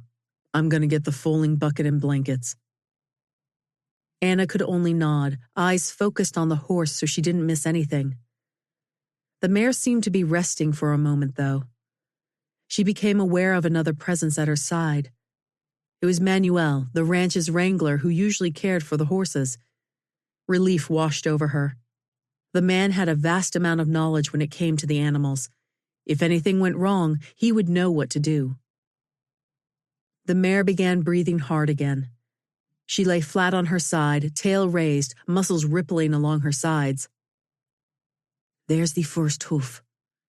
Manuel pointed toward the mare's tail where Anna glimpsed a little white bubble barely visible. He slipped into the stall to crouch in the corner, but Anna's attention stayed focused on that little bubble. When the mare gave another push, the bubble became bigger and a dark color appeared underneath the semi-translucent film. With each push, the mare would groan and more of the bubble appeared until it took on the shape of a miniature head. Manuel stepped forward and broke the end of the bubble, pulling it away from the little face. Anna sucked in her breath at the tiny, delicate features.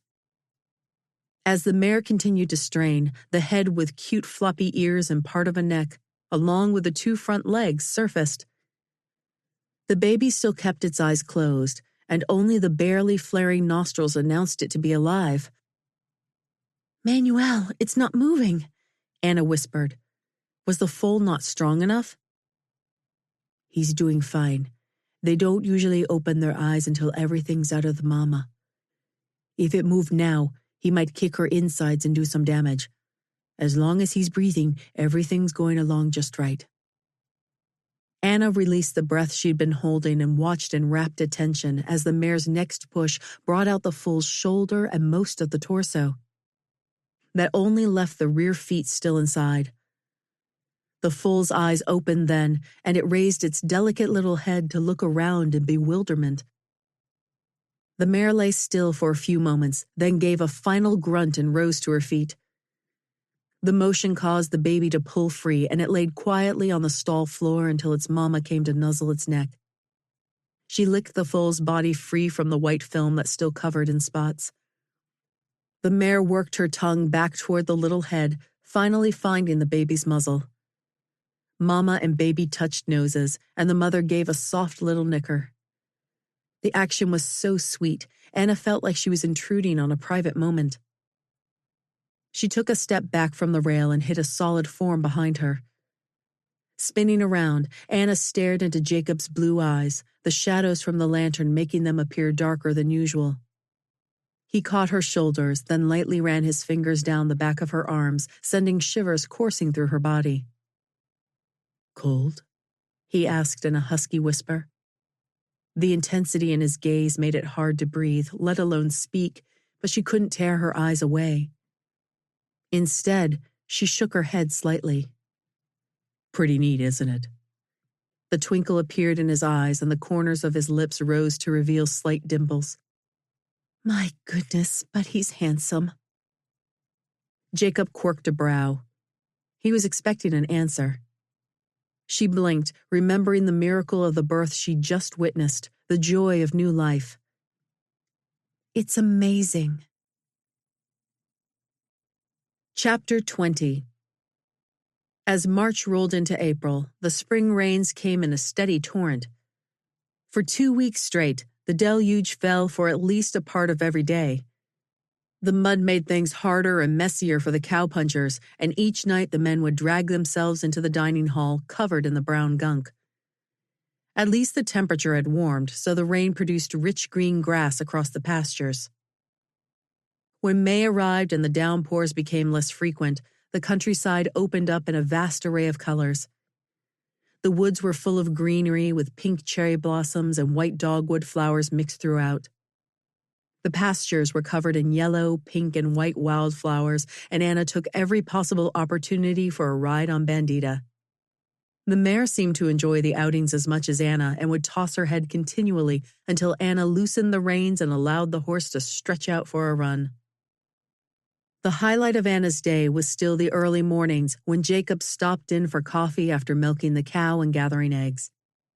He would bring her up to speed on the happenings with the herd, and he was quickly becoming a master storyteller as he recounted the episodes the cowboys experienced on the range.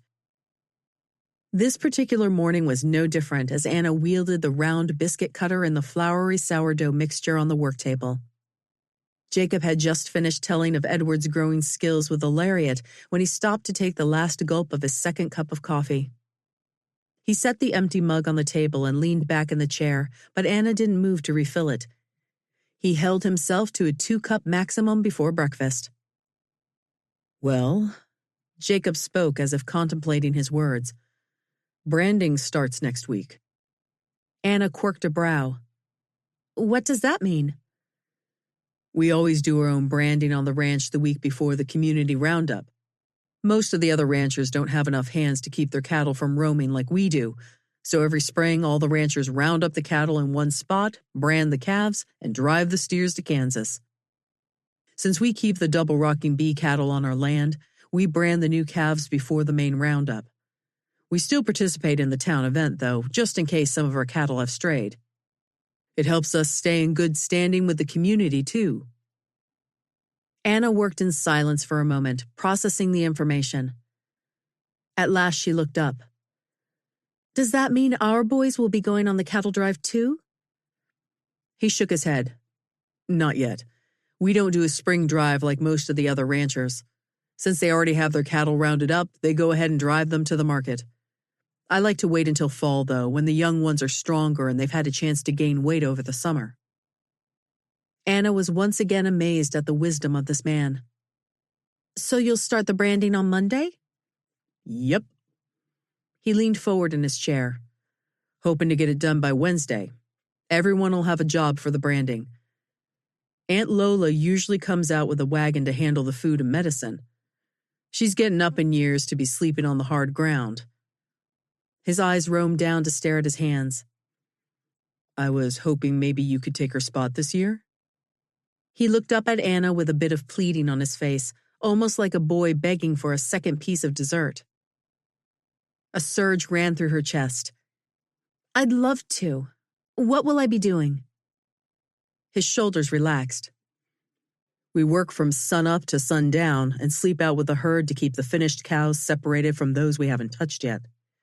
You'll be cooking and making sure the boys have the supplies they need, as well as doctoring any scrapes they come up with." Anna took a deep breath.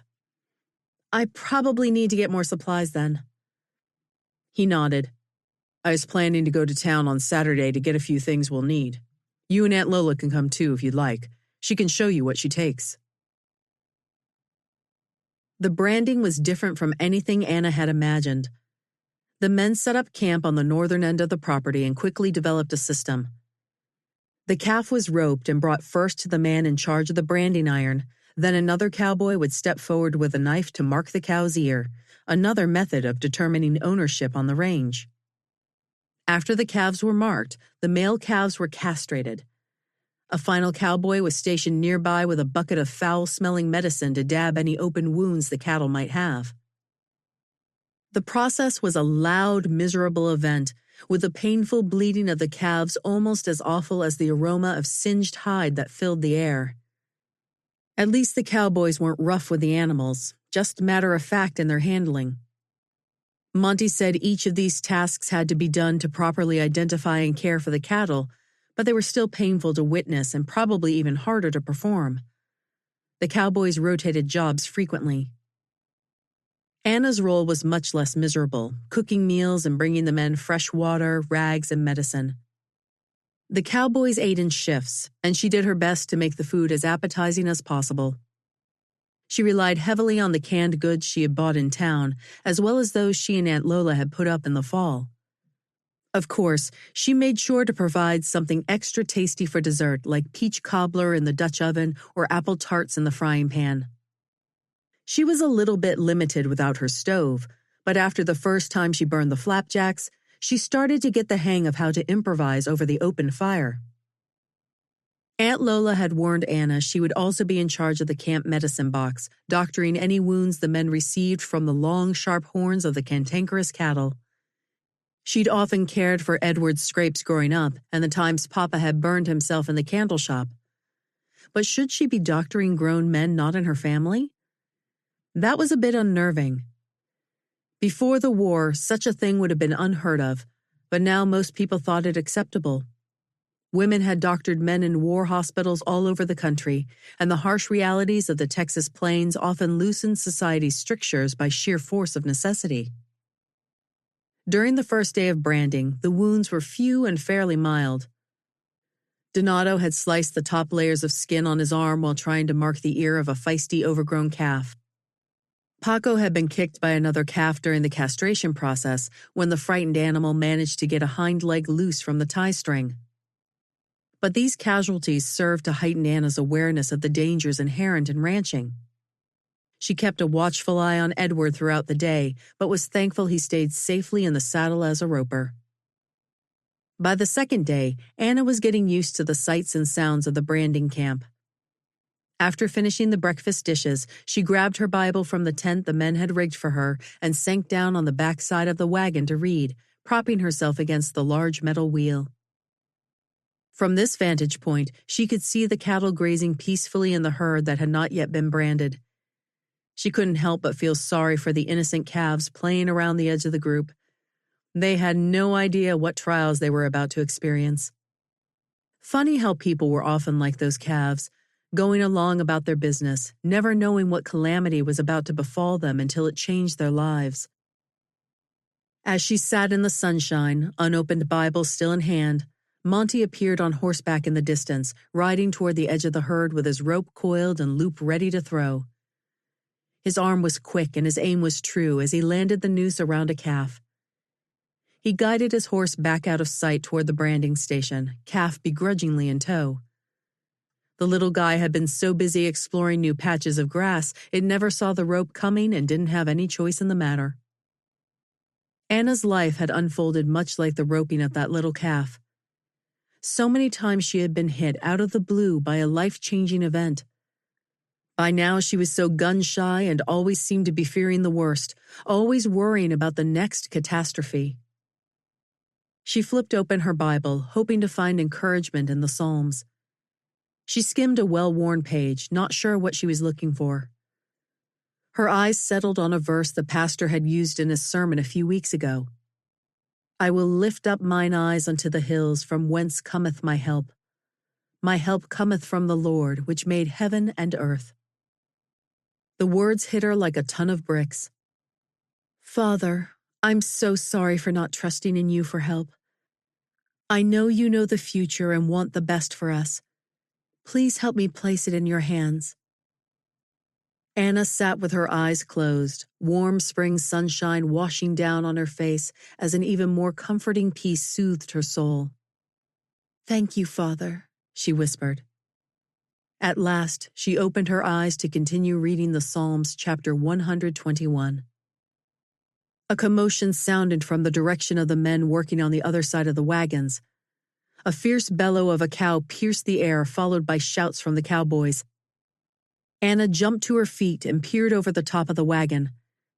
A calf scrambled to its mama, lariat still looped around its neck.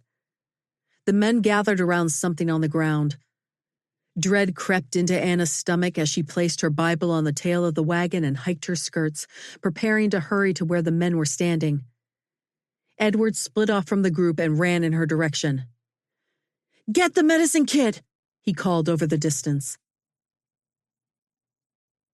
Chapter 21.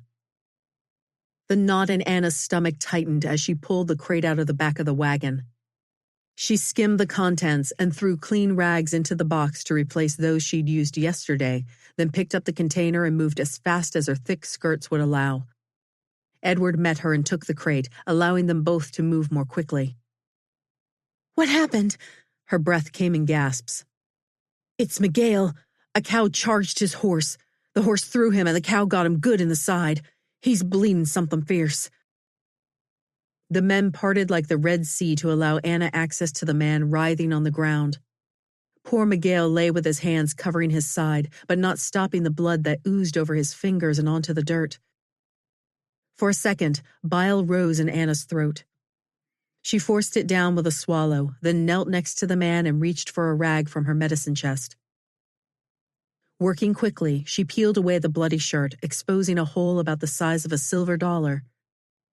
She placed a clean rag over the opening, but the moment she touched it, Miguel cried out in an agonized tone. Anna wanted to cry with him but kept herself focused on her work.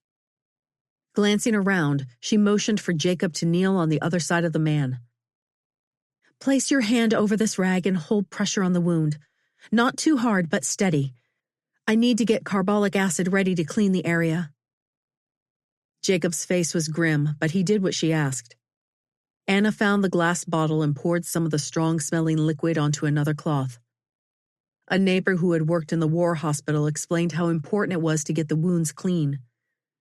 The woman had told stories about men losing their legs or arms from infections, and the doctors suspected dirt as being one of the main causes for the infections. After saturating the clean rag with carbolic acid, Anna eased the bloody cloth from Miguel's side and gently wiped the wound, squeezing a bit of the liquid into the hole. The man groaned, his hand clasping a stick, knuckles white. "Get a clean rag to apply pressure again." She spoke the order to Jacob while glancing at Miguel's face. His normally brown skin was white, and he labored when he breathed. Was his lack of color from the pain or from losing so much blood? At least the horn had punctured his right side, so it wasn't too close to his heart. While Jacob held a clean rag to the wound, Anna sifted through the contents of her box, finally finding the roll of white bandages Aunt Lola had recommended she bring. "You never know what you might need out with all those crazy cows." The woman had spoken with a knowing look. Anna eyed the man lying on the ground.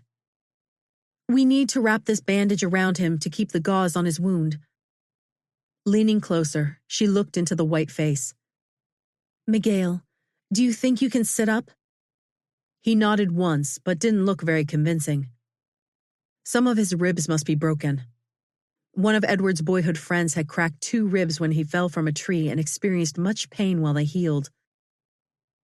With Jacob on one side and Monty on the other, they helped Miguel sit up, while Anna wrapped the bandage around his abdomen several times. She wasn't sure how tight to make it. The flow of blood seemed to increase when they sat him up, and they needed to stop the bleeding. She certainly didn't want to restrict his breathing, though. He seemed to be having enough trouble as it was. She tied it as tight as she dared, then instructed the men to lay him back down. Anna sat back on her heels and looked the man over. What else should she do? "He needs to lay still for a while until that bleeding stops." They couldn't very well leave him lying in the middle of the pasture with cows grazing all around. She turned to Jacob. "We need to get him back to the wagon where he can rest and be more protected. Do you think the men could carry him on a blanket?" He nodded. "We'll take care of it." After calling a few commands to the boys standing around, he helped Anna to her feet and picked up the crate of medical supplies. "You'd best go get a place ready for him." Anna glimpsed Miguel again, who was lying quietly now, although still very pale. "Just be careful when you move him.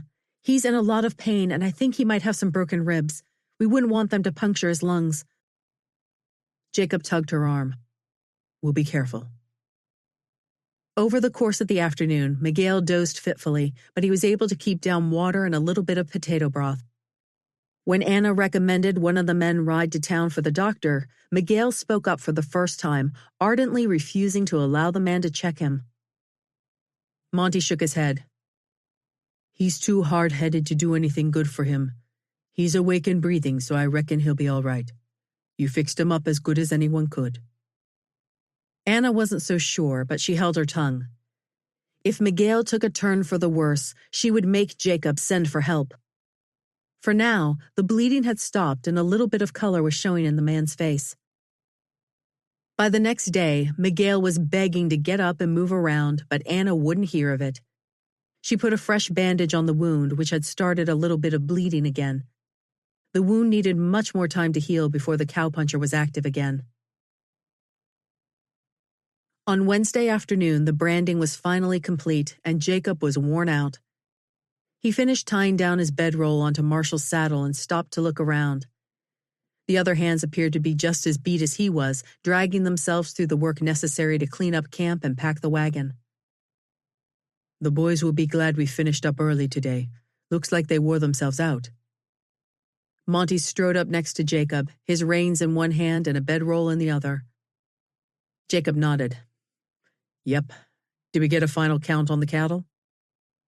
"Round about 2,300, I think." Monty's brow furrowed a bit. Jacob nodded, pinching his lips as he did a mental calculation. "That's a bit less than I'd estimated. We must have lost more than we thought in the snow, or from rustlers."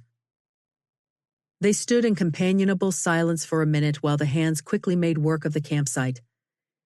Anna scurried around, directing the packing of the dishes, supplies, and bedding into the wagon. She seemed to be everywhere at once, moving twice as fast as the men. Did she never tire? As if reading his mind, Monty spoke up. "She's quite a gal, ain't she?" It was a statement, not a question, spoken in an almost reverent tone. "She can cook like the Lord himself, doctor a bloody wound, work all day and into the night, and still look fresh as an angel."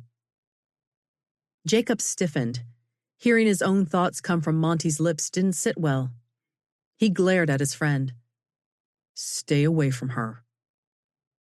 Monty raised a brow, one corner of his mouth twitching.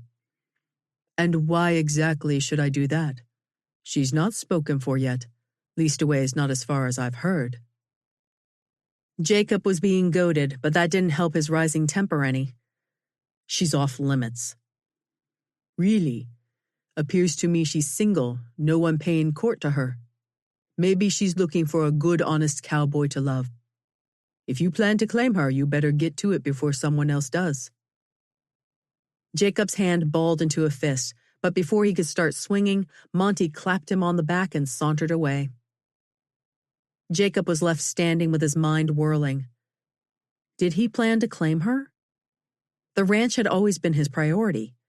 A cowboy's life was hard and lonely, with long nights on the range and not much time left for a wife or a family. He'd always shied away from females, knowing they would only hold him back and mess up his focus from what was really important. Anna was different, though. She was part of the ranch. Helpful, supportive. But was he ready to make her his wife? Chapter 22. The next week, Anna watched with a lump in her throat as Jacob and 3 of the other men left to help with the community roundup and branding. The first evening the men were gone, Mr. O'Brien filled the void left by Jacob's absence by regaling the women with stories of the times he had joined in on the roundup. Sitting back in his overstuffed chair with a mug of coffee, his eyes searched the distance. "Yep. All us local ranchers used to gather south of the Guadalupe River at Gus Condi's place.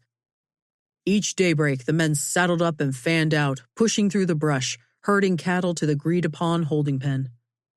The calf that followed the cow was branded accordingly. Yearling strays that had escaped the branding iron or wild, full-grown longhorns would be divided equally among the cowboys making the roundup. The boys called them mavericks." A twinkle touched his gaze as he winked at Anna. "I like to call them walking $20 gold pieces." Each day Jacob was gone, Edward took over the morning milking. And while Anna enjoyed seeing her brother's tousled hair and sleepy face first thing each morning, they didn't make her insides flutter like Jacob's blue eyes and strong chin covered by a day's growth of stubble. The men had been gone for 5 days, and Aunt Lola predicted they'd be back today or tomorrow. This was the perfect time to make a cinnamon cake using the precious white flour that was so expensive in town. She usually reserved it for a special event or an occasional Sunday dinner, But having the men home would be a special occasion. Anna hummed as she measured out the cinnamon. She'd missed Jacob more than she'd thought possible. Over the past couple of months, he never failed to show up for coffee in the mornings, but other than the occasional hand on her elbow as he helped her in or out of the wagon, he never touched her. And he hadn't kissed her since that day Edward had been tied and left for dead by the cattle thieves. It was as if he were keeping his distance on purpose. Did he feel nothing for her? He had shown he was attracted to her physically. It was magnetic any time they were near each other. Maybe that's all it was, just physical attraction. Maybe he felt no stronger emotions and wanted to keep her from getting hurt. Anna swallowed the lump in her throat. It was awful, this unrequited love. Maybe she should leave the ranch. But what about Edward? This seemed to be the perfect place for him. Could she leave Edward here alone? She didn't really want to leave. Even if Jacob never loved her, she still enjoyed his company. He had become a treasured friend. A commotion drifted in from the yard. Anna poured the cake batter into a pan, placed it in the oven, and wiped her hands on a towel. Male voices called to each other, along with the whinny of a horse and the barking of a dog. A dog? The double rocking bee didn't have any dogs, a fact she had lamented on more than one occasion. Aunt Lola seemed to have a grudge against the animals, so none were allowed on the property. She strode through the house and stopped inside the front door, touching a hand to her hair. A few stubborn baby tendrils always loosened around her face, but everything else seemed to be in place. She glanced down at her apron. She hadn't done the laundry yet this week, so she reused the same apron from yesterday. It was looking a bit battle-weary, covered with smudged fingerprints and spackles of food. Oh well, not much she could do about it now.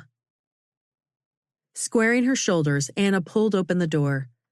The yard was full of their ranch hands, most of them dismounted and in various stages of unsaddling horses. Anna's eyes were drawn to Jacob emerging from the barn, saddlebags in one hand and bedroll in the other. A yellow dog jogged at his side, tongue hanging out in a jolly expression. Every few steps, the dog would lick Jacob's hand. The second time it happened, Anna glanced at Jacob's face to gauge his expression. It held a look of amusement, not the annoyance she expected. She couldn't help but grin. He was such a good man. As the man and dog approached the house, Anna stepped to the edge of the porch and offered a warm smile. "Welcome home." Jacob stopped at the bottom of the steps and removed his hat, uncovering his tousled brown hair that could use a trim.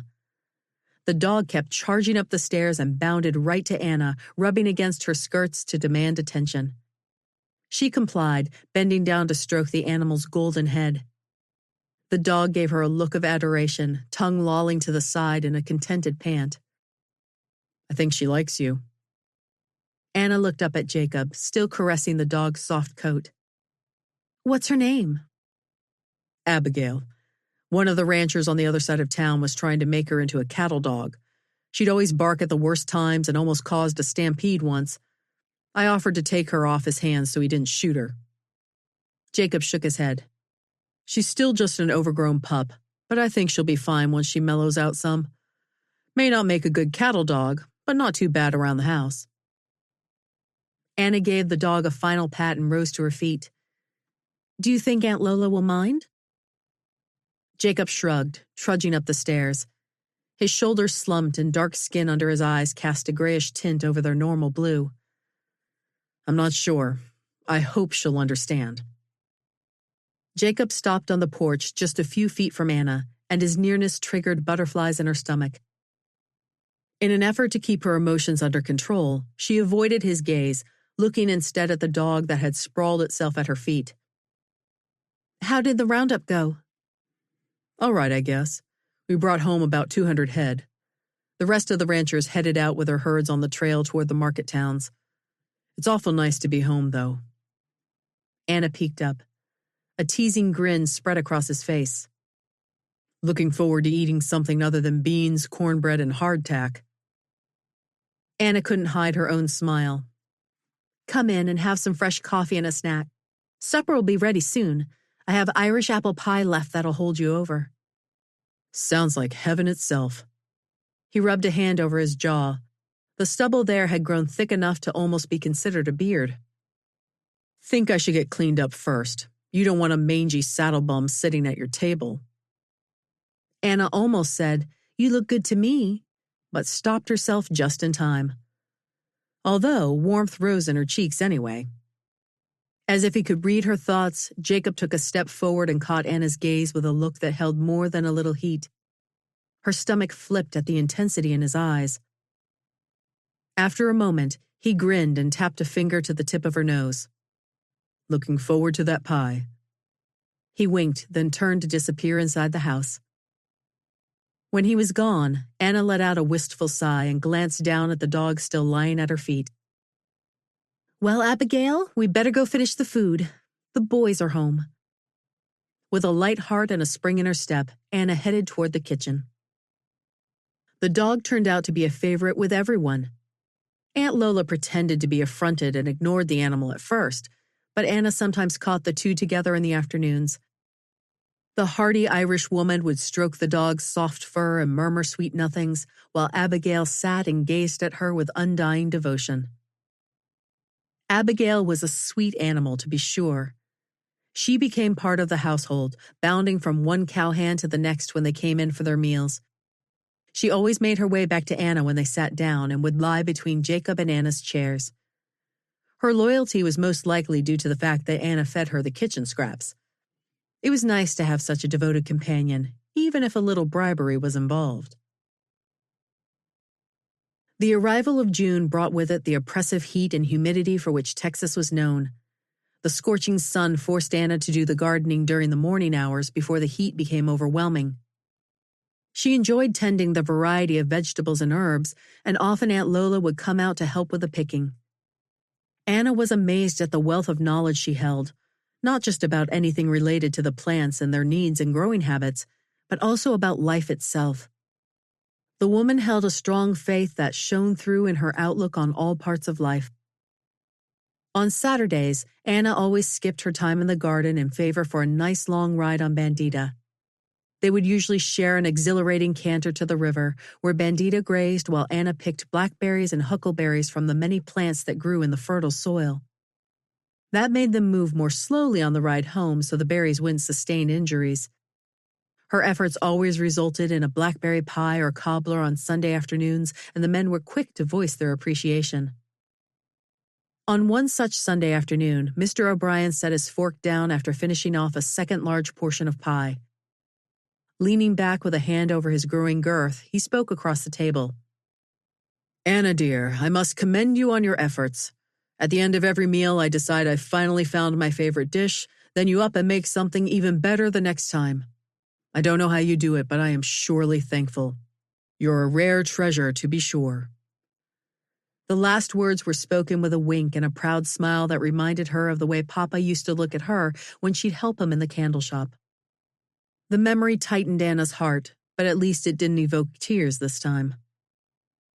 "I heard Jared Thomas speaking to the mayor after church today," Mr. O'Brien continued, capturing the attention of everyone at the table. "It seems the town is planning to expand the Independence Day celebration this year in hopes it'll foster more of a sense of unity and national pride in the people." A snort came from one of the men on the left side of the table. Several of the cowboys stared down at their hands with furrowed brows and pinched lips, so she couldn't tell from whom it had come. After a moment of uncomfortable silence, Aunt Lola spoke up. "I know there's still a lot of grieving people from the war, but I, for one, think it's high time we all got together for some fun. Just friends and neighbors enjoying each other's company." Several heads bobbed around the table in agreement. Mr. O'Brien nodded. "It does sound like they're planning a day full of fun. In addition to the regular picnic, we'll have a shooting match, horse race, pie baking competition, and then a dance that night." That statement finally brought a few grins, and the bantering began as the men one-upped each other to decide who would win the shooting match or the horse race. Bo finally settled things when he announced with a suave grin, "Y'all can win all the fancy ribbons you want, but I'll be having more fun dancing with all the prettiest gals in Guadalupe County." He ducked the elbows and playful punches that issued from all directions. "Don't worry, boys. I'll let the rest of y'all have a girl or two when I'm not dancing with 'em." Chapter 23. As her excitement over the Independence Day celebration grew, Anna finally convinced herself a new dress would be the perfect way to celebrate. At the Mercantile, she found a yellow muslin, the color of the yellow roses that had climbed the rail of their porch stairs in Columbia. Anna had already sketched a design for the dress, but her sewing now began in earnest. The gown needed to be practical enough for everyday use, as she only had 3 dresses, and her gray one was so thin she could see through the material if she held it up to the light. It really needed to be read its last rites. Anna planned to make sure the new dress was long enough to wear both of her petticoats underneath, giving some of the fullness she used to wear back in South Carolina. Sometimes she still longed for just one of her fashionable gowns that had burned in the fire. With Papa being only a candle maker, she never dressed in the height of fashion like the daughters of the plantation owners. But they'd lived very respectably, and Papa let her make 2 new dresses each year. She'd also become quite adept at making over her old dresses to keep up with the current styles. Out here in Texas, though, style didn't seem to be a concern for most people. If the dark colors and simple lines were any indication, the local ladies only worried about practicality. But Aunt Laura had been saving copies of Godey's for Anna, so she had a few ideas for the design. Despite her sewing project, the next couple of weeks seemed to drag by in the stifling heat. She dreaded cooking on the wood stove because of the warmth it added to the kitchen, and she discovered creative ways to serve cold meals to the men. But as the day of the celebration drew near, she focused her efforts on putting together an amazing menu for the picnic. She and Aunt Lola killed several of the young roosters to make fried chicken, a rare delicacy, but one both Jacob and his pa seemed to appreciate. She planned to prepare a mixture of Mexican and American foods, including potato salad, baked squash covered with cheese, buttered carrots, corn on the cob, sourdough bread with apple butter, bell peppers stuffed with beef and tomatoes, tamales filled with a variety of meats, chess pie, pound cake with a sweet glaze, and several kinds of fruit tarts. It was quite a variety of foods, but she wanted to have at least one favorite dish for each of the men. Dawn of July 4th, Anna scurried around the kitchen, sprinkling grated cheese over the tamales, shifting pans on the stove, and packing last-minute supplies. Aunt Lola drifted into the room with a couple of the cowhands and planted a wrinkled hand on each hip. "Now what be going on in here?" Anna didn't stop moving as she answered. "The carrots are cooling now, the peppers are about ready to come out of the oven, and I'm just waiting for the cheese to melt on the tamales. I need to slice the bread still and—" "Out!" Aunt Lola shooed, pushing Anna toward the door. "I'll take care of the bread, and the rest of it looks fine. These boys'll load the food while you go make yourself presentable." She didn't allow Anna to turn back, but pushed her right into the hallway. Miguel tipped his hat as Anna passed. "You go on, Miss Stewart. We'll take care of this."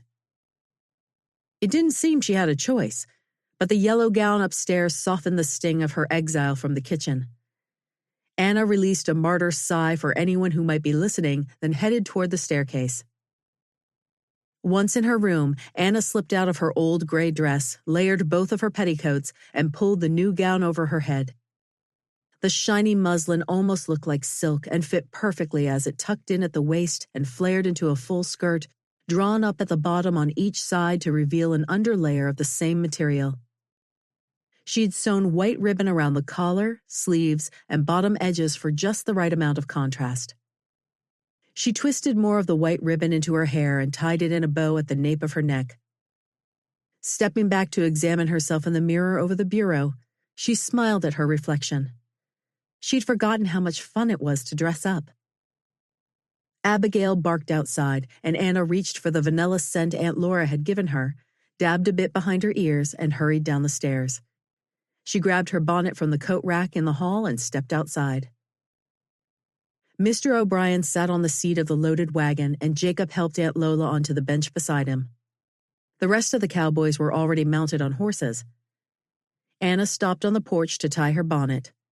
Why hadn't she made one to match her new dress? After finishing with his aunt, Jacob turned around and stared as Anna approached the wagon.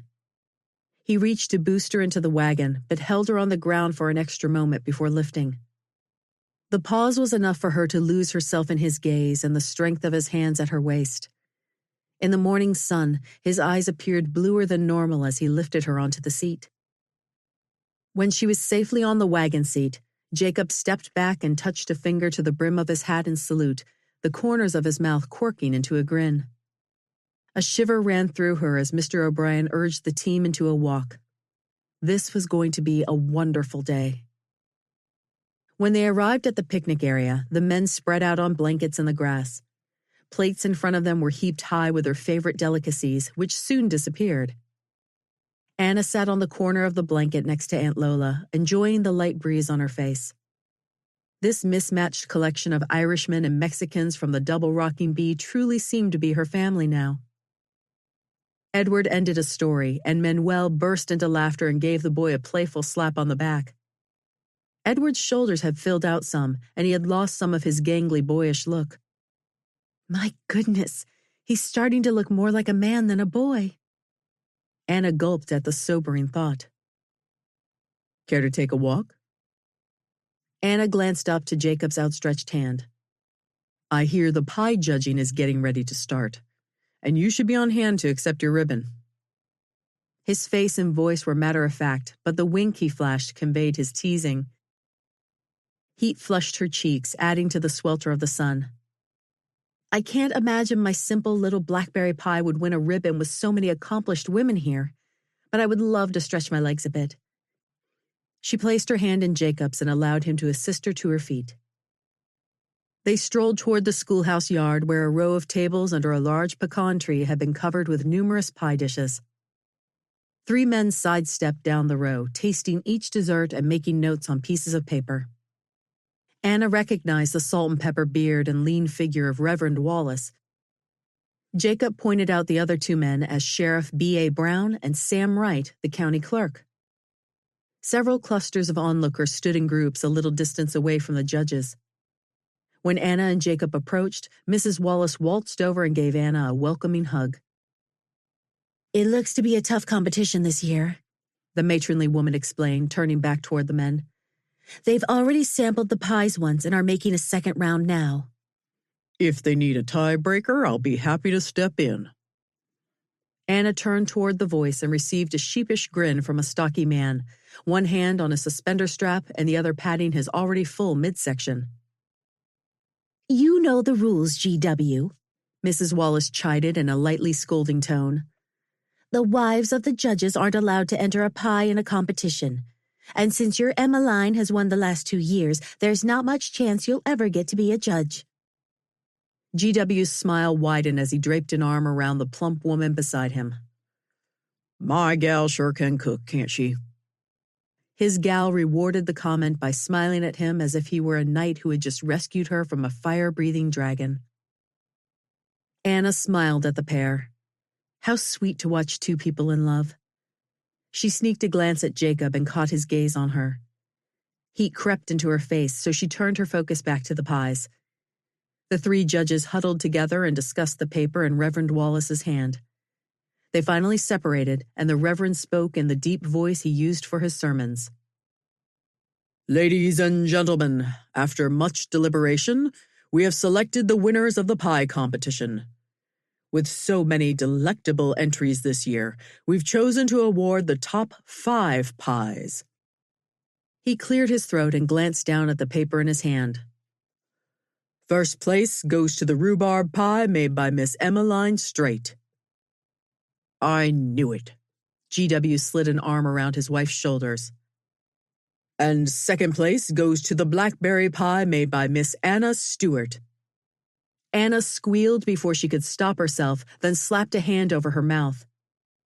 At a touch on her elbow, she turned to a broad smile on Jacob's face and a twinkle flashing in his clear blue eyes. He leaned forward and whispered, I never had a doubt, did you? I'm only surprised you didn't take first. Jacob stayed by her side for most of the afternoon. He introduced her to so many people, the names and faces soon blurred in her mind. "I had no idea you were so well known in this town," she teased as they headed for a shade tree to escape the blistering sun. Jacob shrugged. "That's what happens when you grow up in a place, I guess. When I was little, Seguin only had a couple of roads. Now it's a great big town and it's the county seat for Guadalupe County." He sighed, leaning against the tree with his hands in his pockets. He cut a handsome form, from his wavy brown hair playing in the slight breeze, to his dark green cotton shirt, to his snug-fitting brown pants and heeled cowboy boots. "I guess change comes whether we want it to or not. I kind of miss the old days, though. Things were wilder back then, but simpler, too." Anna's eyes wandered toward the houses and cement buildings comprising the town of Seguin. Her mind brought back images of the busy streets of Columbia, with its constant flow of wagons, peddlers, and other traffic. "I lived in Columbia my entire life before the fire. It was always busy, never a quiet town like Seguin. On Saturdays, Papa would take us on rides through the countryside." Her tone grew wistful. "I used to envy the people who lived in the grand plantation homes. Things seem so much calmer there. I've never known a place as peaceful as the ranch, though." "Do you miss Columbia?" "No." Her voice softened. "I miss Papa, but I don't miss the city." Jacob's reply was cut off by an announcer calling from the direction of the hill to introduce the start of the shooting match. He straightened and offered his arm. "May I escort you, ma'am?" He winked. Monty placed second in the shooting match, losing to Sheriff Brown. As the onlookers applauded, excitement rose in Anna's stomach, threatening to bubble over. "I can't be letting anyone outshoot the lawman of the county, now can I?" The sheriff shrugged and accepted the new spur straps offered as the prize. The horse race was held in a large open area near the river, and at the sound of a pistol signaling the start, Anna cheered with the rest of the crowd. The riders were to circle the area twice, and as they neared the finish line, a pack of 3 horses pulled away from the rest of the animals. Manuel's red shirt appeared in the group that crossed the line first, but she couldn't tell who had been ahead. The announcer's voice boomed above the murmurs of the crowd. "And the first place rider is Manuel Ginjosa from the Double Rockin' Bee." The spectators roared, with a few hoots mixed in, probably from their own cowboys. As the announcer continued broadcasting where the contestants placed, Anna shouted with the rest of the group. The excitement was contagious and drowned out the announcer's voice. Then her breath caught at an unmistakable name. "Edward Stewart from the Double Rocking Bee." Was that 6th place he had just announced? A surge of pride welled in Anna's chest, and even as she continued to cheer, she couldn't hold back the tear that rolled down her cheek. An arm rested on her shoulders, and she spun to find a gentle smile curved across Jacob's face. With people still cheering around them, he didn't say a word, just wiped away the tear. In that moment, words weren't needed between them. The look in his eyes showed he understood. Chapter 24. The women of the town had put together a chilly supper for all in attendance, and Anna was thankful for once to not be responsible for the cooking. After the meal, she sat on her corner of the picnic blanket with both her real and adopted families scattered around. Uncle Walter and Aunt Laura joined them for the evening meal, adding extra flavor to the conversation. The sky was beginning to show deep oranges and purples in preparation for sunset. The day had been more fun than Anna imagined, but she was almost worn out. Mr. O'Brien seemed to read her thoughts as he set down his bowl, wiped his mouth, and said, "Well, I hope y'all aren't too tuckered out yet. There's still a whole night of dancing ahead of us." "I'm ready," Bo piped up, earning a playful shove from Juan. As if on cue, the strains of the fiddle drifted from the open area in front of the schoolhouse. "I guess that's our sign," Mr. O'Brien announced, rising to his feet. He approached Aunt Lola and, with a bow, offered his hand to help her rise. "Might I escort ye, bonny lass?" He broke into the Irish brogue so easily, it was obvious it came naturally to him. He winked at Anna and leaned closer as if sharing a secret. I should be so lucky to escort the two loveliest ladies to the dance, but I'm afraid with all these strapping young men around, I would be hung and quartered if I did. So to save my own life, I'll step aside and give the others a chance. Warmth rose up Anna's neck, and she dropped her gaze down to the blanket. Within seconds, a pair of worn brown boots stepped into the edge of her vision. Anna slowly raised her eyes, expecting Jacob. Instead, Monty stood before her with a sheepish grin. May I have the honor of the first dance, Miss Stewart? Anna's heart warmed at the boyish hopefulness on his leathery cowboy face. Placing her gloved hand in his, she turned on her southern charm. Why, I would be honored, Mr. Dominguez. He seemed to grow 3 inches taller as he tucked her hand into his elbow and they strolled toward the sound of the music. While they ambled, Monty chuckled. Imagine me getting the first dance with the prettiest señorita in town. The boys are going to hold this one against me. Of course, I knew if I didn't jump on it, I'd not get another chance. Jacob leaned against the pecan tree while the swirling skirts on the dance floor spun and turned at the caller's direction. He usually enjoyed a good square dance. He wasn't a great dancer, but he'd had a bit of practice, and it was always fun to grab a girl and dive into the fray. Tonight, though, he didn't feel much like dancing. The girl he had planned to step out with was twirling and spinning with Miguel. She'd already danced with every other cowboy from the double rocking R and 3 from the lazy T, too. Why, some of them hadn't even gotten a full dance in before an interloper would butt in and take over. She was like a prize bull being passed around from one ranch to another. Jacob had tried all night to be a gentleman, but every time he started to get close enough to ask for a dance, 10 men stood in line in front of him. Are you planning to stand here and brood all night, or are you going to dance with the gal? He turned to see a familiar head of salty red hair and blue eyes that were shooting sparks at him. It's nice to see you too, Aunt Lola. He responded with as much of a grin as he could muster, then turned back, pretending to watch the dancers. Maybe if he ignored the question, she'd give up and leave him be. She gave a humph and scooted next to him, studying the dancers. Finally, she broke the silence. Well? He let out a long sigh. She's got a long line of partners just waiting to jump at the chance. She's certainly not waiting around for me, and I'd just as soon stay here anyhow. Well, I'll be. Aunt Lola spun around to face him, hands fisted on her hips. Jacob O'Brien, you know as well as I do you'd rather be dancing with that little gal than breathing. And if I don't miss my guess, she feels exactly the same. Now you better get up the courage God gave you and quit skulking in the bushes. Just go out there and get her. With that, she grabbed Jacob's arm with a bony hand and gave him a little push. The speech caught Jacob a bit off guard, and he stood there staring at Aunt Lola for a moment. How should he respond? It wasn't courage he lacked, but opportunity. But maybe courage really was his problem. He glanced toward the dance floor, where Anna promenaded down the row in a lively Virginia reel.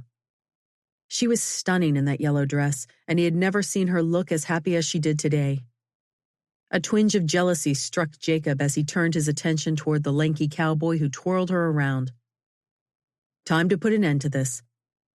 Squaring his shoulders, he pushed away from the tree and headed toward the lady in the yellow dress. Jacob reached Anna just as she and her partner were preparing for another promenade. He grabbed her elbow and she glanced up at him, wide-eyed.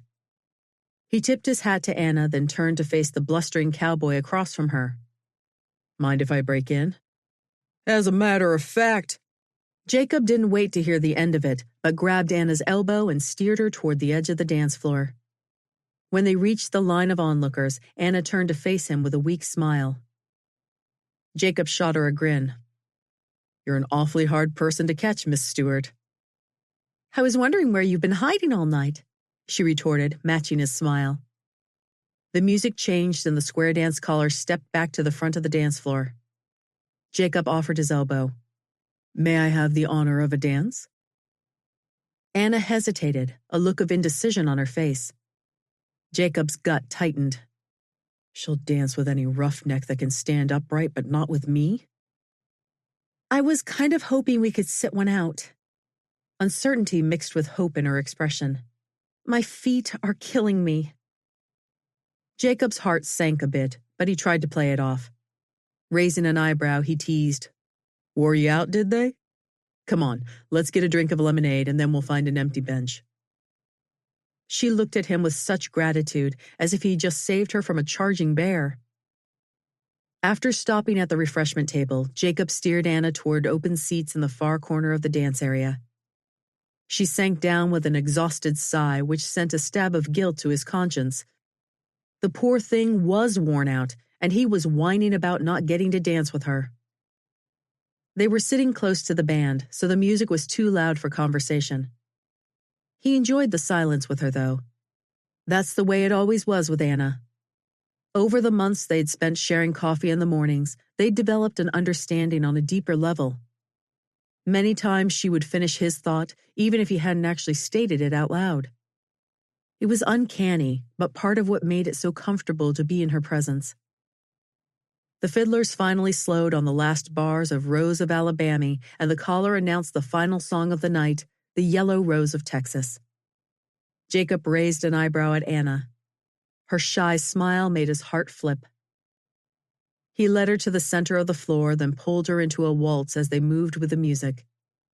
He'd never been particularly good at the slower dances and usually avoided them. But moving around the floor with his arm around this woman was the most natural thing in the world. In that moment, Jacob knew the truth. God had placed her in his life for a reason. She was exactly what he needed, and he was tired of fighting God's will in favor of his own futile plans.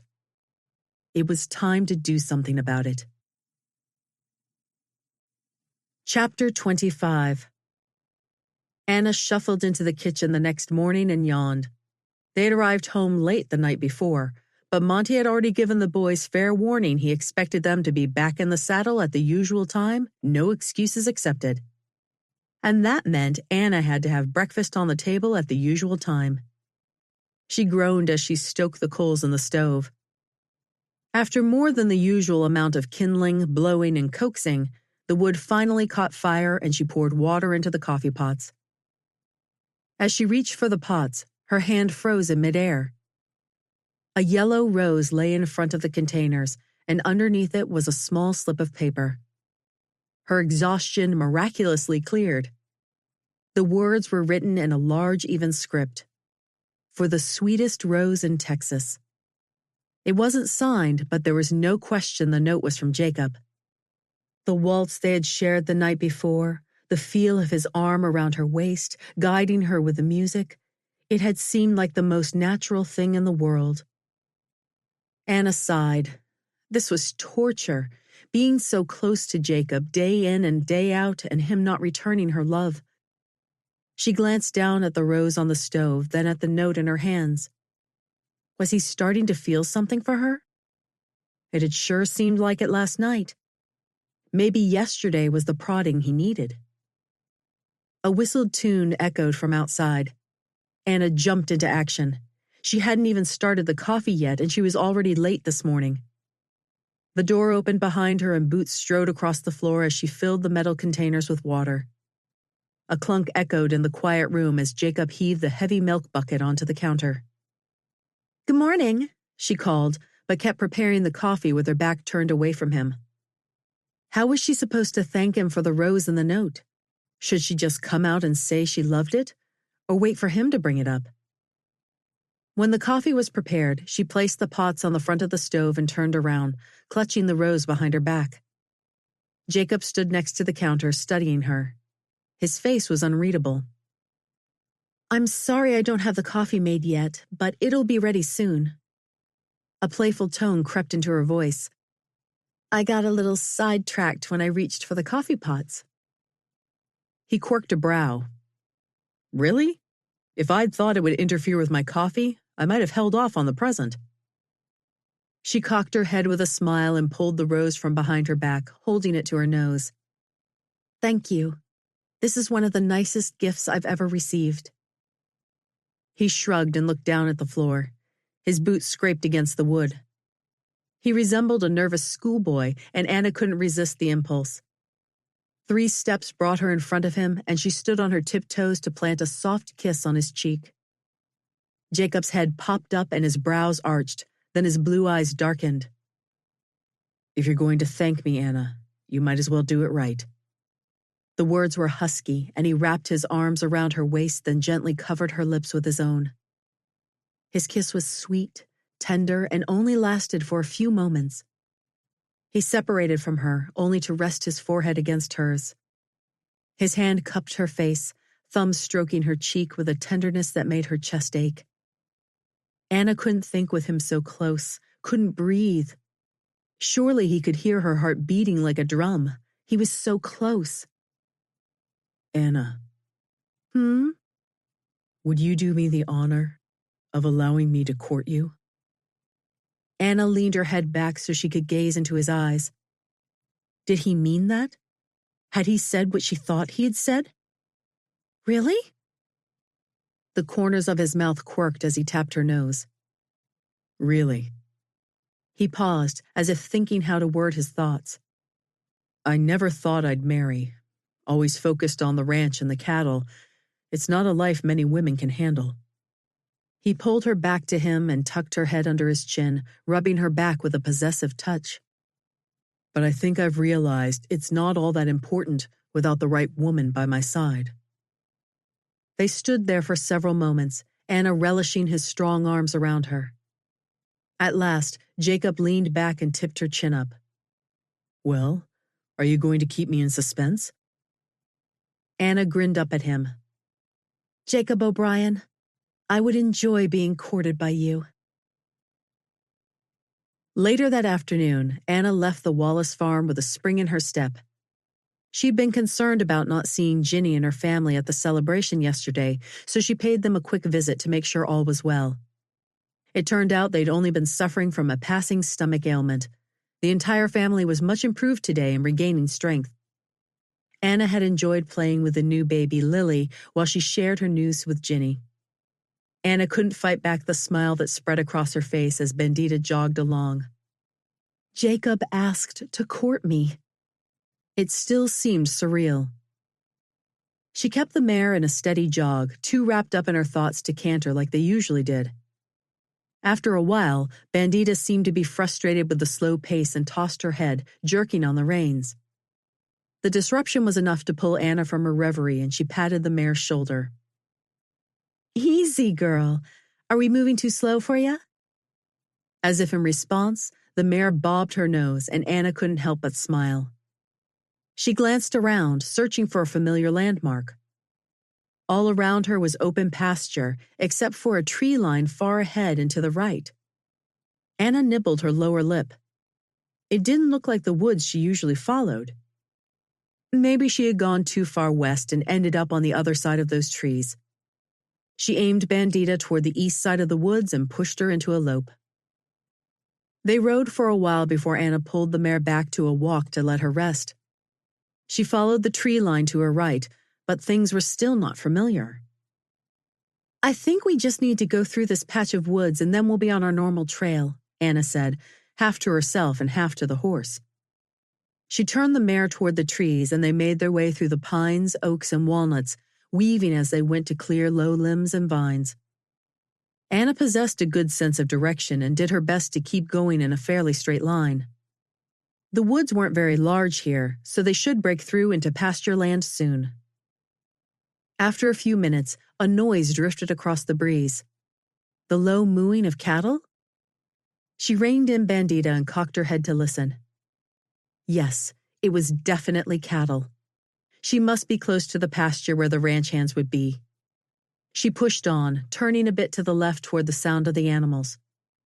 Pretty soon, light shone through the trees ahead and a wave of relief washed over Anna.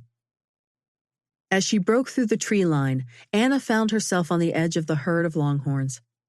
She scanned the clearing for the men. If she was honest with herself, she was really looking for one particular tall, blue-eyed cowboy. But his familiar figure wasn't there. In fact, none of the figures were familiar. Confusion muddied her thoughts, and her mind struggled to make sense of where she might be. The cowboys all had dark features like Monty and his family, but she couldn't see them very well from a distance. A thread of unease crept into Anna's stomach. Who were these men? Anna lifted her reins to turn Bandita back toward the trees, but a rope settled around her shoulders and pulled tight. An abrupt stop and a yank, and she flew through the air. She hit the ground with a thud. A loud grunt pierced the air, but her mind focused on trying to draw breath into her empty lungs. It came in short gulps at first. When she was finally able to inhale a full breath, a man leered over Anna. A boulder-sized knot formed in her stomach. Chapter 26. Jacob trudged toward the barn, his mount limping along behind him. Poor thing just had a stone bruise, but it had been a long walk back from the east pasture, and the horse hobbled slower the farther they walked. It was still early afternoon, so he planned to catch a new mount and head back out. He'd stop in and see Anna for a minute, though. Maybe get a few cinnamon cookies if she had any left. Jacob removed his hat and placed it on the hall tree, then turned to greet Aunt Lola. He planted a kiss on her weathered cheek and peered down the hall toward the back of the house. Is Anna in the kitchen? No, lad. I thought maybe you rode back home with her. Me? I came back because my horse is lame. Where'd she go? She went a-visiting to the Wallace farm. Been gone since late morning, so I 'spect her back any time now. Jacob grabbed his hat and headed back out the door. Something didn't feel right. The chill bumps on his arms weren't there because it was cold in Texas in July. He'd just head out toward the Wallace farm and check into things. An hour later, Jacob sat atop Marshall and scanned the horizon. He'd been over the trail to the Wallaces, but Everett said Anna had left there 2 hours ago. There was no sign of turkey vultures in the sky to signal a dead or distressed creature. Where should he start looking now? Lord, where is she? I can't shake the feeling that something's not right. Please keep her in your hand, Lord. Keep her safe and help me find her. An image of the Guadalupe River flickered through Jacob's mind. That was her favorite spot, but it was unlike Anna to be gone all day. Of course, she knew the cattle were being pastured near the river, so maybe she had gone to find the men. That sounded like a good place to start, so Jacob urged Marshall into a canter moving toward the southeast. He followed the tree line for a while, then finally found the old shortcut through the woods. The trail was a bit overgrown, so they had to slow to a walk. After an eternity, daylight shone through the trees ahead. Just then, voices drifted from behind Jacob. He halted Marshall and focused his attention in the direction of the sound. In the distance, cattle lowed, along with male voices calling to each other in Spanish. The little hairs on his neck prickled. The cattle and cowpunchers belonging to the Double Rocking Bee were still about a half a mile to the east. Any men here most likely did not belong. He eased toward the sounds, then dismounted and tied Marshall when he was getting close. He moved in on foot and crept to the edge of a clearing. Exactly what he'd expected. About 50 head of cattle munched grass or milled around, while a few men sat on horseback around the outskirts of the herd. Jacob counted 6 dark-skinned cowboys, but found no sign of Anna. Panic welled in his chest, but he smashed it down like the lid on a Dutch oven. He needed help, more men, and he needed to find Anna. Each of the cattle thieves before him carried a revolver on both hips, along with a rifle in the scabbard strapped to their saddles. Jacob's own 6-shot revolver was not enough bullet power to take on all the men. Even if he retrieved his rifle from his saddle, he would need backup. Slipping back through the woods, Jacob mounted Marshall and urged the animal through the trees faster than he would have if he had been thinking straight. The minute they reached the open pasture, he pushed Marshall into a gallop, heading straight for the area where the rest of his men worked. Monty loped out to meet Jacob. "Bandits," he panted, trying to catch enough air to speak. "I think they have Anna. Send Edward for the sheriff. The rest, mount up, come with me. Bo knows the way to town from here, knows where to find the sheriff, too." Monty's voice was calm, fueling the fury in Jacob's chest. "Send Edward." He spat the words. "Beau's a better choice." Monty's voice held an edge now, but Jacob didn't care. "Monty, if that boy gets anywhere near this mess, so help me, I'll—" He didn't finish his sentence. What would he do? He sure couldn't face Anna. "We're wasting time. Send Edward for the sheriff, gather the boys, and come now." He ground out each word like he was flattening them into the dirt. Monty raised his voice then, fighting back like a true brother. "Edward's a man now. You know that better than any of us. We need a strategy here, and Beau's the best one to go for the sheriff. Edward will be fine. You've taught him well." The last line leveled Jacob like a blow to his gut. He had been teaching Edward how to be strong, think like a man. Didn't he always tell Anna she needed to let Edward grow up and let God take care of him? He leveled his gaze on Monty, who returned it with a calm strength. "All right, then." Monty gave a nod, then spun his horse and cantered back toward the men, releasing a long whistle. The men must have been watching because they immediately jogged their animals near, careful to skirt around the herd. Moving too quickly would only spook the cattle. Monty barked a few commands and the men began loading rifles. Beau tore off in the direction of town. Within minutes, although it seemed like hours to Jacob, they were all moving at a quick canter back the way he had come. Anna twisted her arm, trying again to get at the knot that held her wrists tight. She only succeeded in scraping a layer of skin on the rough bark of the tree that held her prisoner. Perspiration ran in slow beads down her face and soaked into the filthy rag they had used as a gag. In the scuffle, she had lost her bonnet, and already the skin on her forehead and cheeks flamed from the hot sun. It felt like she had been tied out here for days, but this was still better than what that foul-smelling lowlife who tied her up had alluded to happening after the men returned to camp for the night. A shiver ran down Anna's spine despite the scorching heat of the day. She had to figure out how to get away from here. She had no idea where she was, but it was definitely not a place she had been before. The men had secured her to one of the trees where it appeared they'd been camping, in the woods not far from the clearing where the cattle grazed. 8 bedrolls lay around the cold ashes of a campfire. A skillet and coffee pot sat next to the fire ring, but otherwise the place was empty. The thugs must keep their food and supplies packed in their saddlebags. Snippets of male voices called to each other, but they spoke Spanish, and the words were too quick for her to catch any of the phrases she'd learned. "God, please help me." Anna struggled against the rope around her wrists again, trying in vain to loosen it even a little. "What time I am afraid, I will put my trust in thee." The verse dropped into Anna's mind, leaving calming ripples that spread throughout her body. That verse was in Psalms, if she remembered correctly. "Cast your burden onto the Lord, and he shall sustain you. He shall never permit the righteous to be moved." Anna had not yet cast this burden on the Lord. She had no idea how she could get out of this terrible situation. But God could do it. There was no doubt. If he could help Gideon and his 300 men destroy an army of hundreds of thousands of warriors, he could certainly save Anna from a few thieving renegades. A peace like never before settled over her, and she almost smiled. "Thank you, Lord." She whispered the simple prayer, but meant the words with every fiber of her being. More time passed, and the sun continued beating down, but Anna found it bearable. All she could do for now was watch and wait. A shot ripped through the air, and Anna jumped. Men shouted, and more revolver shots fired. Anna craned her neck, but the thin layer of trees blocked her view. She tried to call out, but the gag stopped all but a faint moan.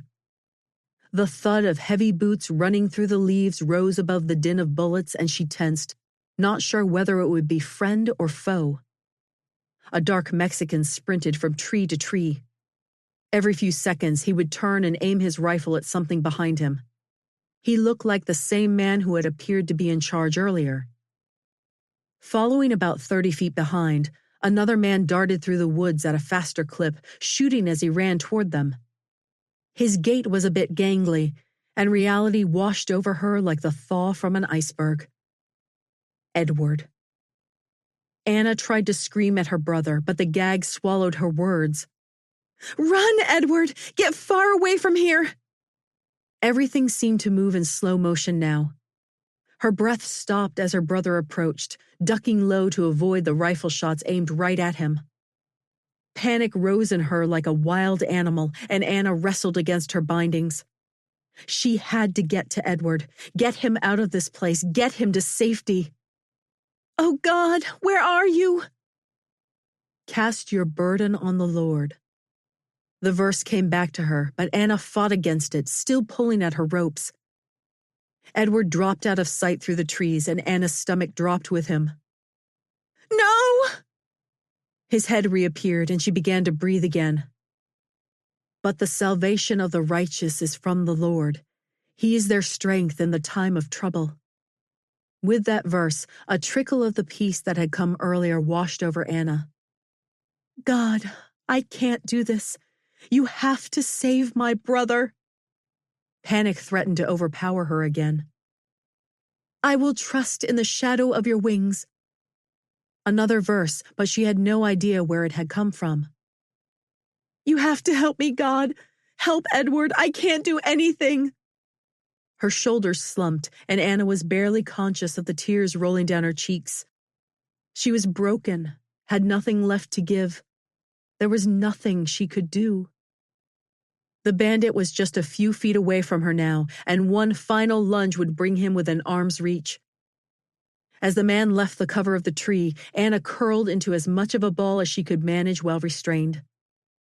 The sound of gunshots was all around her now, and she kept her eyes squeezed shut, preparing for the sharp pain of metal piercing her flesh. A scream rent the air, a crash beside her. Then the closest gunfire stopped, although it still raged in the distance. She forced her eyes open. The Mexican lay moaning on the ground while holding his lower leg. Blood oozed from the wound. Edward ran the last few feet to the man, picked up the revolver that had dropped to the ground, and tucked it into his belt. He stepped away backward from the wounded man until he reached Anna. He never turned away from the outlaw, but bent down to loosen first the tie around her mouth, then around her arms. "Are you okay?" he asked, even before the gag was loose. Anna still couldn't speak, even after the cloth was removed from her face. She nodded hard but kept her eyes on the man still moaning on the ground. At last, Edward finished with the rope. "Stay here for a minute." Edward picked up the heavy cord that had been tied around her wrists and bent down to secure the man's hands behind his back. The bandit let out a painful groan, but her brother didn't flinch. He tested the knot he'd made, added an extra loop, then turned back to Anna, leaving the man still curled on the ground. "Can you stand up?" "Yes," Anna croaked. Her throat was so dry it hurt to speak. "Come on, then." Her little brother, now her protector, grabbed both of her hands and hauled her up. She swayed a bit, so he positioned a hand under each of her elbows to hold her steady. She wasn't sure if her lightheadedness was coming from the fact that she had been tied in the sun all day without water, or from the sight of the blood oozing out of the man's leg not 5 feet away from them. She became conscious of the bullets still being fired from several directions. They were getting closer. "We need to get out of here." Edward's voice was low, urgent. "We're going to run, so stay with me." He grabbed her wrist and moved forward several steps, then looked back as if to make sure she was coming. "I'm right behind you." She spoke with as much confidence as she could muster. The gunfire continued to close in. How many more bullets could the men have? Anna ran behind her brother, one hand clutching his in a death grip, the other holding up her skirts to keep from tripping. Branches tore at her face and arms, but she kept moving forward blindly. A strong force slammed into her left thigh, leaving a sharp sting. Anna kept running. She didn't have a choice. Edward forged ahead like a stampeding cow, pulling her with him as he went. The stinging sensation became sharper until it radiated throughout her leg like a swarm of angry bees attacking. At last, the pain took over and her leg crumpled, taking Anna down with a gasp. Edward was at her side in an instant, his body crouching over her like a shield. "What's wrong?" he called above the din. "My leg." Edward took one look at the blood stain that was beginning to show through Anna's dress where she clutched her thigh, then scooped her up in his arms and continued running. At last they made it to the horses, and Anna was barely aware of Edward shouting to someone as he placed her on the saddle. Someone climbed up behind her. The awful bouncing began, but strong arms held her tight, keeping her upright. The pain was taking so much energy now, sapping the last of her strength. She tried to focus on the house ahead in the distance, but the edges of her vision were so hazy. The haze grew larger and larger. Finally, it turned into blessed darkness. Chapter 27. Her leg throbbed like someone was trying to cut it off at the thigh. Anna sucked in her breath even before she opened her eyes. "I think she's waking up, Doc." The voice was familiar and so comfortable. The sound made the pain in her leg a little less intense. Anna carefully opened her eyes, afraid to move anything more than her eyelids. Faces crowded around her bed. A man she didn't know on her right, Edward, Aunt Lola, Jacob. Her mouth was cotton and her throat craved water. "Drink." Jacob placed one hand behind her head to his sister as she took several sips. It soothed like food to a starving man, but the effort was exhausting. She sank back against the pillow. "What happened?" she managed to croak. The man on her right answered. "It seems you got in the way of a bullet, young lady. It passed through the outer edge of your leg cleanly, so it should heal fine if you give it the chance. Might be painful for a while, though." Anna turned toward the man as he spoke. He was of medium build with salt and pepper hair and round-rimmed glasses that made him look scholarly. As if he could read her mind, he smiled. "I'm Dr. Steiner. It's a pleasure to meet you, Miss Stewart, but I'm fortunate to be under these circumstances." She offered a weak smile. "Thank you." The doctor turned to Aunt Lola, who was hovering at the foot of the bed. "I've sanitized the wound and will leave you laudanum to give her for the pain. You'll need to change the dressing once a day for the first week. I'll be out again to check on her in a few days." The older woman nodded. "Don't you be a-fearing, Doc. We'll take good care of our girl." "I have no doubt." He nodded and pulled a small glass bottle from his bag. "1 spoonful if the pain gets bad. I've already injected a dose, so she shouldn't need any more for a while." He turned back to Anna. "Stay in bed for a full week, then you can move around a little bit with walking sticks. You'll need to use them to help you walk for at least 2 weeks after that." Jacob nodded. "We'll make sure she gets plenty of rest and doesn't overdo things." Dr. Steiner looked satisfied and reached out to shake Jacob's hand. "I guess I'll be on my way then." "You'll be needing a snack for the road, I'm a-thinking," Aunt Lola said, leading the doctor out the bedroom door. "I'll cut ye a slice of pound cake." When the pair left, Edward edged closer to Anna, opposite from where Jacob stood like a guard on sentry next to the bed. Edward's eyes held a hint of worry, but also a new maturity that had not been there before. "Are you going to be okay, sis?" Despite her exhaustion, Edward's question sent a warmth through her chest. She reached out to touch her brother's hand. "I'll be fine, thanks to you. I can't believe you saved me." He dropped his head and scuffed at the floor, red touching his cheeks. It made him look like the overgrown boy she was accustomed to. Still, his broad shoulders and muscled forearms foretold the man that he was becoming. She had to speak before she lost her nerve. "Jacob was right."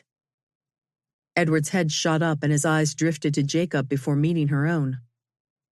"I do need to let you grow up and become the man God has planned for you." She squeezed his calloused hand. "I'm proud of you, little brother." He didn't hold her gaze long, and she could tell she'd embarrassed him. It had needed to be said, though. Why don't you head downstairs now? I'll just rest for a bit. Even as she spoke, her eyes drifted closed. Jacob poked his head through Anna's open doorway the next morning. Good morning. Edward said you were awake. Are you hungry? Anna was propped up on pillows and gave him a smile that seemed to require real effort. Come on in. He maneuvered through the doorway holding a tray filled with steamed oats, bacon, and tea. Aunt Lola sent this up for you. I'm afraid she has her hands full making food for the men, so I volunteered to bring it up. He gave her a wink. I'm sorry she has to do my work too. Don't be feeling sorry for her. I think she likes the challenge. Jacob set the tray down on the edge of the bed and tucked his large frame into the chair next to Anna. The room seemed small and confining, and he tugged at his collar. He would much rather be outside where he could have room to breathe and stretch his legs. Anna raised a brow. She must have noticed his discomfort.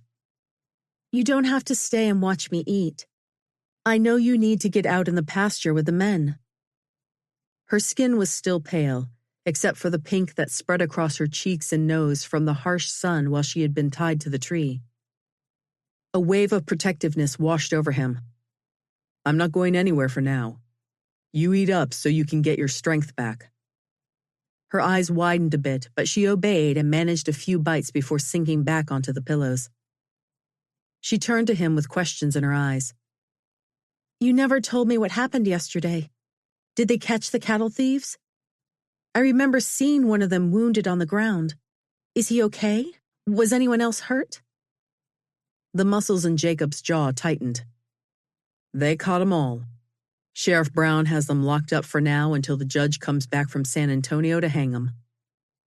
Anna's hazel eyes widened even more. You think they'll be hung? I'm sure of it. This is the same band that stole our cattle and tied up Edward last winter. With that and what they did to you yesterday, they'll be lucky if a lynch mob doesn't take them out before the judge does.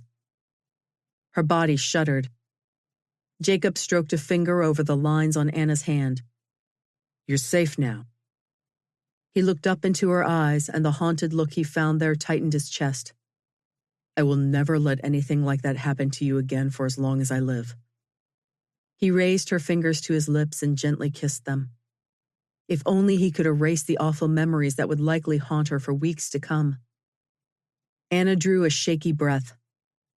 When I was out there, tied to the tree waiting for them to come back and do who knows what, I prayed. Jacob kissed her fingers again and murmured, I'm sure you did. Anna continued. I prayed, and God reminded me of several verses from Psalms where he talks about saving us from evil. He gave me this overwhelming feeling of peace. The corners of her mouth turned up in the beginnings of a smile. Then he sent my little brother to save me. He's not so little anymore. Her long lashes dipped as she blinked and then looked back up at him. No, you were right. Thank you. For what? For helping him grow up. A surge of warmth sluiced through him. He loved this woman with everything inside him. It was way past time to tell her so and make her his own. He almost opened his mouth right then to tell her, but one look at her lying injured in the bed stopped him. Not here.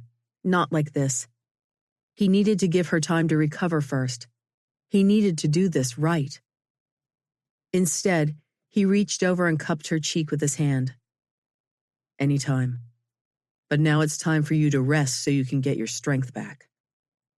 He rose and laid a gentle kiss on her hair, drawing in the sweet scent of honeysuckle he had learned to associate with her. Sweet dreams.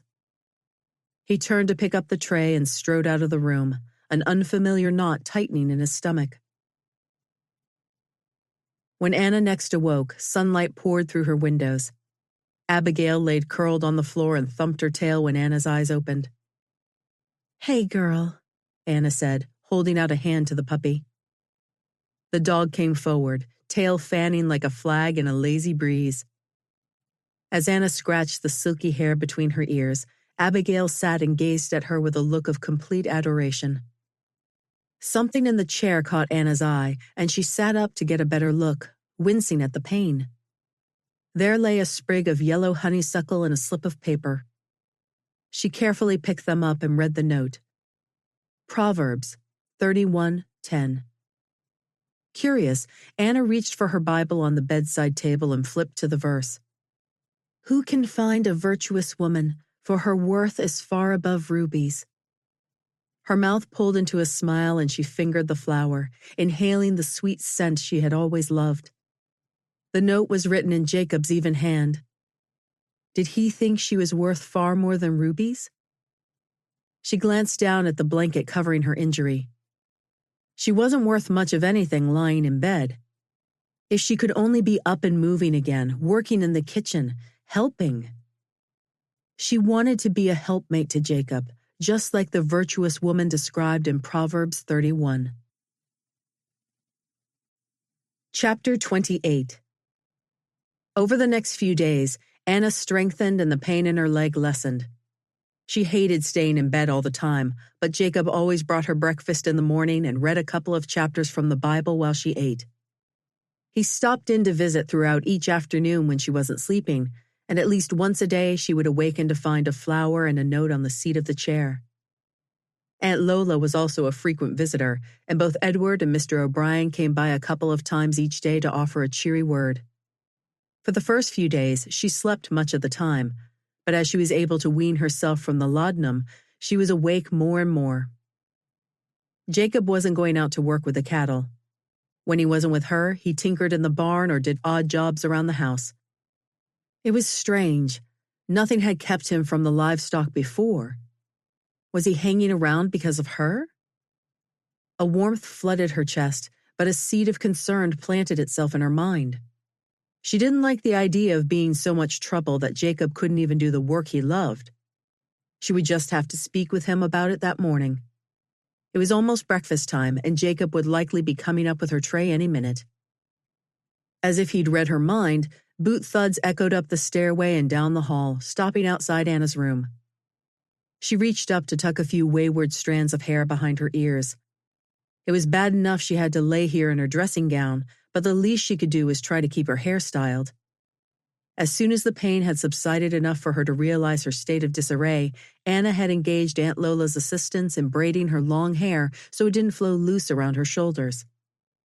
Things may be a bit wilder and more practical in Texas, but she would make sure her sense of decency held strong.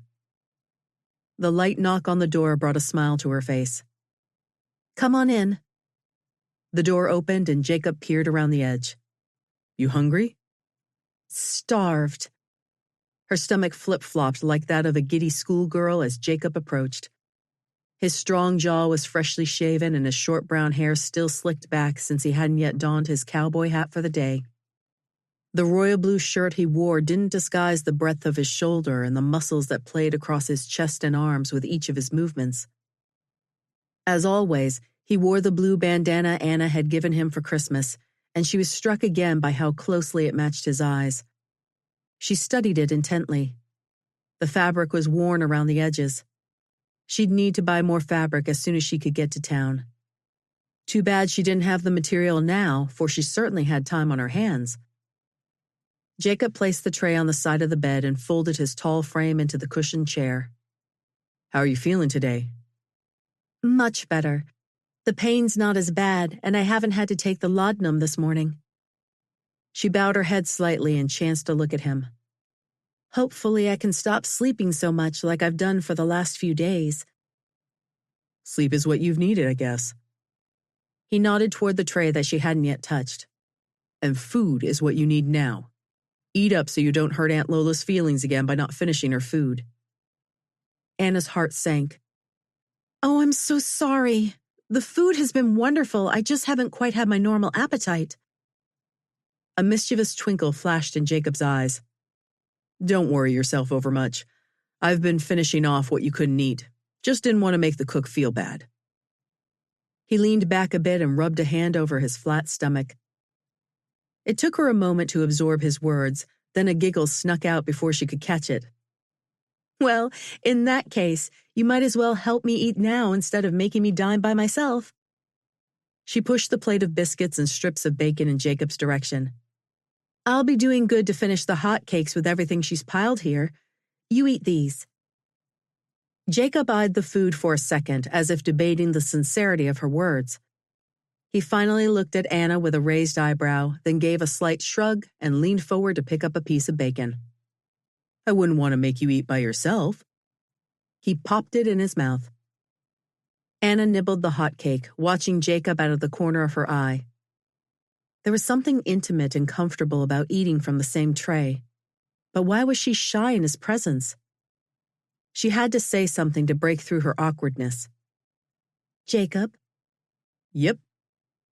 Elbows resting on his long legs, he raised his eyes to meet her gaze, and the familiar tightening squeezed her chest at their blue intensity. You, haven't gone out with the cattle in a few days.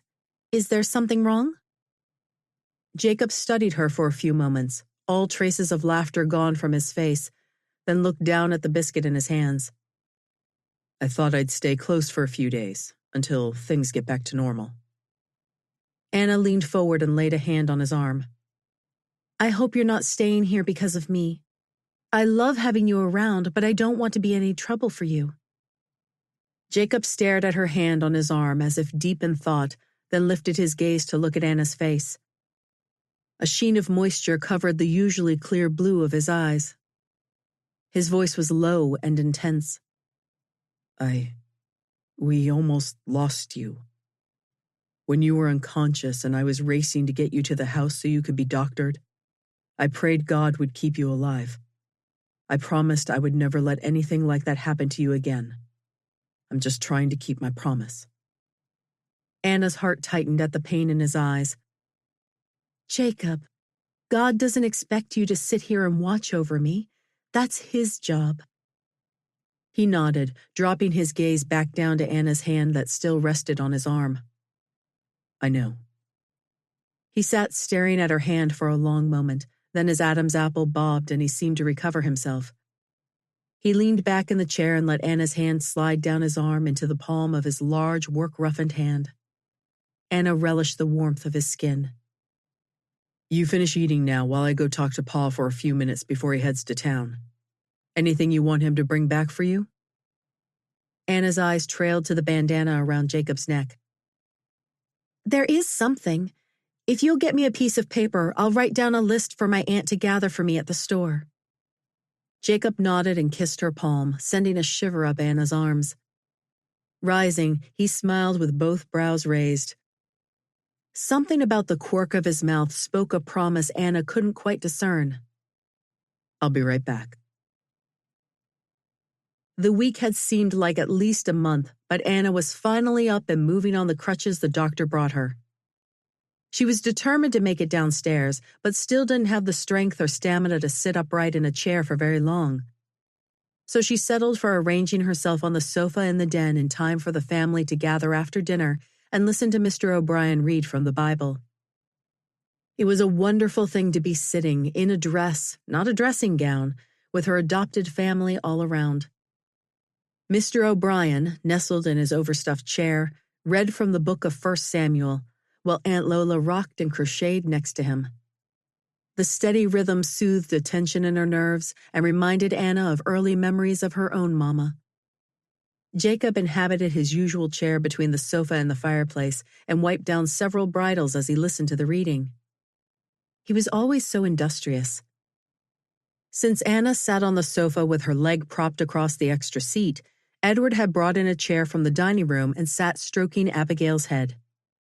She gazed at him with her devoted dog eyes. Each person in this menagerie was so near and dear to her heart. Anna's eyes stung at the love that threatened to overwhelm her chest. At a gentle touch on her shoulder, she glanced at Jacob. His brows pinched, shadowing his blue gaze. Does your leg hurt? He mouthed the words so he didn't interrupt the story of Samuel inspecting Jesse's sons to find the future king. Anna flashed him what she hoped was a convincing smile and shook her head slightly. The truth was, the pain in her leg was getting worse the longer she sat there. She'd probably overdone it a bit for today. Once again, Jacob seemed to read her mind. As soon as there was a break in the story, he stretched and yawned dramatically. I reckon I'm a bit tired tonight. Do you mind if we stop there so I can check the animals before turning in early? Aunt Lola harumphed. Don't know how you could be tired from hanging around the house all day. But Anna, on the other hand, has been up more than she ought. Reckon it's time for her to be a turning in. Setting her needlework back in the basket beside the rocking chair, Aunt Lola pushed to her feet. Come on, lassie. Let's be getting you upstairs. 2 weeks later, Anna sat across from Jacob in the kitchen, her hands busy peeling potatoes for breakfast. She'd made Aunt Lola promise to sleep in this morning and allow Anna to resume cooking duties on her own.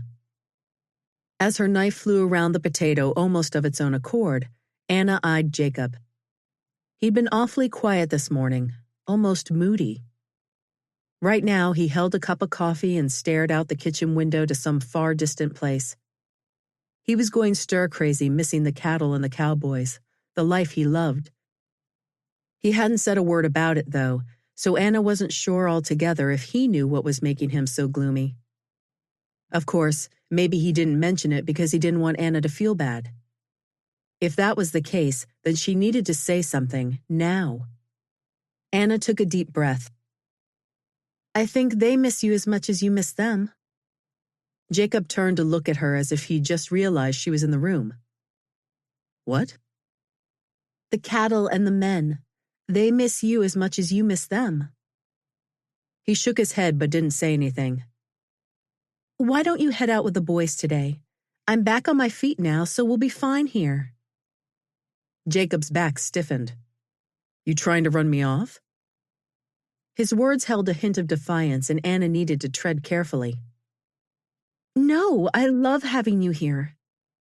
She hurried to smooth his ruffled feathers. I know you love working outside, and you've been cooped up in here for 3 weeks. I could certainly understand if you were eager to get back in the saddle. The words spewed out one on top of the other until she had to stop and catch her breath. Jacob's back remained stiff for another moment. Then he finally sighed and allowed his shoulders to slump. I reckon you're right. Anna released a breath. I know you'll feel better when you're back on a horse. Jacob sipped his coffee, then placed the cup on the table and faced her.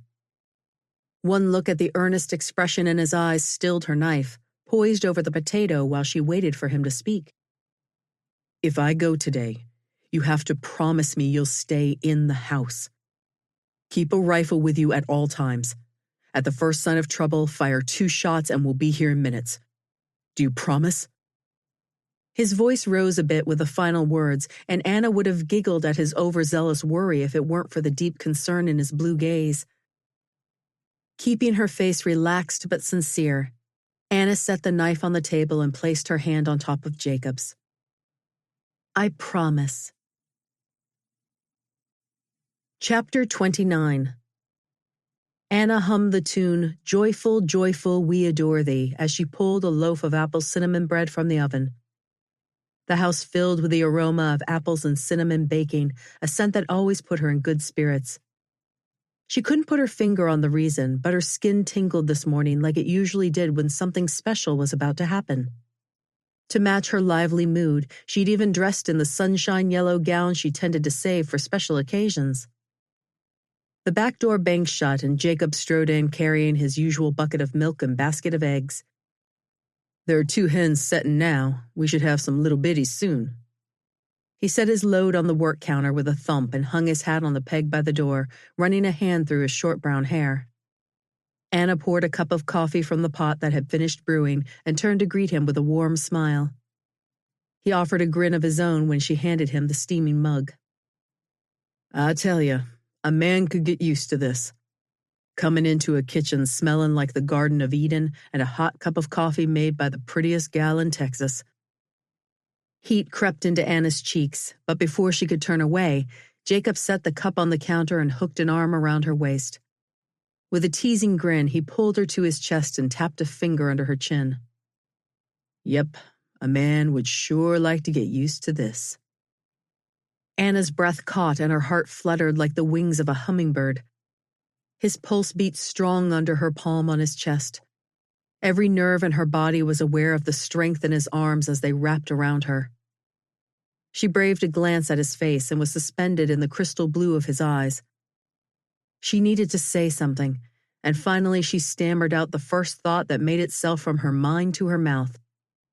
"Are you hungry?" Jacob's eyes roamed down to her lips. "Very." A tingle ran through her body as his blue gaze darkened and his mouth came down to hers.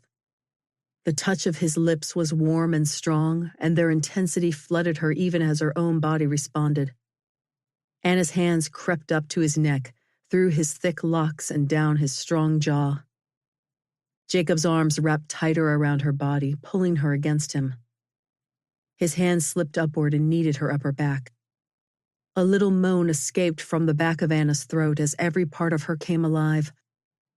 The sound seemed to quiet something within Jacob, and he pulled back slightly, resting his forehead on hers, faces inches apart. His ragged breath mingled with hers, and Anna's chest pumped as she struggled to catch her breath. "Anna." Her name on his lips was spoken like a prayer. "Hmm?" She ran her hands back around his neck and gently fingered the short hair at his nape. "Go riding with me today." She drew back a few inches to scan his eyes. "Go riding?" She was sure the question played on her face. Today was Wednesday, a work day. Didn't he have work to do out with the cattle? He rubbed his hands over her back again and pulled her to him so her head rested against his chest. His strong heartbeat hammered next to her cheek. "Just for a few hours. I'll come back to get you around 10 o'clock and we'll ride down to the river before it gets too hot. Please?" Anna remained quiet for a few moments, relishing the warm protection of being wrapped in Jacob's arms. At last, she stepped back and gave him a contented smile. "Okay. Now you'd better get out of here so I can finish breakfast." Jacob left with the men after breakfast, but true to his word, he marched in the front door promptly at 10. Anna was in her room upstairs putting the finishing touches on her hair when Abigail's soft whine and tail thumping on the floorboards signaled his return even before the front door closed. She'd tried a new hairstyle today, something other than a simple braid wrapped in a knot on her head that was her typical look. Today, a few curls framed her face while the rest of her mane was pulled into two braids that met in a low twist offset on her neck. Satisfied her hair was as good as it was going to get, she took one last speculative gaze in the mirror, eyes running over her yellow gown. She pulled the delicate gold cross and chain from under her neckline and straightened it, then headed downstairs. Jacob was waiting at the bottom for her, and Anna's heart skipped a beat at the sight of him. He was so tall, and his forest-green shirt stretched across broad, muscled shoulders that contoured into a trim waist. His blue eyes held a twinkle as they followed her down the stairs. When she was almost at the bottom, he reached for her hand, halting her progress. His lips were warm as they placed a gentle kiss on her fingers, but his eyes never wavered from her own. A shiver ran through her body at the contact, but she kept a smile planted on her face. Jacob guided her down the remaining stairs, then tucked her hand under his arm. "Milady, your steed awaits," he said with a flourish of his free hand. Anna turned on her best Southern belle drawl and gave him a coy smile, batting her eyelids. "Why, thank you, kind sir." He chuckled and released her hand as she reached for her bonnet on the peg by the door. "Let me just tell Aunt Lola you're stealing me away."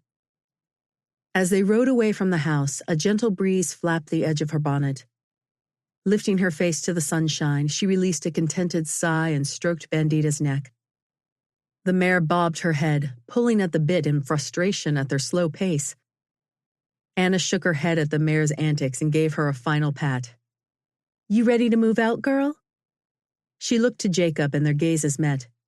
He had the beginnings of a grin on his face. "You mind if we jog for a ways?" He nodded. "Fine with me, but just for a bit. You need to take it easy with your leg." She arched an eyebrow at him. "I'll be fine." As she squeezed her legs to push the mare into a jog, however, the familiar burning sensation pierced the outside of her thigh. But the pain didn't stop her enjoyment as Bandita's stride evened out into a ground-covering gait. It seemed like they had just begun when Jacob called them back to a walk. As they rode on, Jacob pointed out the changes to the landscape over the past few months and added in a story about the herd of deer the men had surprised one day last week. There were 5 or 6 does, each with a fawn, and the buck had a pretty good-sized rack on him. They must have smelled us coming because they were running when we first found them. They sure were a sight to behold. His tone held reverence. The familiar gushing of the river water sounded even before they emerged from the wide trail through the woods. As soon as she reached the river's bank, she slid off her horse, careful not to land on her bad leg, and stepped to the edge of the water. The breeze was stronger here, so she loosened her bonnet strings, allowing it to fall down her back so the wind could tickle her face and hair. The grass on either side of the water was always green no matter how hot the sun, and a few birds twittered to each other in trees across the water. Jacob stepped up beside Anna as she stood on the edge of the riverbank. "It feels like heaven, doesn't it?" He spoke softly, not wanting to interrupt the spell of the beauty around them. She turned to look at him, and her hazel eyes glimmered more than usual. "I've missed this place." His body moved of its own accord, taking a step toward her and reaching out a hand to stroke her cheek. The time had come, but how could he put into words what he wanted to tell her? He was a simple cowboy, definitely not an eloquent suitor. He took a deep breath. God, help me to find the right words. An image of his father popped into Jacob's mind, speaking a phrase he had heard many times. "Son, just say what you mean." "Anna." "Yes, Jacob." The sound of his name on her lips warmed his insides. He placed a hand on each of her arms. "I want this to be your place. Our place. Always." She stared at him with a question in her eyes, and he tried again. "I've always loved the ranch. From the beginning, it's been a part of me. I never thought I'd find a woman who felt the same way." He brushed a wayward curl out of her eyes.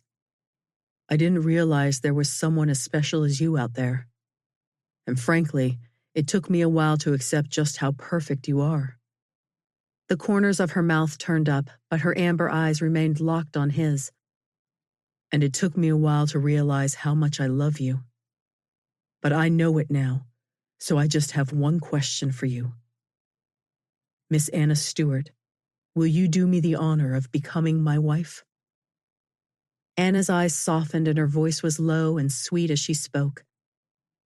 "I'd love to." Jacob let out the breath he had been holding and allowed a grin to spread across his face. His eyes drifted down to her lips. He could taste their sweetness already. He gave her a teasing grin and murmured, "Now that's settled." He lowered his mouth for a taste. By Jingo, she was sweeter than he remembered. Her arms around his neck spread a wave of desire through him, and he pulled her closer. After just a few moments, he forced himself to break their seal, resting his forehead on hers. This woman was too irresistible to trust himself for long, but soon she would be his. "So what do you think? Should we go get the preacher this afternoon?" he said in a low, teasing voice. Anna leaned back, her eyes forming wide circles. "Today?" she squeaked. Jacob chuckled and pulled her right back into his arms, tucking her head under his chin. She fit so perfectly there. "Right this minute if you'll say yes." He stroked her back, enjoying her softness under his hand. "But if not today, you just tell me when." Chapter 30. The next few days kept Anna busy, with the garden in full production and so much work to do, canning and preserving food for the winter months.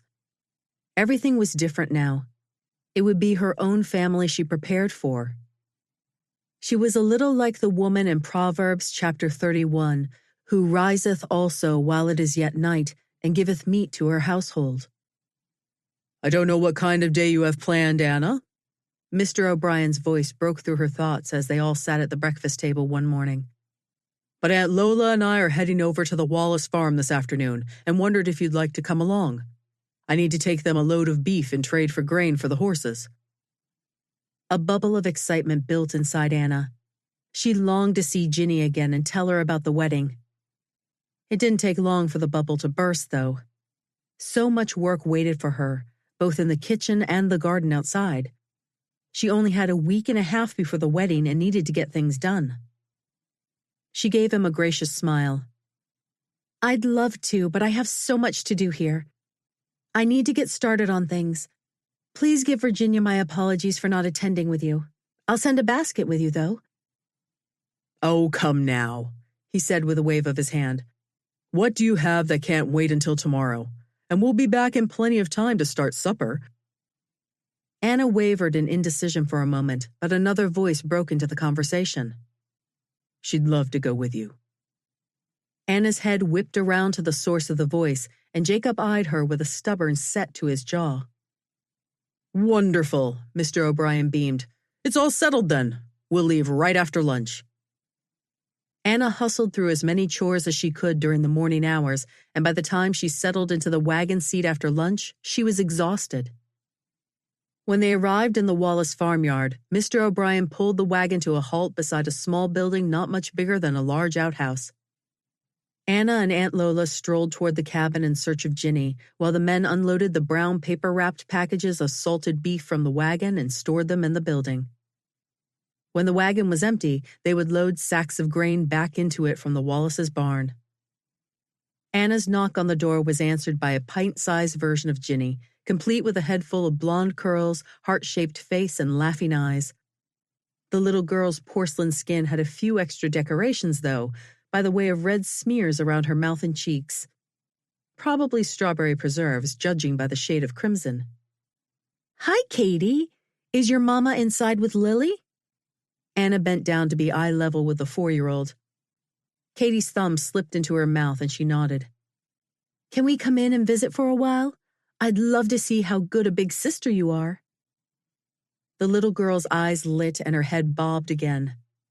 Anna chuckled, rose to her feet, and followed the child through the doorway, Aunt Lola on her heels. "Ginny?" Anna called through the house as they trailed Katie toward the direction of the bedrooms. "Anna, is that you?" Ginny appeared through one of the doorways, carrying a chubby baby on her hip. "And Aunt Lola, I'm so glad you've both come. Please come into the parlor and have a seat. Just give me a second to get cleaned up. Seems like I'm always changing diapers these days." She gave them both a wry grin, but her enthusiasm bubbled too close to the surface to be overshadowed. "Can I get you both a glass of lemonade? It's so hot for tea, but I can heat a kettle if that's what you prefer." "Lemonade sounds perfect." Anna reached for baby Lily and giggled at the way the little one ogled her with her big blue eyes. "I declare, Ginny, she's gained 10 pounds since I saw her last month." Ginny flashed a proud smile as she poured the golden liquid into mugs. "That little one loves to eat for sure." They settled into an easy chatter as Aunt Lola asked about the baby's health. Anna listened as her mind spun. How could she bring up her own news?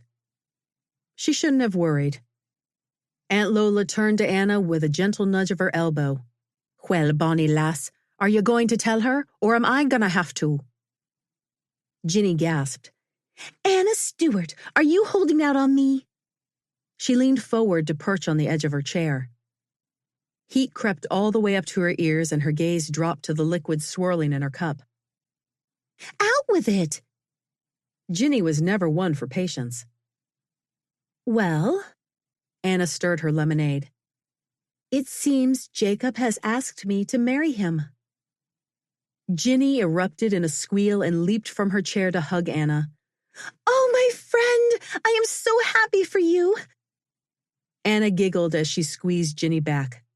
For some reason, she was self-conscious with Aunt Lola looking on. The older woman's eyes held their usual twinkle, though, and her mouth broke into a toothy grin. "It's about time that boy got around to doing something good for him.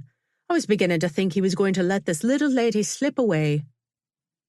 Anna's face heated from the teasing, but if she were honest with herself, She couldn't deny a little bit of pleasure from the attention. After a moment, she was able to turn the conversation toward the new things Ginny's little ones were into. The young mother's face lit up even more, if that were possible, as she went into detail about how Lily was developing and what a great big sister Katie was. Ginny's bubbly personality had a way of brightening their home in a way that was infectious, and her two little girls were delightful. Anna spent much of the time playing with baby Lily, and she couldn't help but yearn for her own little bundle of joy to love. By the time Mr. O'Brien drove the wagon out of the yard with both Aunt Lola and Anna on the seat beside him, Anna's spirits were so high she couldn't keep from humming a tune under her breath. "From the sound of things, you ladies must have enjoyed yourselves," Mr. O'Brien chuckled.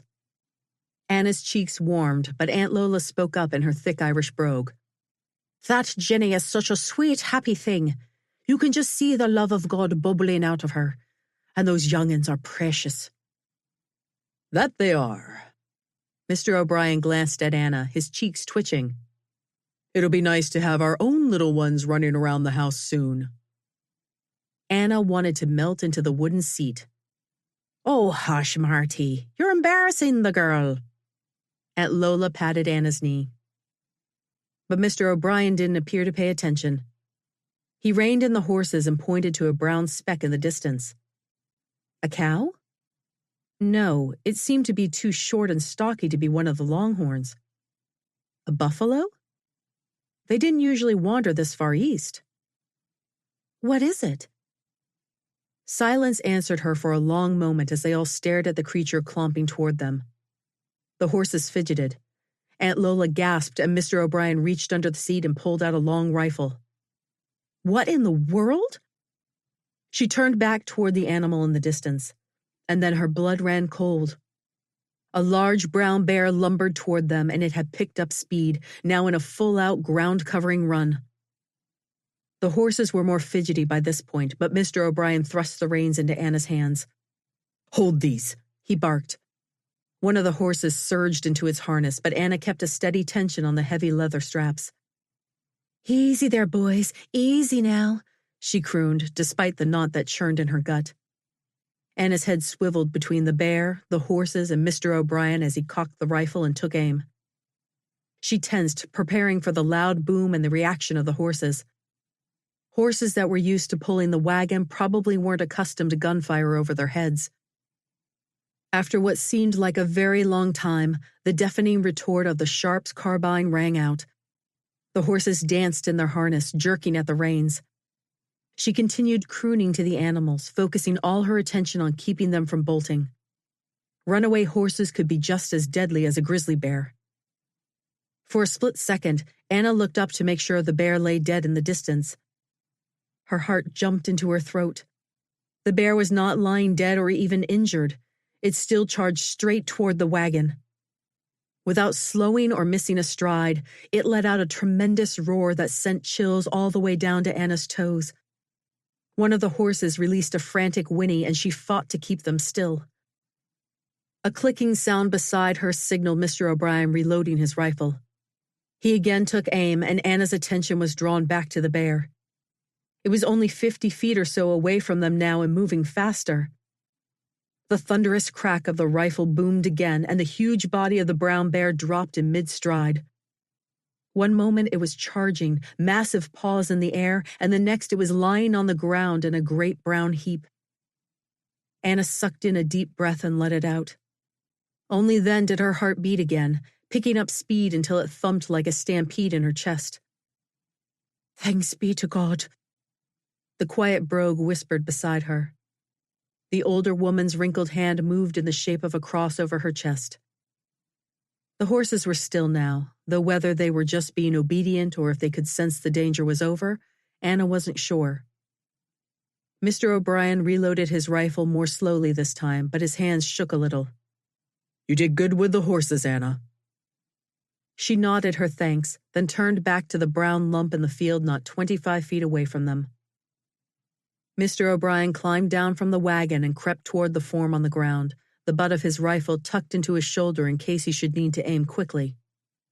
After an inspection of the body, he turned back toward the wagon. "He's a big one. Gonna take a couple of men to get him loaded. I'll come back out here with some of the cowhands to bring him in. It'll be nice to have a bear hide to keep warm this winter." Anna shivered despite the hot Texas sun. Chapter 31. Very little was said during the rest of the ride home. When they arrived, Anna headed straight for the kitchen and began preparing supper. It would have been easiest to make some kind of stew for tonight, especially since she had been gone all afternoon. But Aunt Lola's specialty was stew, and she imagined the boys would have their fill of it while Anna and Jacob were gone on their wedding trip. A tickle of nervous excitement skittered down her spine. Tonight's fare would be beef burritos, using meat from the steer they'd butchered this week. Spicy cornbread would be the side and peach pies for dessert. She'd made the pies that morning, so all she needed to do now was mix the cornbread batter, brown the meat with seasoning, mash and refry the beans, and melt cheese to pour on top of the wraps. That was a special trick Juan had taught her, and it added the perfect creamy flavor to soften the spices inside. Anna folded the flour tortillas around the stuffing when a pair of large hands gripped her waist. She squealed and spun around to find Jacob with a wide grin across his face.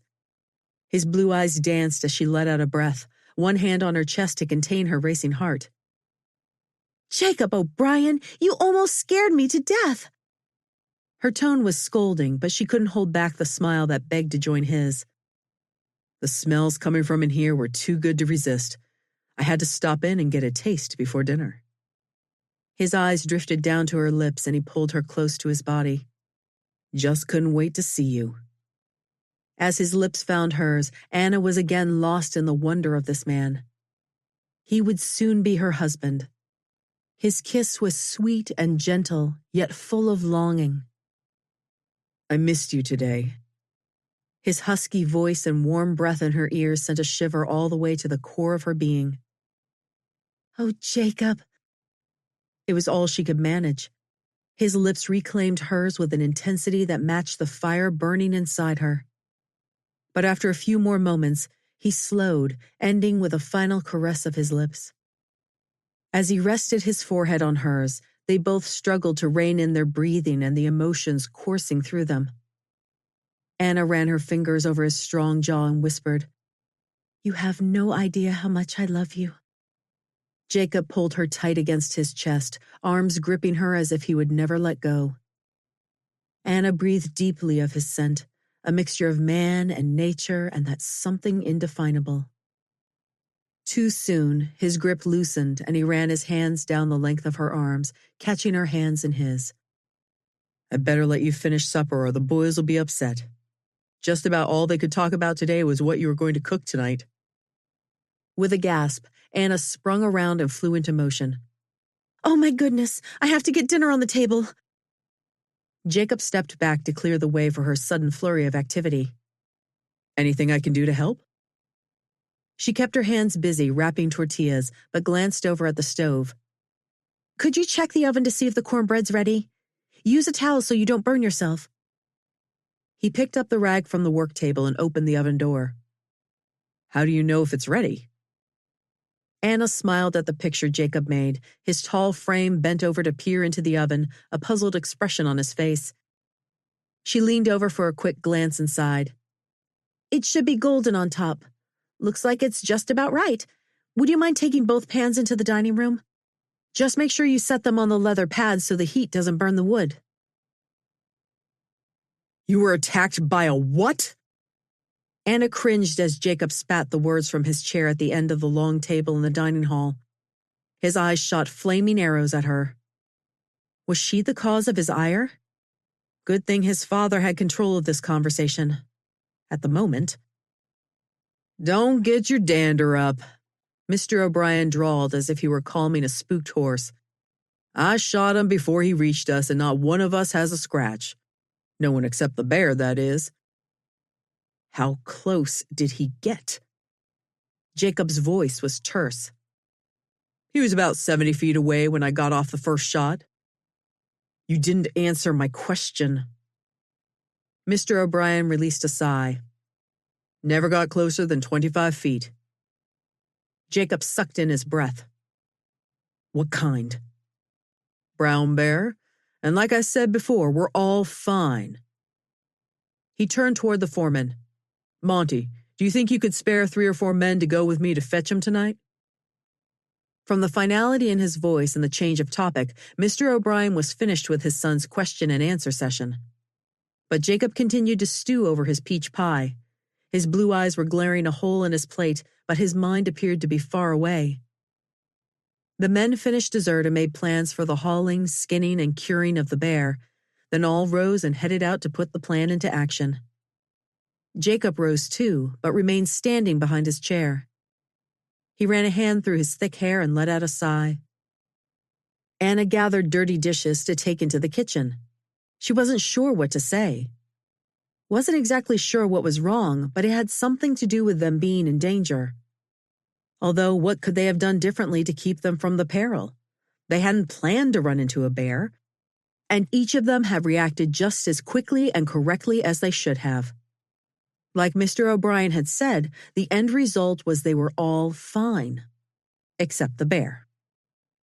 She let the dishes slip into the clean water in the kitchen with a gentle thunk and headed back into the dining hall for another load. She froze in the doorway. Jacob was still rooted in the same spot, his hands on the back of his chair. He was just standing there, staring. His face held such an odd expression she couldn't make it out. It wasn't anger anymore. Sadness, maybe? Or fear? Anna's heart went out to him and she stepped in his direction.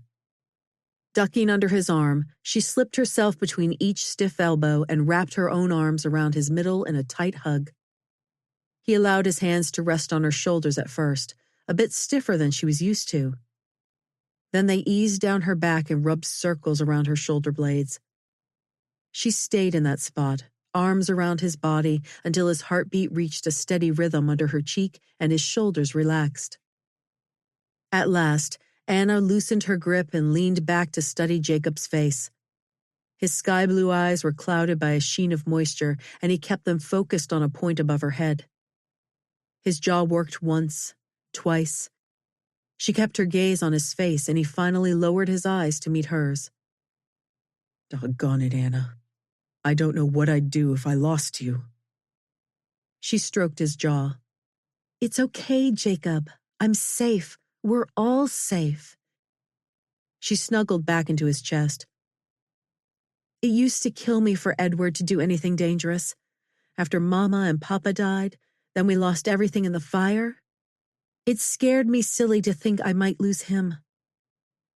It wasn't until those cattle thieves tied me to the tree that I realized I truly have no control, not an ounce of it. God expects us to make good decisions, but then it's all up to Him. And He's got a pretty good plan when you look at the big picture. After all, if our house hadn't burned down in Columbia, we never would have moved to Seguin. She leaned back and offered a sweet smile. And if we hadn't had so much trouble with the Union soldiers, I never would have agreed for us to hire on to your father's ranch.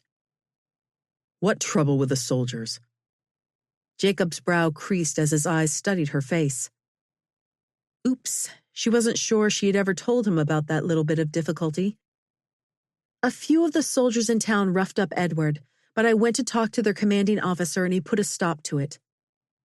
His body tensed again. You went to the army camp? With your uncle? Anna shook her head, not looking him in the eye. I went by myself, but the major was nice enough. I can't say the same for some of his soldiers, but the officers seemed to be decent men. What do you mean you can't say the same for the soldiers? Did one of them touch you? Jacob's gaze pierced as he ground out the last words. Just one. Anna scrambled to find a way out of this conversation. She hadn't planned to upset him again. But the other soldiers came when I screamed and stopped him. He was punished, then shipped off to another battalion in Virginia. Nothing to worry about now. She kept talking to change the subject. I remember the first time I saw this ranch. It's hard to believe it was less than a year ago. I was fiery mad about Monty hiring my brother and came riding all the way out here to tell your father what was what. Before I could talk him into firing Edward on the spot, though, he offered me a job. She smiled at the memory of it. I decided it was the only choice we had at the time. Isn't it funny how something can look so bad when it's happening, but when we look back, it's apparent how God's hand was at work? Jacob shook his head, then rubbed circles in her back again. My Anna, something tells me I'm going to have my hands full keeping up with you. She flashed him a bright smile and snuggled back against his chest. Don't you worry, Mr. O'Brien. I'll do my best to behave. Chapter 32. The O'Brien men had been gone for 2 days. As Anna washed breakfast dishes the second morning, she forced herself to go through the motions. Jacob and his pa had gone to San Antonio to take care of ranch business, taking the wagon to bring back a load of wood from the sawmill and a few other things they needed for the barn. It was business, and Jacob wouldn't have gone unless he needed to, but the selfish part of her hated that he was away just 1 week before their wedding. Didn't he have things to do here? Maybe he didn't want the wedding to happen yet. She was being ridiculous. This had to be pre-wedding jitters getting the best of her. What she needed was something special to do. Over the past 2 days, she had given the house a thorough cleaning and scrubbed all the laundry. The garden was picked and everything that needed canning had been prepared, pickled, and sealed in glass jars. She'd planned to wear her yellow gown for the wedding, so there wasn't a dress to make. She couldn't do any of the wedding baking yet, as it was still 7 days until the ceremony. She could take Bandita for a ride to the river, but really didn't have any desire to be alone with her thoughts right now. They might eat her alive. Maybe she should find Aunt Lola and ask if there's anything with which the older woman needed help. Anna peeked into the front parlor. Aunt Lola nestled in the petite chair that fit the small Irish woman like it had been built around her. Aunt Lola was reading her Bible, but looked up with a pleased smile when Anna entered the room. And what might you be up to this fine morning, Anna dear? She studied Anna, and the wrinkles above her eyes scrunched together in concern. You look like your mind's about to torture your poor heart. She patted the sofa next to her chair. Come sit down and tell me what's bothering you. Anna sank onto the couch and released a sigh. I guess I'm not sure what to do with myself. I was hoping I could help you with something. Aunt Lola chuckled. I'd be more than happy to let you read to me from the good book and save my poor eyes, but I think what you need is to move around a bit. Why don't you head into town? I have a letter to mail and you could visit with your aunt and uncle a bit. That appealed to Anna more than anything else she'd come up with. Maybe she could pick up lace to add to her gown while she was there. It would be nice to have a little something special for her special day. I suppose that might be a good idea. Is there anything I can pick up for you in town? I can borrow a wagon from the livery and get supplies while I'm there. Nay, I sent my list with Marty and Jacob. They'll be bringing everything I need. You take that mare you like to ride so much and make a day of it. I'll cook supper for the boys tonight, so you don't need to be back until dark time. And I promise I won't make stew. This time. The twinkle reappeared in the older woman's eyes and the skin above her cheeks bunched into the usual smile lines. Anna couldn't stop the impulse to hug the sweet lady and plant a kiss on her cheek. Aunt Lola only laughed and returned the embrace, then made a shooing motion. Off with ye, then. You're not going to make a wedding dress? Aunt Laura's gaping mouth and raised eyebrows evidenced her shock. She looked almost as appalled as if Anna had said she was going to dance down Live Oak Street in nothing but a corset and petticoat. Now that would be true cause for the expression Aunt Laura was now aiming in her direction. But there's no time, Anna defended, and I don't want to delay the ceremony. And my yellow gown is lovely. I thought I could add lace to the white ribbon on the edges and it will look brand new. She gave her aunt a cheery smile, but it ricocheted off the woman like a pebble off a coat of armor. My dear, no Stuart woman has ever been married without a wedding gown as far back as I can remember. Not one who was born a Stuart and not one who married a Stuart. Your mother would turn over in her grave if she knew you were considering such a thing. Aunt Laura shivered. Anna forced her face not to reveal her amusement at Aunt Laura's ranting. It didn't seem the situation required such dramatics. Maybe in the old days women always wore a bridal gown for a church wedding, but much had changed with the war. Many brides didn't have money for a new dress, especially one that couldn't be worn many times after the wedding. Aunt Laura stood in her kitchen, frowning, hands on her hips. Her toe tapped the floor and the lines on her forehead were scrunched into deep grooves, evidence of her mind working. I suppose if we start right now, we could most likely have it ready before the wedding.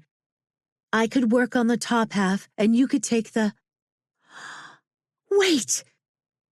Her face lit and she spun around, striding down the hall toward the bedrooms. On a mission. Anna wasn't sure whether she should follow or stay, but sat quietly in her ladder-backed chair at the kitchen table. The whole episode was a little funny, but maybe she should put more effort toward decorum. It honestly hadn't seemed like a bad idea to wear the yellow gown. She wanted to focus more on making sure she was ready for the marriage than spending unnecessary time preparing her wardrobe for the ceremony.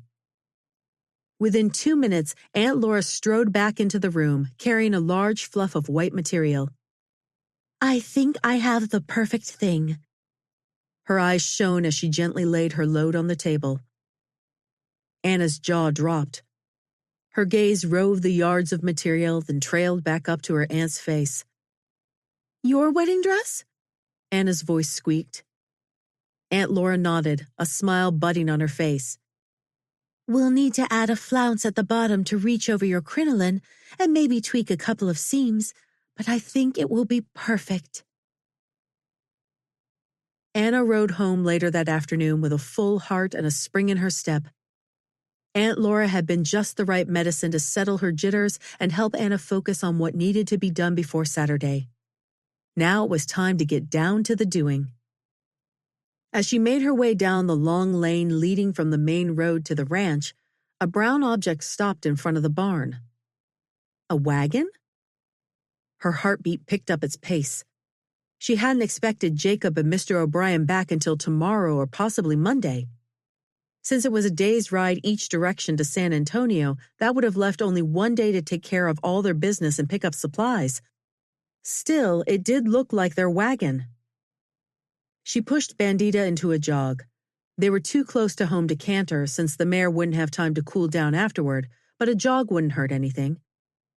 As she neared the yard, half a dozen of the cowpunchers unloaded long mill-cut boards from the wagon and carried them into the barn.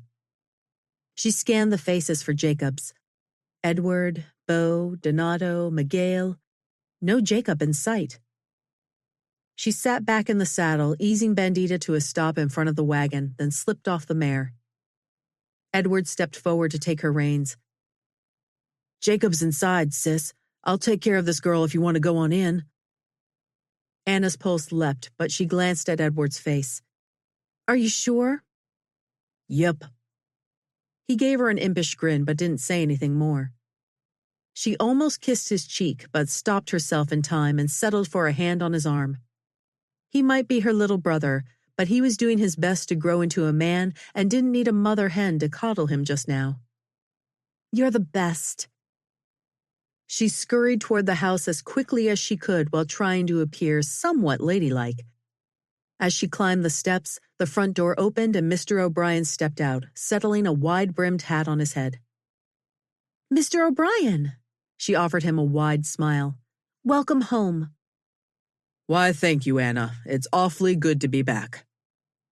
We didn't expect you both back for a couple of days yet. He chuckled softly. I've never seen Jacob get so much done in 24 hours. I think even if we hadn't taken care of all of our business, he still would have left out of San Antonio this morning. He patted Anna's shoulder. You're good for him, my dear. Now get on in there. Unless I miss my guess, he's hanging around the kitchen somewhere. Anna's cheeks flamed, but she forced a mumbled "thank you, sir" as she made her way past him. As Anna's eyes adjusted to the dimmer light in the house, she met Aunt Lola at the base of the stairs. The older woman carried a small parcel wrapped in brown paper. The older woman's shoulders seemed even more hunched these days than when Anna had first met her. Can I help you carry that upstairs? Nay, lassie, it's just a couple of books the boys brought back for me. These old bones need a little work every now and then to keep 'em strong.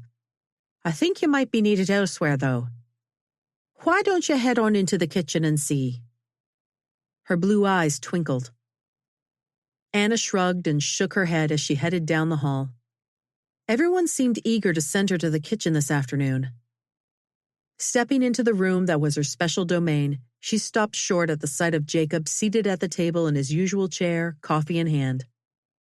Jacob rose when he saw her. A squeal escaped as she catapulted into his arms. There she is, he chuckled, wrapping her tight in his long, muscular arms. I figured if I waited here long enough, you'd show up. After a few moments, he gently disentangled himself and held Anna at arm's length. What do you say we head outside for a bit? Maybe you can help me find a place for the rest of the things we brought back. Sure. Hesitation echoed in her own voice, but it was odd for him to ask her to help with the unloading. Maybe there were supplies for the kitchen? Aunt Lola had promised to take care of the evening meal, and the aromas wafting from the cook stove smelled like she had things well under control. Jacob hooked Anna's hand in his and led her to the back door. At the top step, she froze. Her head swiveled from one side of the stairs to the other as she took in the 4 sprawling green plants. What are these? She breathed. Each bush sat in its own sand-colored earthen pot. Golden blossoms dotted the plants like little suns emitting bright rays of life to everything around.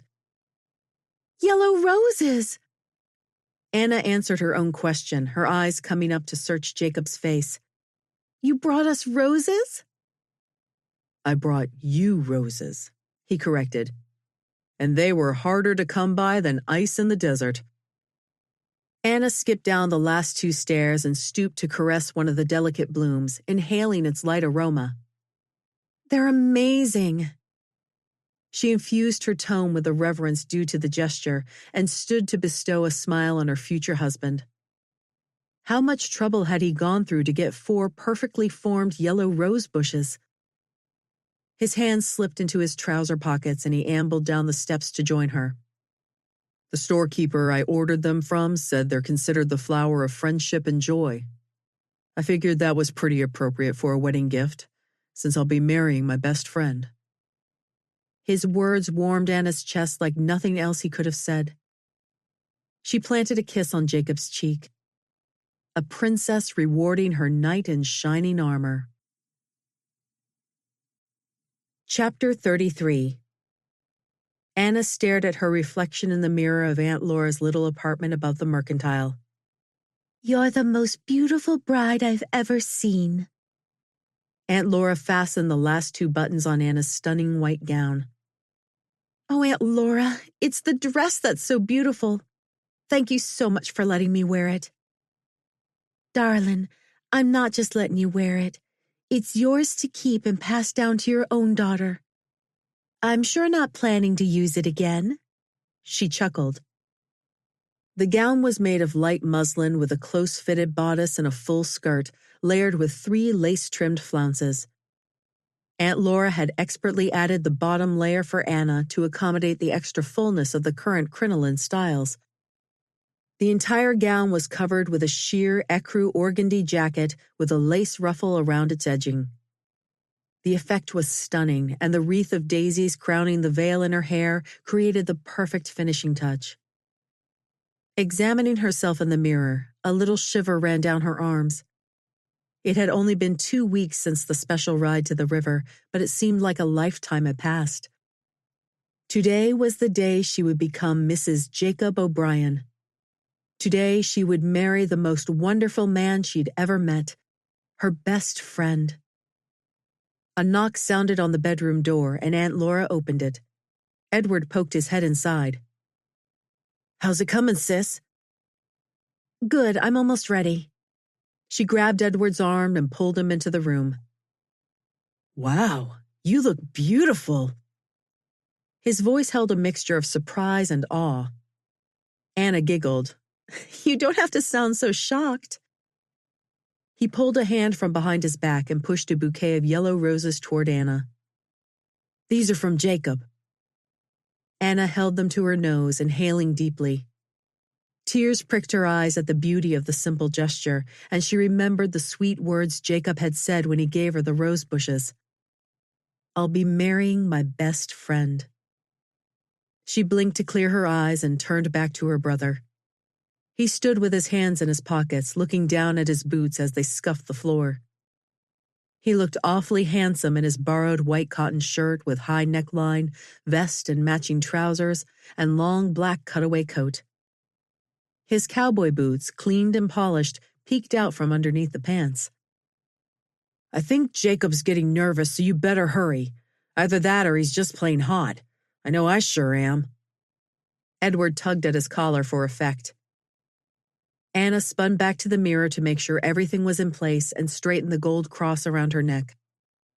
Finally satisfied, she faced her aunt and brother. Letting out a deep breath, she allowed a smile to spread across her face. "I'm ready." Jacob stood in the front of the church between Reverend Walker and Pa.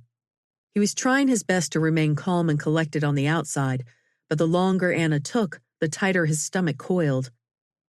What was it exactly that had him so tied up in knots? It didn't matter, really.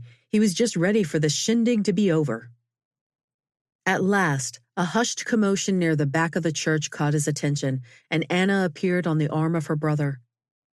The sight of her uncoiled his stomach, and everyone else faded into the distance. She was the prettiest image he'd ever seen, carrying the bouquet of yellow roses. Her eyes stayed fixed on him as she strolled toward the front of the church.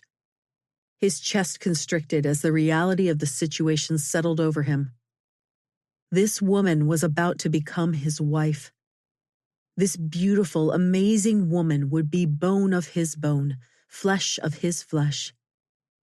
As Edward placed Anna's hand into Jacob's, she flashed him a brilliant smile, soothing the last of his nerves. With Anna by his side, things would be just fine. The women of Seguin had prepared a feast for supper on the church lawn that rivaled that of the Independence Day celebration. It looked like the entire town had turned out for the event, and even the mixture of blue Yankee uniforms in the crowd didn't squelch the festive atmosphere. Anna stayed by Jacob's side throughout the meal and even afterward when the editor of one of the local papers pulled out a fiddle and the dancing commenced. Of course, many of the boys approached to request to dance with Anna, but Jacob would have none of it. Not even Monty was allowed the honor. They sat enjoying the revelry before them until the fiddler began to play The Yellow Rose of Texas. Jacob stood and held out a hand to Anna. "Mrs. O'Brien, would you give me the honor of a dance?" The name sounded almost foreign to Anna, and she replayed it silently on her own tongue as Jacob led her onto the dance floor. He swept her into a lively waltz while the music played their own special song. Jacob piloted their progress around the dance floor, maneuvering expertly around the other couples. Anna took the opportunity to feast her eyes on Jacob's face. His strong chin and ruddy features were set in perfect proportions, creating a flawless background for his amazing blue eyes. She certainly hoped their sons would look just like him. Anna's mind wandered to the making of those sons, and her heart flip-flopped at the same time her mouth went dry. Jacob chose that exact moment to look down at her. As though he could read her thoughts, his eyes darkened a bit. With a smile touching his lips, Jacob leaned down to whisper in her ear, "As much as I love dancing with you, this party's getting a bit old. Think we could sneak away?" Anna gave him a coy smile. "Sir, I am at your disposal." That seemed to be all the encouragement he needed, for Jacob swept her to the edge of the dance floor and escorted her straight toward the buggy waiting by the hitching rail. Anna stopped, forcing him to pull up. "Wait, we need to say goodbye to everyone first." A hint of frustration touched his face. "Darling, you can have the rest of your life to say goodbye or hello or whatever you want to all of them. But if we stop to speak to our family and friends now, They'll keep us here all night." He dropped his voice to a low tenor and stroked a finger across Anna's cheek. "And that would be a tragedy." Anna swatted his finger playfully. "You're just impatient." "Why, yes, ma'am," Jacob said, his face an image of mock seriousness. He reached for both of Anna's hands and raised them to his lips. "But I've never been able to say no to you, and I'm afraid I can't start now." He gave a martyr's sigh. "Let's go say goodbye to them all." Anna stared into his blue gaze in indecision. She supposed people would understand if they slipped out. She allowed a grin to slip out. "I guess they won't miss us." After spending their wedding night in Seguin's Grand Magnolia Hotel, they drove the 30 miles to San Antonio in a rented buggy. It was so much better than the bumpy, crowded stage. They finally rolled into San Antonio on Sunday evening, and Jacob reined the buggy to a stop in front of an impressive 2-story building. Its beige exterior appeared to be made of the same limecrete material of which most of the buildings in Seguin were constructed. Windows spanning the front of both floors were taller than Jacob. The 3 center windows on the second floor were topped by rounded arches reminiscent of Grecian architecture. Above the arched windows were the word Menger Hotel in large block letters, topped by a triangular arch rising above the limecrete wall. A balcony spanning the second floor across the front was bordered by an ornate black metal railing. Anna couldn't help but stare in awe at the elaborate exterior. She hadn't seen anything this impressive since leaving Columbia. "Would you rather sit here all night, or should we go in?" Anna blinked, pulling herself from her reverie. Jacob had already disembarked and waited patiently next to the buggy. His eyes held their familiar teasing twinkle. "I suppose we might as well see the inside, too," she bantered, allowing him to lift her to the ground. His strong hands could almost span her waist, fingers touching on either side. The interior was 100 times more grandiose than the outside. The center of the lobby was a huge open space that rose all the way to the dome above the second floor. Massive round pillars supported the vaulted ceiling with marble bases that were taller than any of the men in the room. Elaborate metal railing ran around the interior balcony on the second floor. White porcelain tile with black fleur-de-lis design gleamed from the floor, with an ornate oriental rug spanning the center of the room. Where should her eyes feast first? She was barely conscious of Jacob's hand on the small of her back, nudging her toward the long gleaming desk that seemed lost in one end of the massive room. The murmur of male voices droned in the background as Anna took in the rich royal blue of the velvet curtains and the large artwork adorning several walls. Upon hearing Mrs. O'Brien, she forced her attention back to the gentleman behind the desk. He motioned them toward a young man dressed in a smart uniform. The lad's black coat was buttoned to the neck with a double row of polished silver buttons. Black pants met with black shoes, and the entire display was topped with a smart black cap. The young man would have appeared rather somber if not for his shock of sunshine yellow hair and a white toothy grin. He gave a sharp salute, and, with a spin of his shiny black shoes, led the way to the grand staircase that wrapped the west wall. She might have been the Duchess of Wales ascending the palace stairs as they made their way to the second floor and down a long, opulent hallway. The attendant marched to the end of the corridor, jangled the keys that hung at his waist until he found the right one, and swung open the large mahogany door with a flourish. "Here you are, Mr. and Mrs. O'Brien, the bridal suite. Our finest room in the hotel." His chest puffed at his words and his grin flashed as if he'd personally built the room. Anna had prepared herself for a well-appointed room, but nothing so extravagant as this lavish sleeping chamber. The oversized canopy bed was centered on the east wall with a dressing table and a large picture window taking up much of the north wall. Its burgundy damask curtains blended nicely with the burgundy and gold spread covering the bed. Anna's eye was drawn to 2 doors on the west wall of the room. Was this room connected to a sitting room or another bedroom? She strode to the doors and cautiously turned the handle of the first. It opened to reveal a small closet with rods stretching from one end to the other, hangers dangling loosely in preparation for garments. "Look, Jacob, a closet!" She couldn't help the excitement in her voice. She'd known a girl who spent her summers in a plantation home with closets for hanging clothes built into the bedrooms. It had always seemed like a lavish waste of space, although practical if one was wealthy enough to have too many gowns for a wardrobe cabinet. Anna eyed the other door with curiosity. She turned to glance at Jacob where he leaned against the wall watching her. His legs and arms were crossed casually and he had a devilish twinkle in his eye. He raised an eyebrow at her expression. "Why don't you open it and see?" Anna spun back to the door and twisted the handle. When she pulled the door open, a curious sight stood before her. It was a small room with a wash basin and pitcher on a stand. To the left of the basin was a low round seat with a cone-shaped base.